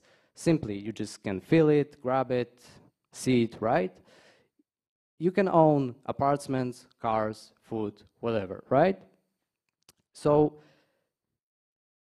NFTs can be a milestone in this area because we can gradually transfer our real ownership into digital one. And yes, you can still say that, or I don't need any NBA video, it has no value, it's just for entertainment, simple as it is, right? And maybe I can agree this argument. However, I want you to see the future, because you may notice somewhere this TV screen. This is a Samsung, the frame, I guess. Its special ability is to just show some images while being off. Now I want you to imagine that we can show our, instead of real art, we can show our digital art. NFT digital art, right? And also we can move further. Let's imagine that we don't need any Samsung TV screen because we live in an apartment with, I don't know, big LCD echo screens. And then we can show anything on these walls. Anything, sorry. And we can show digital art, our certificates, what we own in digital world. And NFTs can be a label for that, right? So in my opinion, NFTs will be still developed and improved in future. And I hope that in your businesses, in your future businesses, you will be able to use it as a trusted solution and make other people's life easier. So, thank you for today. Here's my contact details. I hope that you find something interesting. If you would like to ask me a question, I'm around. So, thank you.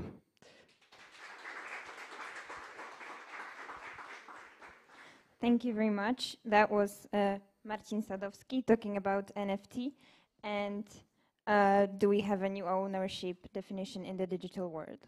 Now we will hear to Eva Bartnik, biologist from Institute of Genetics and Biotechnology. Eva Bartnik is a geneticist,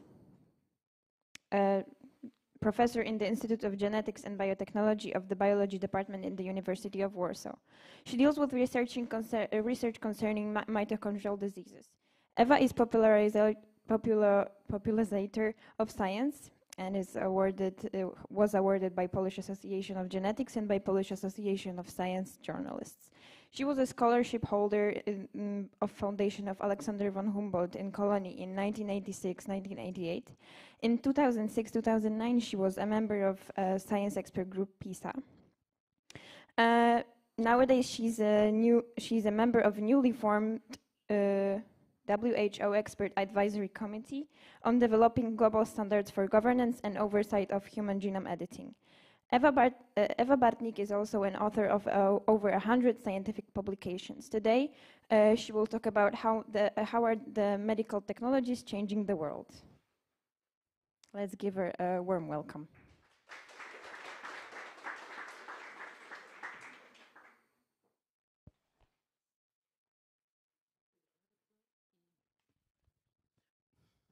I apologize for my CV. As you can see, I've lived for quite a while, so I tend to have a long curriculum. Anyway, what I would like to talk to you about is what I was asked to talk about, how medical... sorry, I need my watch, because this place, a lecture room without a clock, should be forbidden. Okay, so I was asked to talk about how medical technologies are changing the world, and I started off by looking at this. Now, I'm not going to list 50 most important technologies which have changed the world, for the very simple reason that I think just listing them would take the 15 minutes. But it contains all sorts of interesting things, from getting rid of salt and water, through toilets, through surgery and antibiotics and so on. As this was impossible, I chose something simpler. I have 3 different lists showing the most important biomedical technologies. Some of them are old. Anesthesia, which means preventing pain during various surgical procedures, something that we take for granted, but which essentially was not around initially. The first actually introduction was for birth in women, to prevent birth prevent pain during childbirth. And Queen Victoria, who was normally extremely conservative, was known to have used this, so this became rather popular. But if you look at this, well, vaccines, I think in the last 2 years or so we have understood the importance of vaccines. Antibiotics are, well, I could talk a long time about antibiotics. We are not getting any new ones, and this is beginning to be a problem. Medical imaging, computers and things like that, this has really been incredible. And immunotherapy has revolutionized cancer care. But I have put in big letters something that I'm going to talk about a little more, which is gene therapy, as one of the important things in something we call precision medicine. Most diseases are treated by their symptoms. If you have a fever, you get a drug to get the fever down. If you have some kind of reaction which requires anti-inflammatory drugs, you will get them. There are, of course, drugs which address, address specific bacteria. There are fewer, but also interesting antiviral drugs. But essentially, most diseases are not treated as to their cause, but to their symptoms. As I said, the exceptions are antiviral drugs, antibiotics. And what I would like to talk about today are 3 examples of something which has changed human lives, 3 different approaches to treating diseases. And altogether, they go under the name of precision medicine because the disease is treated specifically for the given patient. The first thing I would like to talk about, you're all quite young, but in the 80s, we had a problem with a mysterious disease which no one understood, which started by attacking the gay community.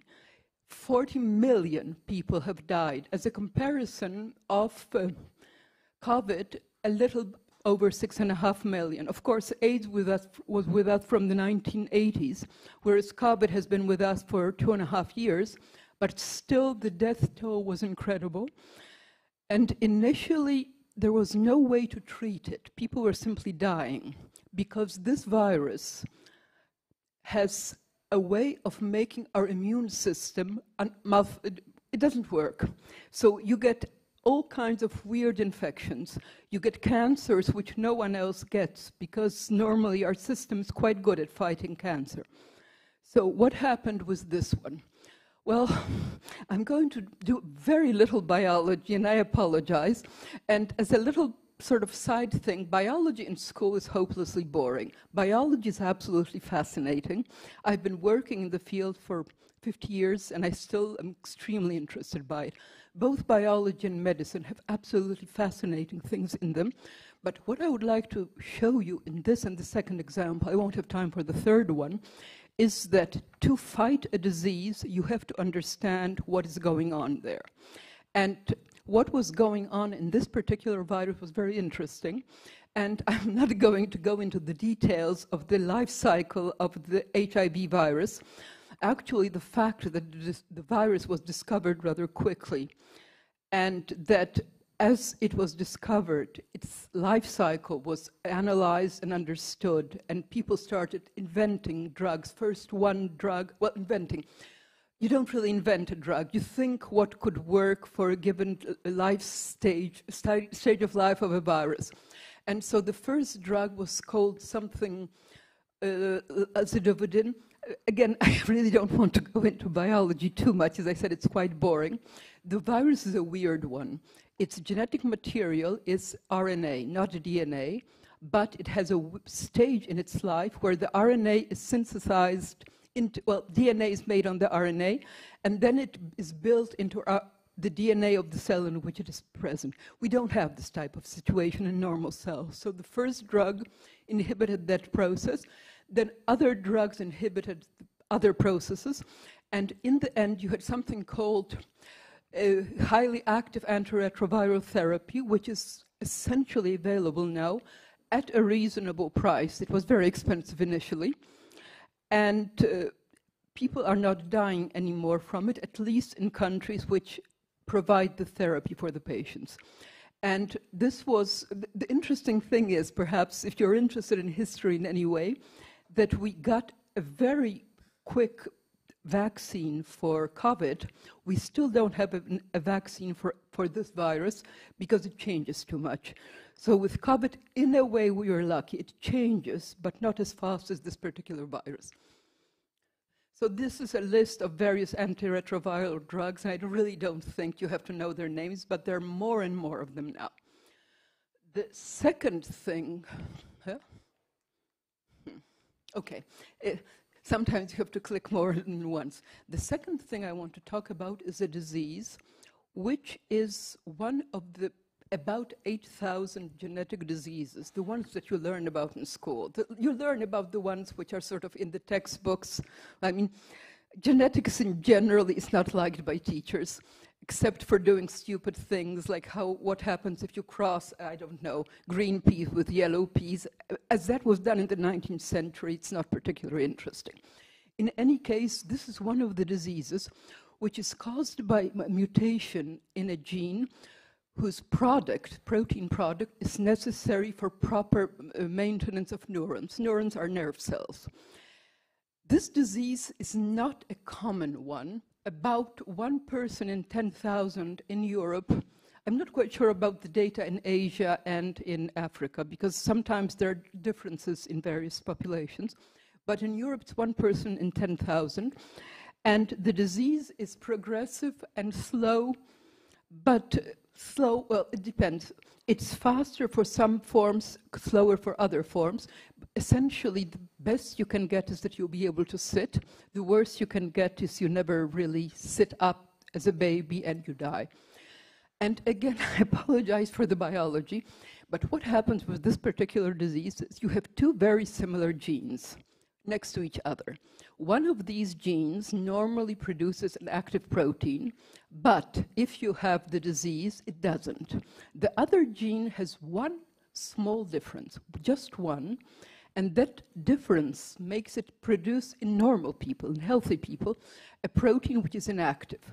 And what people can do now is make a special drug which is given very early to babies, and this drug makes the second gene produce a proper protein. I'm not going to go into the details, but one thing that I would like to say is that in Poland there are about 1,000 people with this disease, and 900 of them are receiving the drug. The drug has to be given very early, because once the neurons start degenerating, there's not much you can do.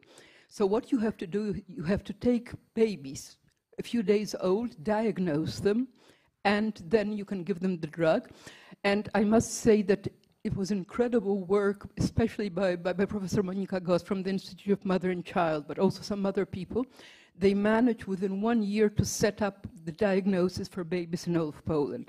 And thanks to them, 900 kids will, well, it depends. It may not work ultimately, I mean, they may have some limitations in movement and so on, but they will not be dead at the age of 2 or 3. And this drug is, as I said, refunded by the Polish government, and it's a miracle. A few years ago, when this was not yet in this stage, it was more a sort of trial stage. One of my students had a baby who had this disease, and he was coming with information. She's sitting up, and she's moving, and so on. It was quite incredible, because, I mean, I don't know anyone who is ill, but this was indirect, and it was quite wonderful. Okay, this is the second example, and for this particular disease, currently now something called gene therapy is available. Gene therapy is something that is quite incredible, and it's been tried for years and years, but the successes have come in the last, I would say, 3, 4, 5 years.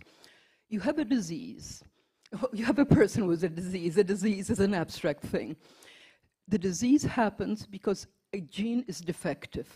What you can do is you can correct the gene, give that person a special sort of thing which carries the gene, and that person will be healthy. This is being done now for this particular disease, but I would like to talk about something which is much more common, sickle cell disease. This is something you may have learned about in school. It is a disease which is caused by mutations in 2 genes encoding part of our hemoglobin. Everyone knows what hemoglobin is, the red stuff in our blood. It has 2 alpha chains and 2 beta chains. And if the beta chains are mutated, the genes for the beta chains, you get anemia. But what you also get is very painful episodes, because these blood cells, how should I put it? Their walls are not proper. They're sort of not smooth. So they stick in various places in the system, and it's very painful. And this is a frequent disease, because it is 1 person in 50 in Africa has it. This is because if you have 1 defective gene and 1 good gene, you're not ill, but you're resistant to malaria. So in places where malaria is common, a lot of people carry the mutation. In the United States, 1 in 500 Afro-Americans has the disease. And you can treat it.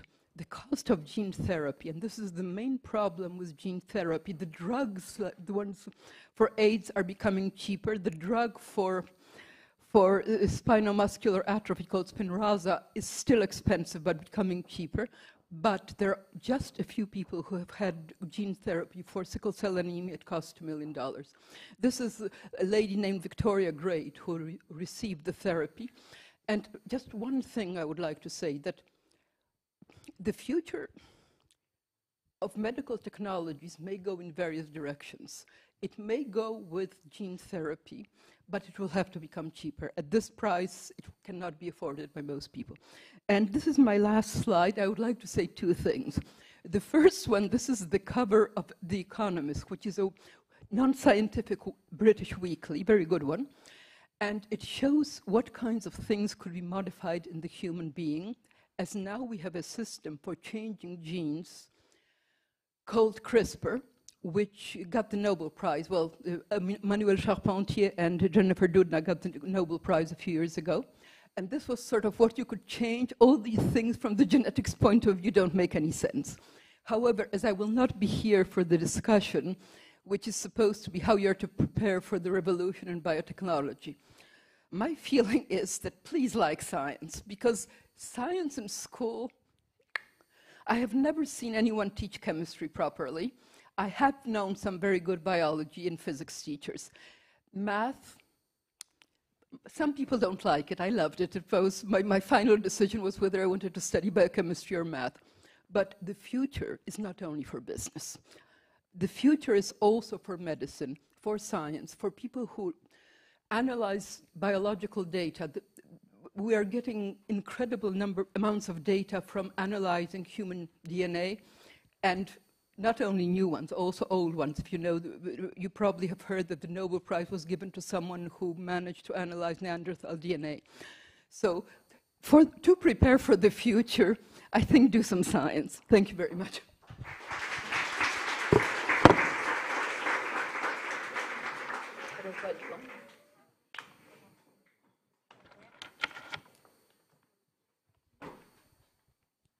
Thank you very much. That was Eva Bartnik talking about how our medical technology is changing the world. And now we will listen to Łukasz Lewandowski, CEO of Polish Alternative Fuels Association. He is an e-mobility enthusiast, EV Club Poland coordinator, e-mobility project manager, founder of the website about electromobility, EVs and charging infrastructure tester, e-mobility trainer, and YouTube content creator. He will talk about will we travel differently to support the environment. Give him a warm welcome, please.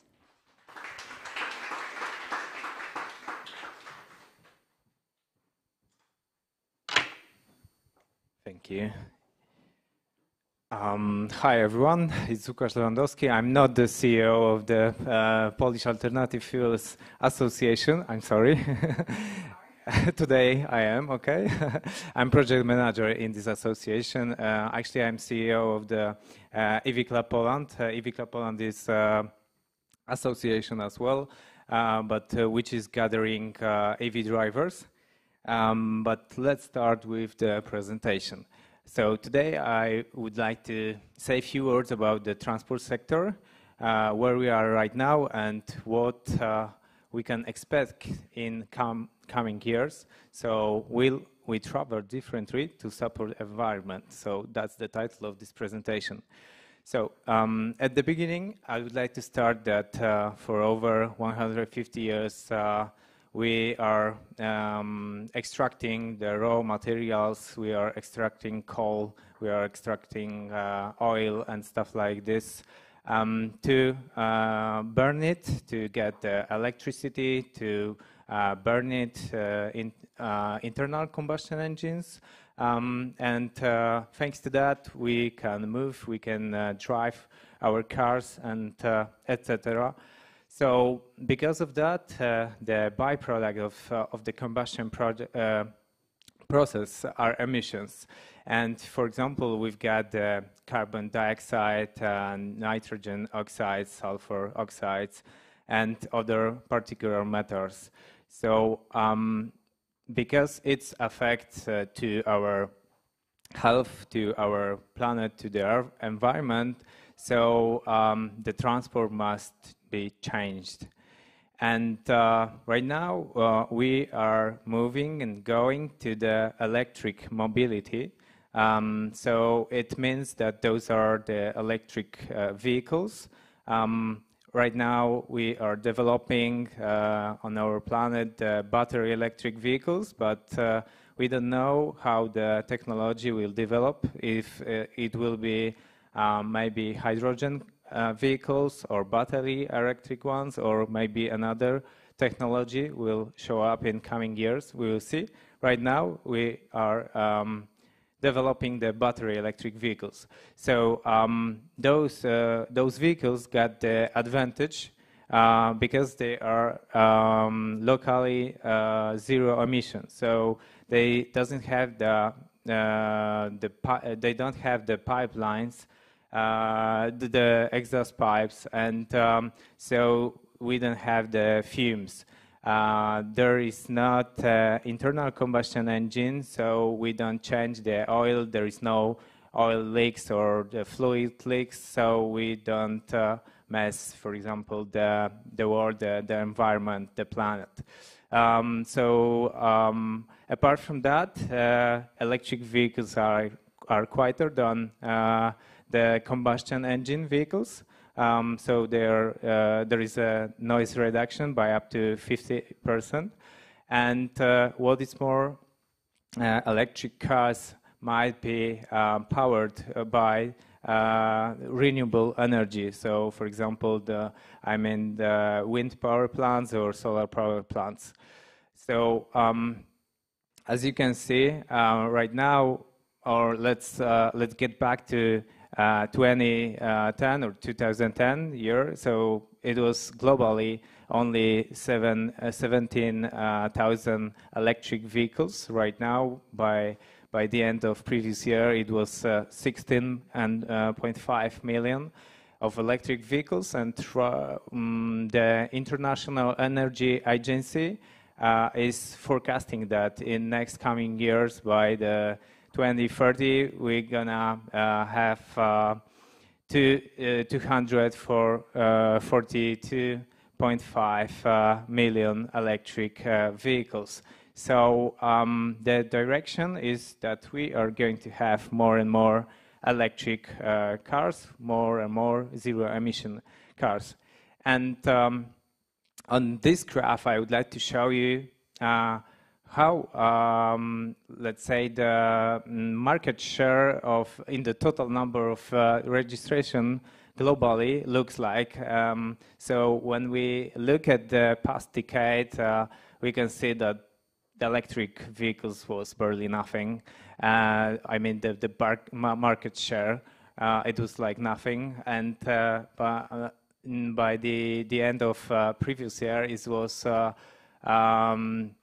8.8%. So it increased a bit, but in next 3 years, the International Energy Agency is expecting that this number will increase up to 25%. So there is another proof that we are going to have more and more electric vehicles.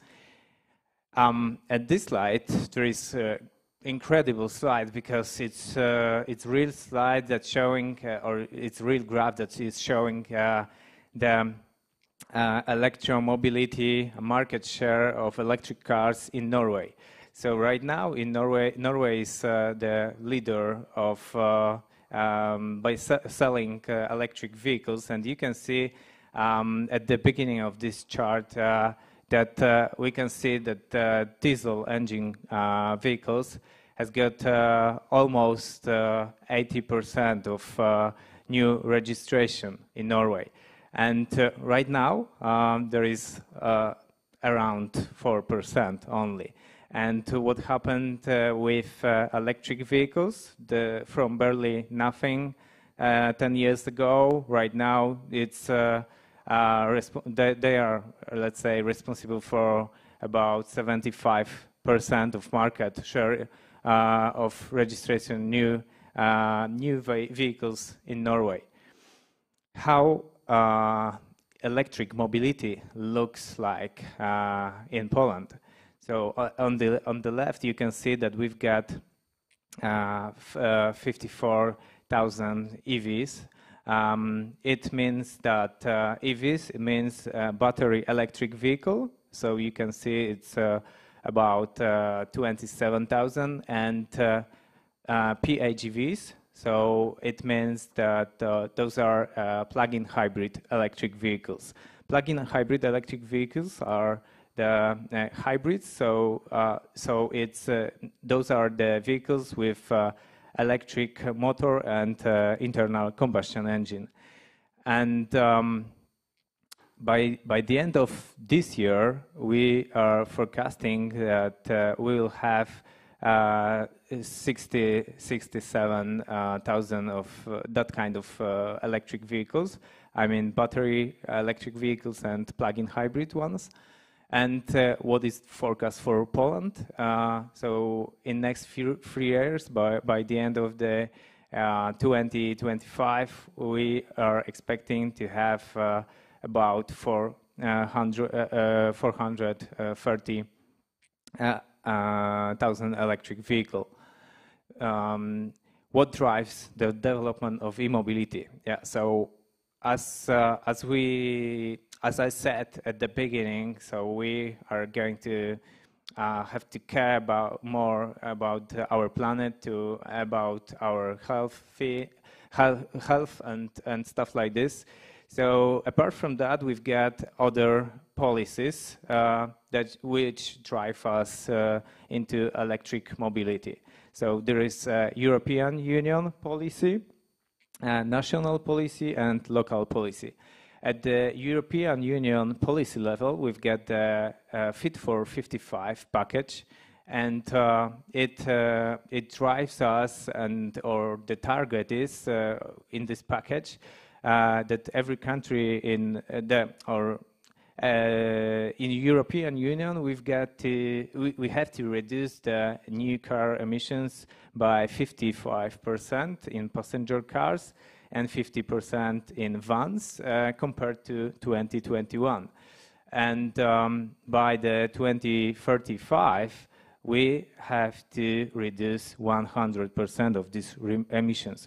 It means that by the 2035, we will ban new registration of internal combustion engine cars. So that's the European Union level, and let's move to the national policy. So in our country, we've got Act on Electromobility and Alternative Fuels. So because of this act, for example, if you own the electric car, you can drive bus lines legally, or you don't have to pay for parking in the cities because of that. And what is more, or how is our country, let's say, supporting electric mobility in Poland? Is My EV subsidy program. So you can get money from government if you plan to buy electric car. So this might be influence to people, let's say, behavior if they gonna buy electric car or internal combustion engines car. So moving on the right to local policy, we will be implementing in our cities clean transport zones. It means that there will be cities where you won't be able to drive your internal combustion engine car because there will be clean transport zones. So we will be only able to drive there by electric or zero emission car. I can see that we've got not so much time, so I will skip a few slides. And what will be the mobility in the next coming years looks like? So there will be new mobility. So apart from owning vehicle, like we know from the current situation and from past years, we will be sharing cars, sharing micro mobility, like bikes, e-scooters, mopeds, and etc. There will be mobility on demand, so there won't be taxis as we know right now with drivers, because we are going to develop autonomous driving.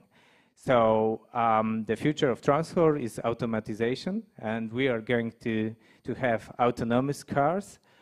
So it means that the cars will drive itself without the driver.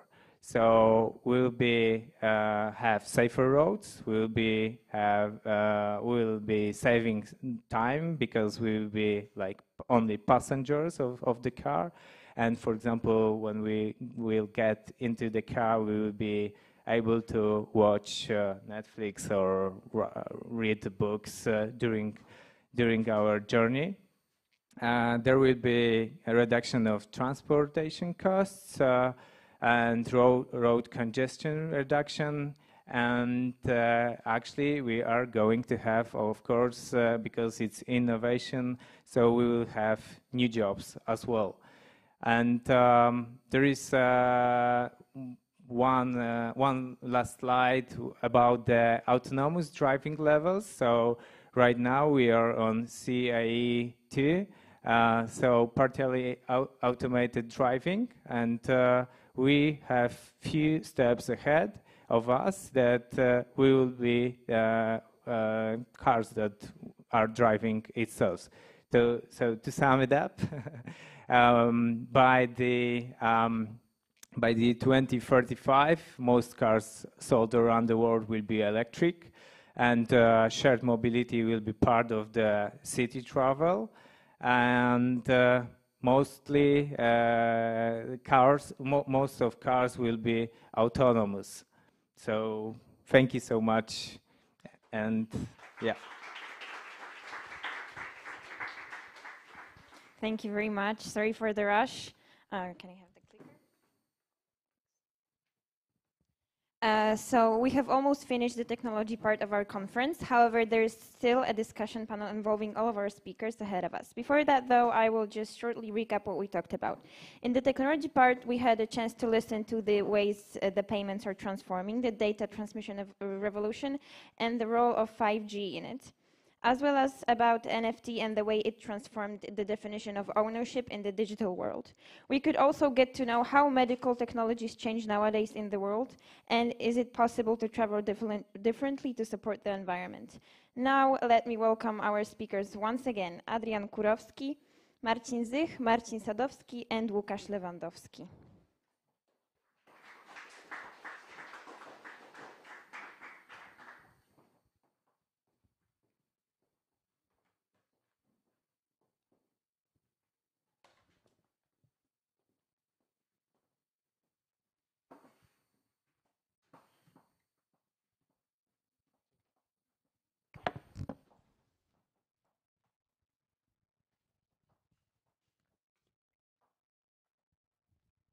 Ladies and gentlemen, the conference technology panel, so the last one, has come to the end.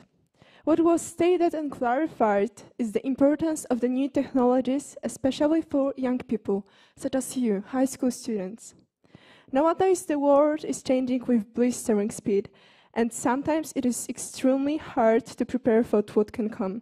In this panel discussion, speakers will answer the question, how should high school students prepare themselves for the new world or emerging technologies? First of all, I want to ask Marcin Zych, do you consider the new technologies will impact high school students' daily life?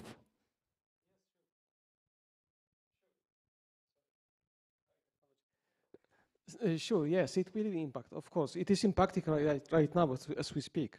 Everybody has a electronic wallet presented here. Everybody has a smartphone with it.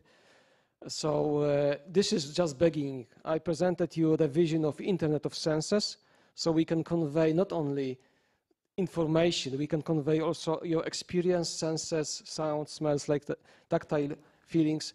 This is a vision, of course, but it will impact our daily lives. So definitely also students, you are young, you are very up to the date, I would say. So you are following all the new news in the internet. So you are the target of this change. So the revolution I talk about is about you. You are part of the revolution. So I think the answer is definitely yes. Do you agree with him, or do you have another opinion about this?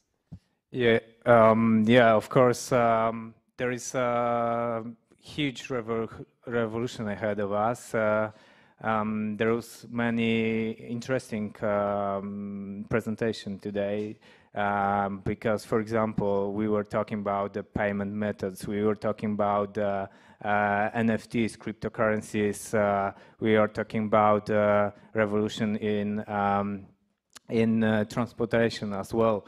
So revolution means also new opportunities, new jobs. So as I said a few minutes ago, for example, we won't have a driver, so some occupation will disappear, like taxi driver, for example. But of course, there will be increasing the number of jobs in more innovative, more in technology way. I mean, more in IT platforms or something like this. So of course, I'm agree with you.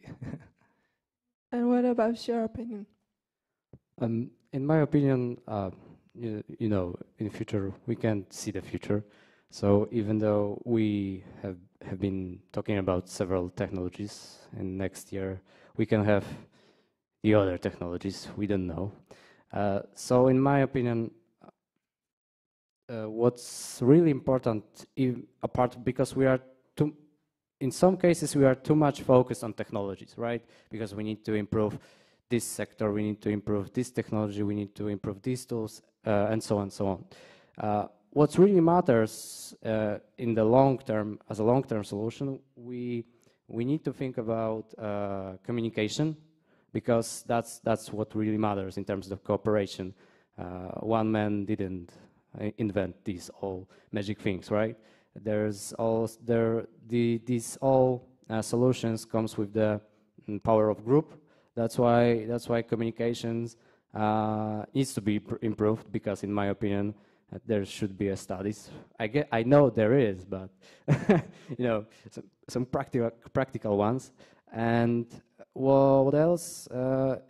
We need to accept the change. I know it's still an ongoing process, and we are in this kind of century where the change is our daily basis. But when we graduate from school, we are still not prepared for it, because we are in the process of education, and after graduation we are just in the point of, okay, what's now? And we think that I have learned this thing and I can use it or something like that. But even though after being on the market for next 5 years, we need to be prepared, but that in next 5 years or even 3 to whatever, we need to be prepared for also change in our skills. So that's the two things. Today on every panel discussion, I'm asking for an advice to high school students. So I also want to ask you, do you have any advice for high school students, young people, how they could prepare for the new emerging world technologies? I can start that. For example, in my opinion, you have to follow the trends. So if you want to have great job in the future, you have to follow the trends. So this conference and similar conferences, or you have to have a hobby, and you have to practice what you like to do, and you have to deep dive and must be interested in some sector or some field, and you have to look for innovations in that field. And from my point of view, it's great way to have a great job in the future, because you know what will be what jobs will be on the market, what will disappear, what will appear. You know what you like to do, what you don't, and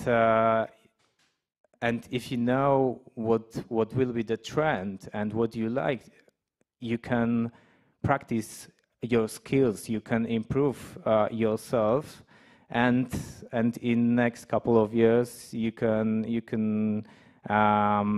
join your favorite company, or create even a company which gives you good fun, great. There will be a pleasure for you to going to the work, and by the occasion you will get great money for that. Yes, I fully agree with you. My advice would be brave in taking decisions. Don't be afraid of the future. Don't be afraid of change, because what is constant is a change, especially in technologies like we have been talking about. So don't be afraid of it. Just go ahead and take right decisions, and the future is for you. This is bright future for you with modern technologies as we presented. Very simple story. Yes, I agree with all of us. Be open for opportunity, because you don't know. Just you can take a chance and it might work or it's not. You don't know, but so you need to take this opportunity, because you might lose it. And yeah. Due to the fact how fast new technologies are spreading all around the world, do you consider this spread as something good or something that can badly affect young people? Of course, there are two hands. So from the one hand, it might be of course, great for all the society living on this planet. So we are going to explore another planets like Mars maybe, or something like this. In the medicine, we are also developing, and we are living. Our life is on this planet is longer than it was 50 or 100 years ago, for example. So on the one hand, of course, it's great, but on the other hand, it might be dangerous. And dangerous, what I mean exactly is, for example, AI, so artificial intelligence. So it might be very great tool, but in the hands of people, of bad people, it might be very bad tool as well. So from one hand, it's great. From another hand, it's not. So we have to be careful with that, with expanding the technology. Yes, agree. If you create technologies with good intents, this is what is really about it. It matters. Of course, in bad hands, you see what can happen. We see in the television and the internet what is going on in the East. So of course, technology is good if you do it with good intents. This is what I could add to your sentences. And I think we do not have other way, because we cannot stop it. It's that there's too much people involved here, but I think it's a good way. I do not see it as a bad direction, because we are under climate changes, climate crisis. So these kind of technologies can change our behaviors, and it's all about behaviors and all about being used to it something. So with new technologies, we can change our behaviors, and I hope that these new behaviors will be better for climate and will just solve more issues and do not create others, or maybe new issues will be a little bit smaller in future. In response to what you had said, I want to ask you, do you consider new technologies serve as advantages or disadvantages for investing in the future and personal growth? Could you repeat, like? Do you think that new technologies is a right thing in the process of investing in your future and personal growth? For sure, like we said, that there's no other way. So we need to get used to it. We need to know how to use it. We need to be prepared for the change, which we have mentioned. So, I can't tell that there's some other solution or other direction which we can take, because it's happening, it can be stopped, and we need to use it, and that's why, in terms of the personal growth, that's the best thing to use it. What I can add is to this reply is it depends on what we do, what we will do actually, because if we will do nothing, as my colleague said, is that there is no other way, and we can't stop the development of these technologies. And so what we can do, and in order to get into that train, is to be open-minded and to improve our skills, to look what we can do in the future, and that's what we were talking about. That we have to follow the trends and develop ourselves. So when we will do that, so it will be an advantage for sure for us. Yeah, I also agree. And if we are talking about investing in yourself to be more competitive, for example, on the labor market, you will be soon graduated from your universities. So basically, yes, investing in this is investing in you, in your abilities, capabilities, your, I would say, price. So this is important. Of course, we should not forget about our relations between each other, because technology is created not for technology itself. Technology should be used by human beings, for example, to grow your relations, like connectivity. So yes, this is what I want to say.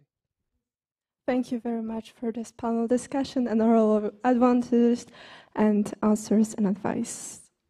Thank you. Thank you. Thank you. And good luck.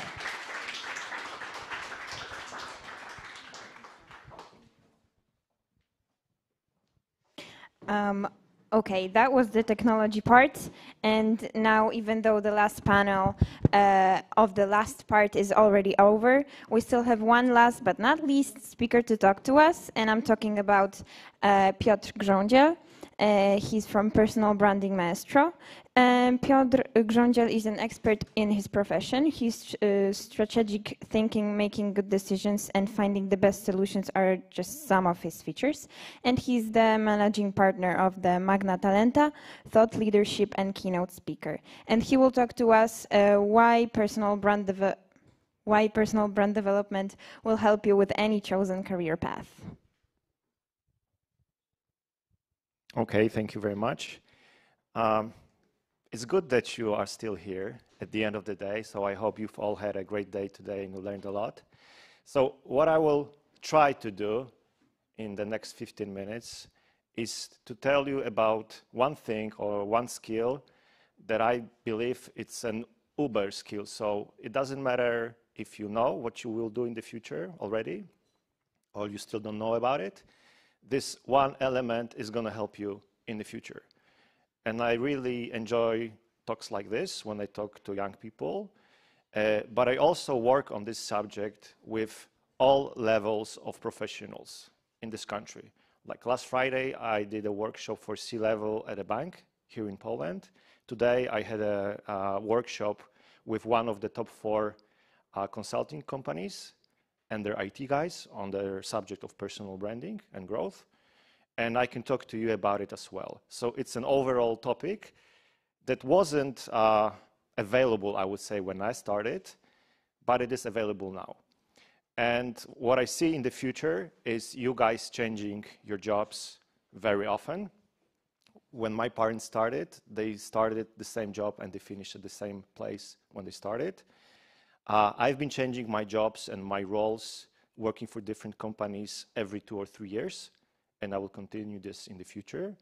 And for you guys to be visible and be impactful on the market, you need to think about how to be visible and impactful. And I thought I would start with this report. If you haven't seen it before, have a look at it. It's from World Economic Forum. It's the top 10 skills you'll need in the future of work. So this is the report of the skills that you guys will need in 2025.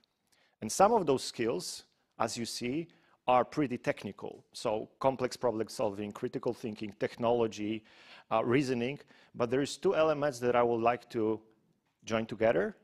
One of them is creativity, originality, initiative. And the other one is leadership and social influence. If you combine those 2 elements, you will think about personal branding. And I will tell you later on how did I get all of my jobs. And these are through my network, not from a job board. How do I help people with getting their jobs, and how do I make sure I am visible on the market as well? So I thought that I would start with a proper definition of personal branding, because some of you probably have an idea of what it is all about. Some of you might still think, like, what it is really the personal brand. And to start off, I would say there's like 3 target groups of people who would be interested in personal brand. One of them would be celebrities. The other group are politicians, and the third group are business people. And although the first 2 groups are very lucrative, I mean, I would get a lot of money working with those guys, I do not work with them, I work with the business people. And business people, it doesn't matter if you are an entry level, a manager, a consultant, a board member, or a president of a company, you still need to work on your personal brand. So there are many definitions of personal brand. I have a marketing background. I've been working for Coca-Cola and Heineken, and you know, this marketing BS sometimes gets in the way. So like there's many definitions about personal branding. So it's a value that you offer to the other, or it's a promise that you deliver to the other person. The problem with definitions like this is that there are intangible. I mean, you cannot call them. Like, what does it mean to offer a value? So if there is a problem, I am always up for solving it. So this is the simplest definition. If you are to leave this conference with one thought about personal branding, this would be it. Why do we do personal branding? So we do personal branding so people want to do business with you before they meet you in person. So this is why we invest in personal brand. So other people, those that you don't know, are aware of you before they meet you in person. Before there was internet and there was social media, we only knew the people that we knew, right? So the first time I knew someone was when we shook hands.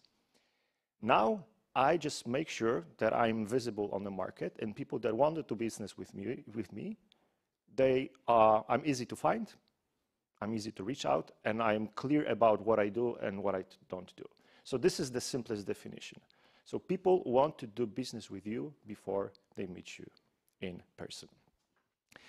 And analyzing, I think it's now hundreds of personal branding projects that I did, I came to the conclusion that there's only two elements. So you have the simplest formula, you have the simplest definition. Now I'll tell you the simplest formula for personal branding. So there's only two elements that you really need to work on your personal brand.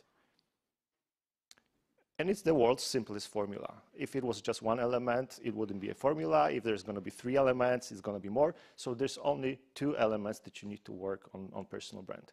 One of them is impact, and the other one is visibility. So what do I mean by impact? It's your experience, it's your knowledge, it's your skills. Those things, your particular skills that you need for the work, obviously you need to work on them. Yeah, you have to be extraordinarily good in order to have a good personal brand. But the other element that you also need to work on is visibility, right? So how many people know you? How many people are aware that you exist? And I see a lot of people in today's world that are extremely good in what they do. There are experts, but they just work on their tasks. And I've had pretty big projects with Unilever when we had the tagline or the title saying performance is not enough. Because that's my experience. If you only work extremely good, but you don't care about the visibility and you don't prepare yourself, you will not be a subject to a promotion or a new job. So you have to work on the impact, on your skills, on your knowledge, on your experience, but you have to multiply this by the visibility. And if it wasn't for the social media, if it wasn't for the digital media, if it wasn't for the video, you wouldn't be able to do this, right? So there is what I call a superpower of multi-location. Now with Google, with video, and with LinkedIn, and with other social media as well, but when we talk about businesses, LinkedIn is the platform to be. This multi-location is possible. And I call it a superpower because it enables me to be over here with you guys, talking to you. And before I started my talk, I posted something on LinkedIn. And it's going to be, when I post it and it's good, it's going to be visible to a couple thousand of people on my network. So I do the extra bit on top of my regular things just to be visible and to make sure that I am available to other people. And don't be fooled that the visibility is the only stuff that I care about. I still write emails. I still have one-to-one meetings. I still go to phone calls. This is the regular stuff that I do during my working day. But I also take care about my visibility. So if you are to go for your next job, it would be about visibility and multi-location. And once again, it wasn't possible, it wasn't available before the digital media happened. Now it is available, and I will strongly advise you to take care of it as well. And this is one of the elements that I would like to talk about. This is a rough estimate, but based on many research studies that I see, like 60 to 80% of the jobs are not visible on the market. They're not published anywhere. So how do you get them? You have to have a good network of people around you. And these are available through the network. So I don't know if you came over here and you managed to meet someone new, some of the speakers, some of your peer groups, but this is what you should usually do. And I remember my first part-time job I got out of, there was a competition done by Gazeta Wyborcza. It was called Grasz o Staż. It was a long, long time ago. I applied. But then the second job, the third, the fourth, and the fifth, I got out of my network. And it doesn't mean that these were my friends and they got me the job. I just knew that the job was available. I applied. And I was taking care of my personal brand and on my visibility. And just to give you one case example, it's not only LinkedIn, it's not only the digital media, it's about relationship with other people as well. A friend of mine posted on LinkedIn that he's looking for a new job, and I used to work with him. And I do this stuff because I like to help people. So I sent his post to 2 companies that I thought would be interested. One of them was interested but didn't go for it, and the other one wasn't interested because they didn't even check his profile. But then he rang me up and he said, listen, this is the stuff that I do right now. Can you help me? And just by accident, I had a phone call meeting scheduled with a friend of mine that I used to work with as well. And he's a CEO of a big publishing company here in Poland. And this was, a regular call that I had. But I just said, listen, I have a friend. He's doing this stuff. You might be interested in having him on board. And he said, yeah, why not? Like, we have 500 people. He's got the skill set that I'm looking for. Why don't you connect us together? And this guy called me up, the one who applied last week, and he said that he got the job. So this job wasn't available. It was not visible, but he got it. And once again, it's about not only the impact that you have, the skill set and the knowledge, it's how visible you are on the market and who you have around you to support you.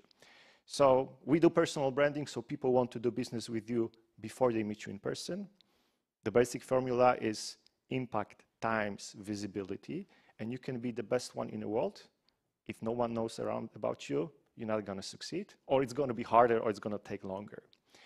And just to finish up within the time, to put it into a different perspective, I would like to share with you some insights from this great book written by Adam Grant.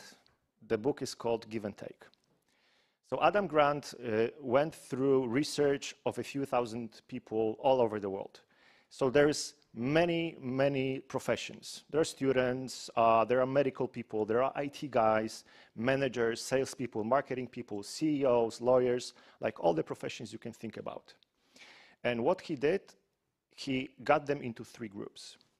So the first group are givers. So these are people who, in their business and in their private life, they tend to give more than they receive. So we call them givers.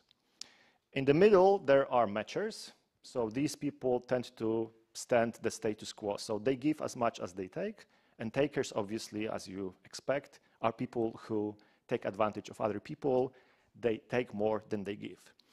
And what Adam Grant did was he managed to figure out how successful they are. And how successful, I mean, how much money do they make? How quickly do they get promoted? How they are perceived, how good teams they have, what are their future prospects for success. So this is, what he calls successful. Surprisingly, or maybe not, the givers were at the bottom of this list. So they were the least successful. What do you think? Who was at the top of this list?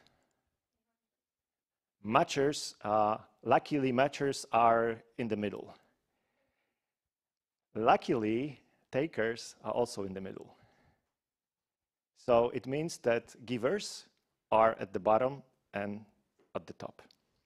But there's a difference between what I call a good giver and a bad giver, or a giver and a clever giver. So there's like 3 elements that a good giver always has that makes him or her, you know, on top of the list. Because if you don't have those 3 elements, and there are many more in the book, I'm just gonna share with you 3. If you don't have them, you might be used or abused, or no, you might be taking, someone might take advantage of you. So there's 3 elements. One of the elements is being assertive. And like my answer, if someone asks me for help, is always yes. And this is when you guys rank me up and ask me if I want to do this gig. I said yes. But if someone starts to overuse this, I can say better than I used to have it, that I used to do it before, assertively, no, this is my time, it's my money, this is where we stop. So my initial response will always be yes, if someone asks me for help. If someone asks me for a full day, and I don't have a full day to help out, I will do a 5-minute favor, and this is like an hour or 2 hours favor for you guys. I'm always up for help. And the third element, and this is where I finish up, is the network. Because if you are a good giver and you give other people extra value and you don't have a network of other people around you, there's no way this stuff will come back to you. So by network, I mean the people you know, you care about, you help them, but also the people in your network, for example, on LinkedIn. And my experience is that even with gigs like this, and with the ones that I do for the money, and you know all the other ones that I do, if I do someone else a favor and I prepare and I do it in a good way, it always comes back to me. So you can go away with the formula, you can go away with the definition, but this is what I think is the most important element for your future, because the future is interesting, but it's also scary. And if we are to go through this, we'll better go through this together. So I would like all of you to not only to think about being a good givers, but to be a good givers. And this is the only way for us, for you guys and for all of us to go through. Thank you very much.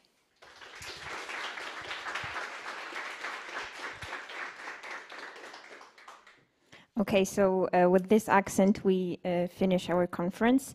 And we would just like to say a huge thank you for all of our participants, so in-person and online participants. And now Victoria, as the main organizer of the event, would just like to say a few words.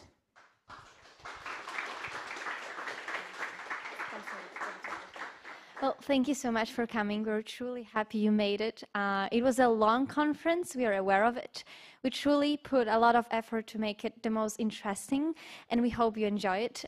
Please let us know if you like it, what were your most favorite performances. We are here. We'll be after the conference still cleaning it up, so please come and say a few words because we really appreciate your feedback.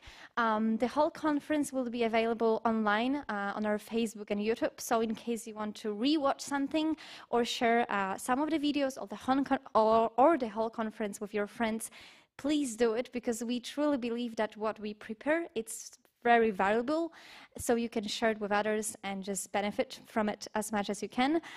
We thank you, one of our sponsors, actually British Council, and all of our patrons who support us, because without them it wouldn't be possible, especially MetaPrzestrzeń, because we got this wonderful space, and we are truly thankful that they give it to us and that we could use it today. So I think this is the end of our conference. One more time, thank you to our participants and our guests and speakers. Without you, this conference wouldn't be possible. And thank you. Enjoy this day.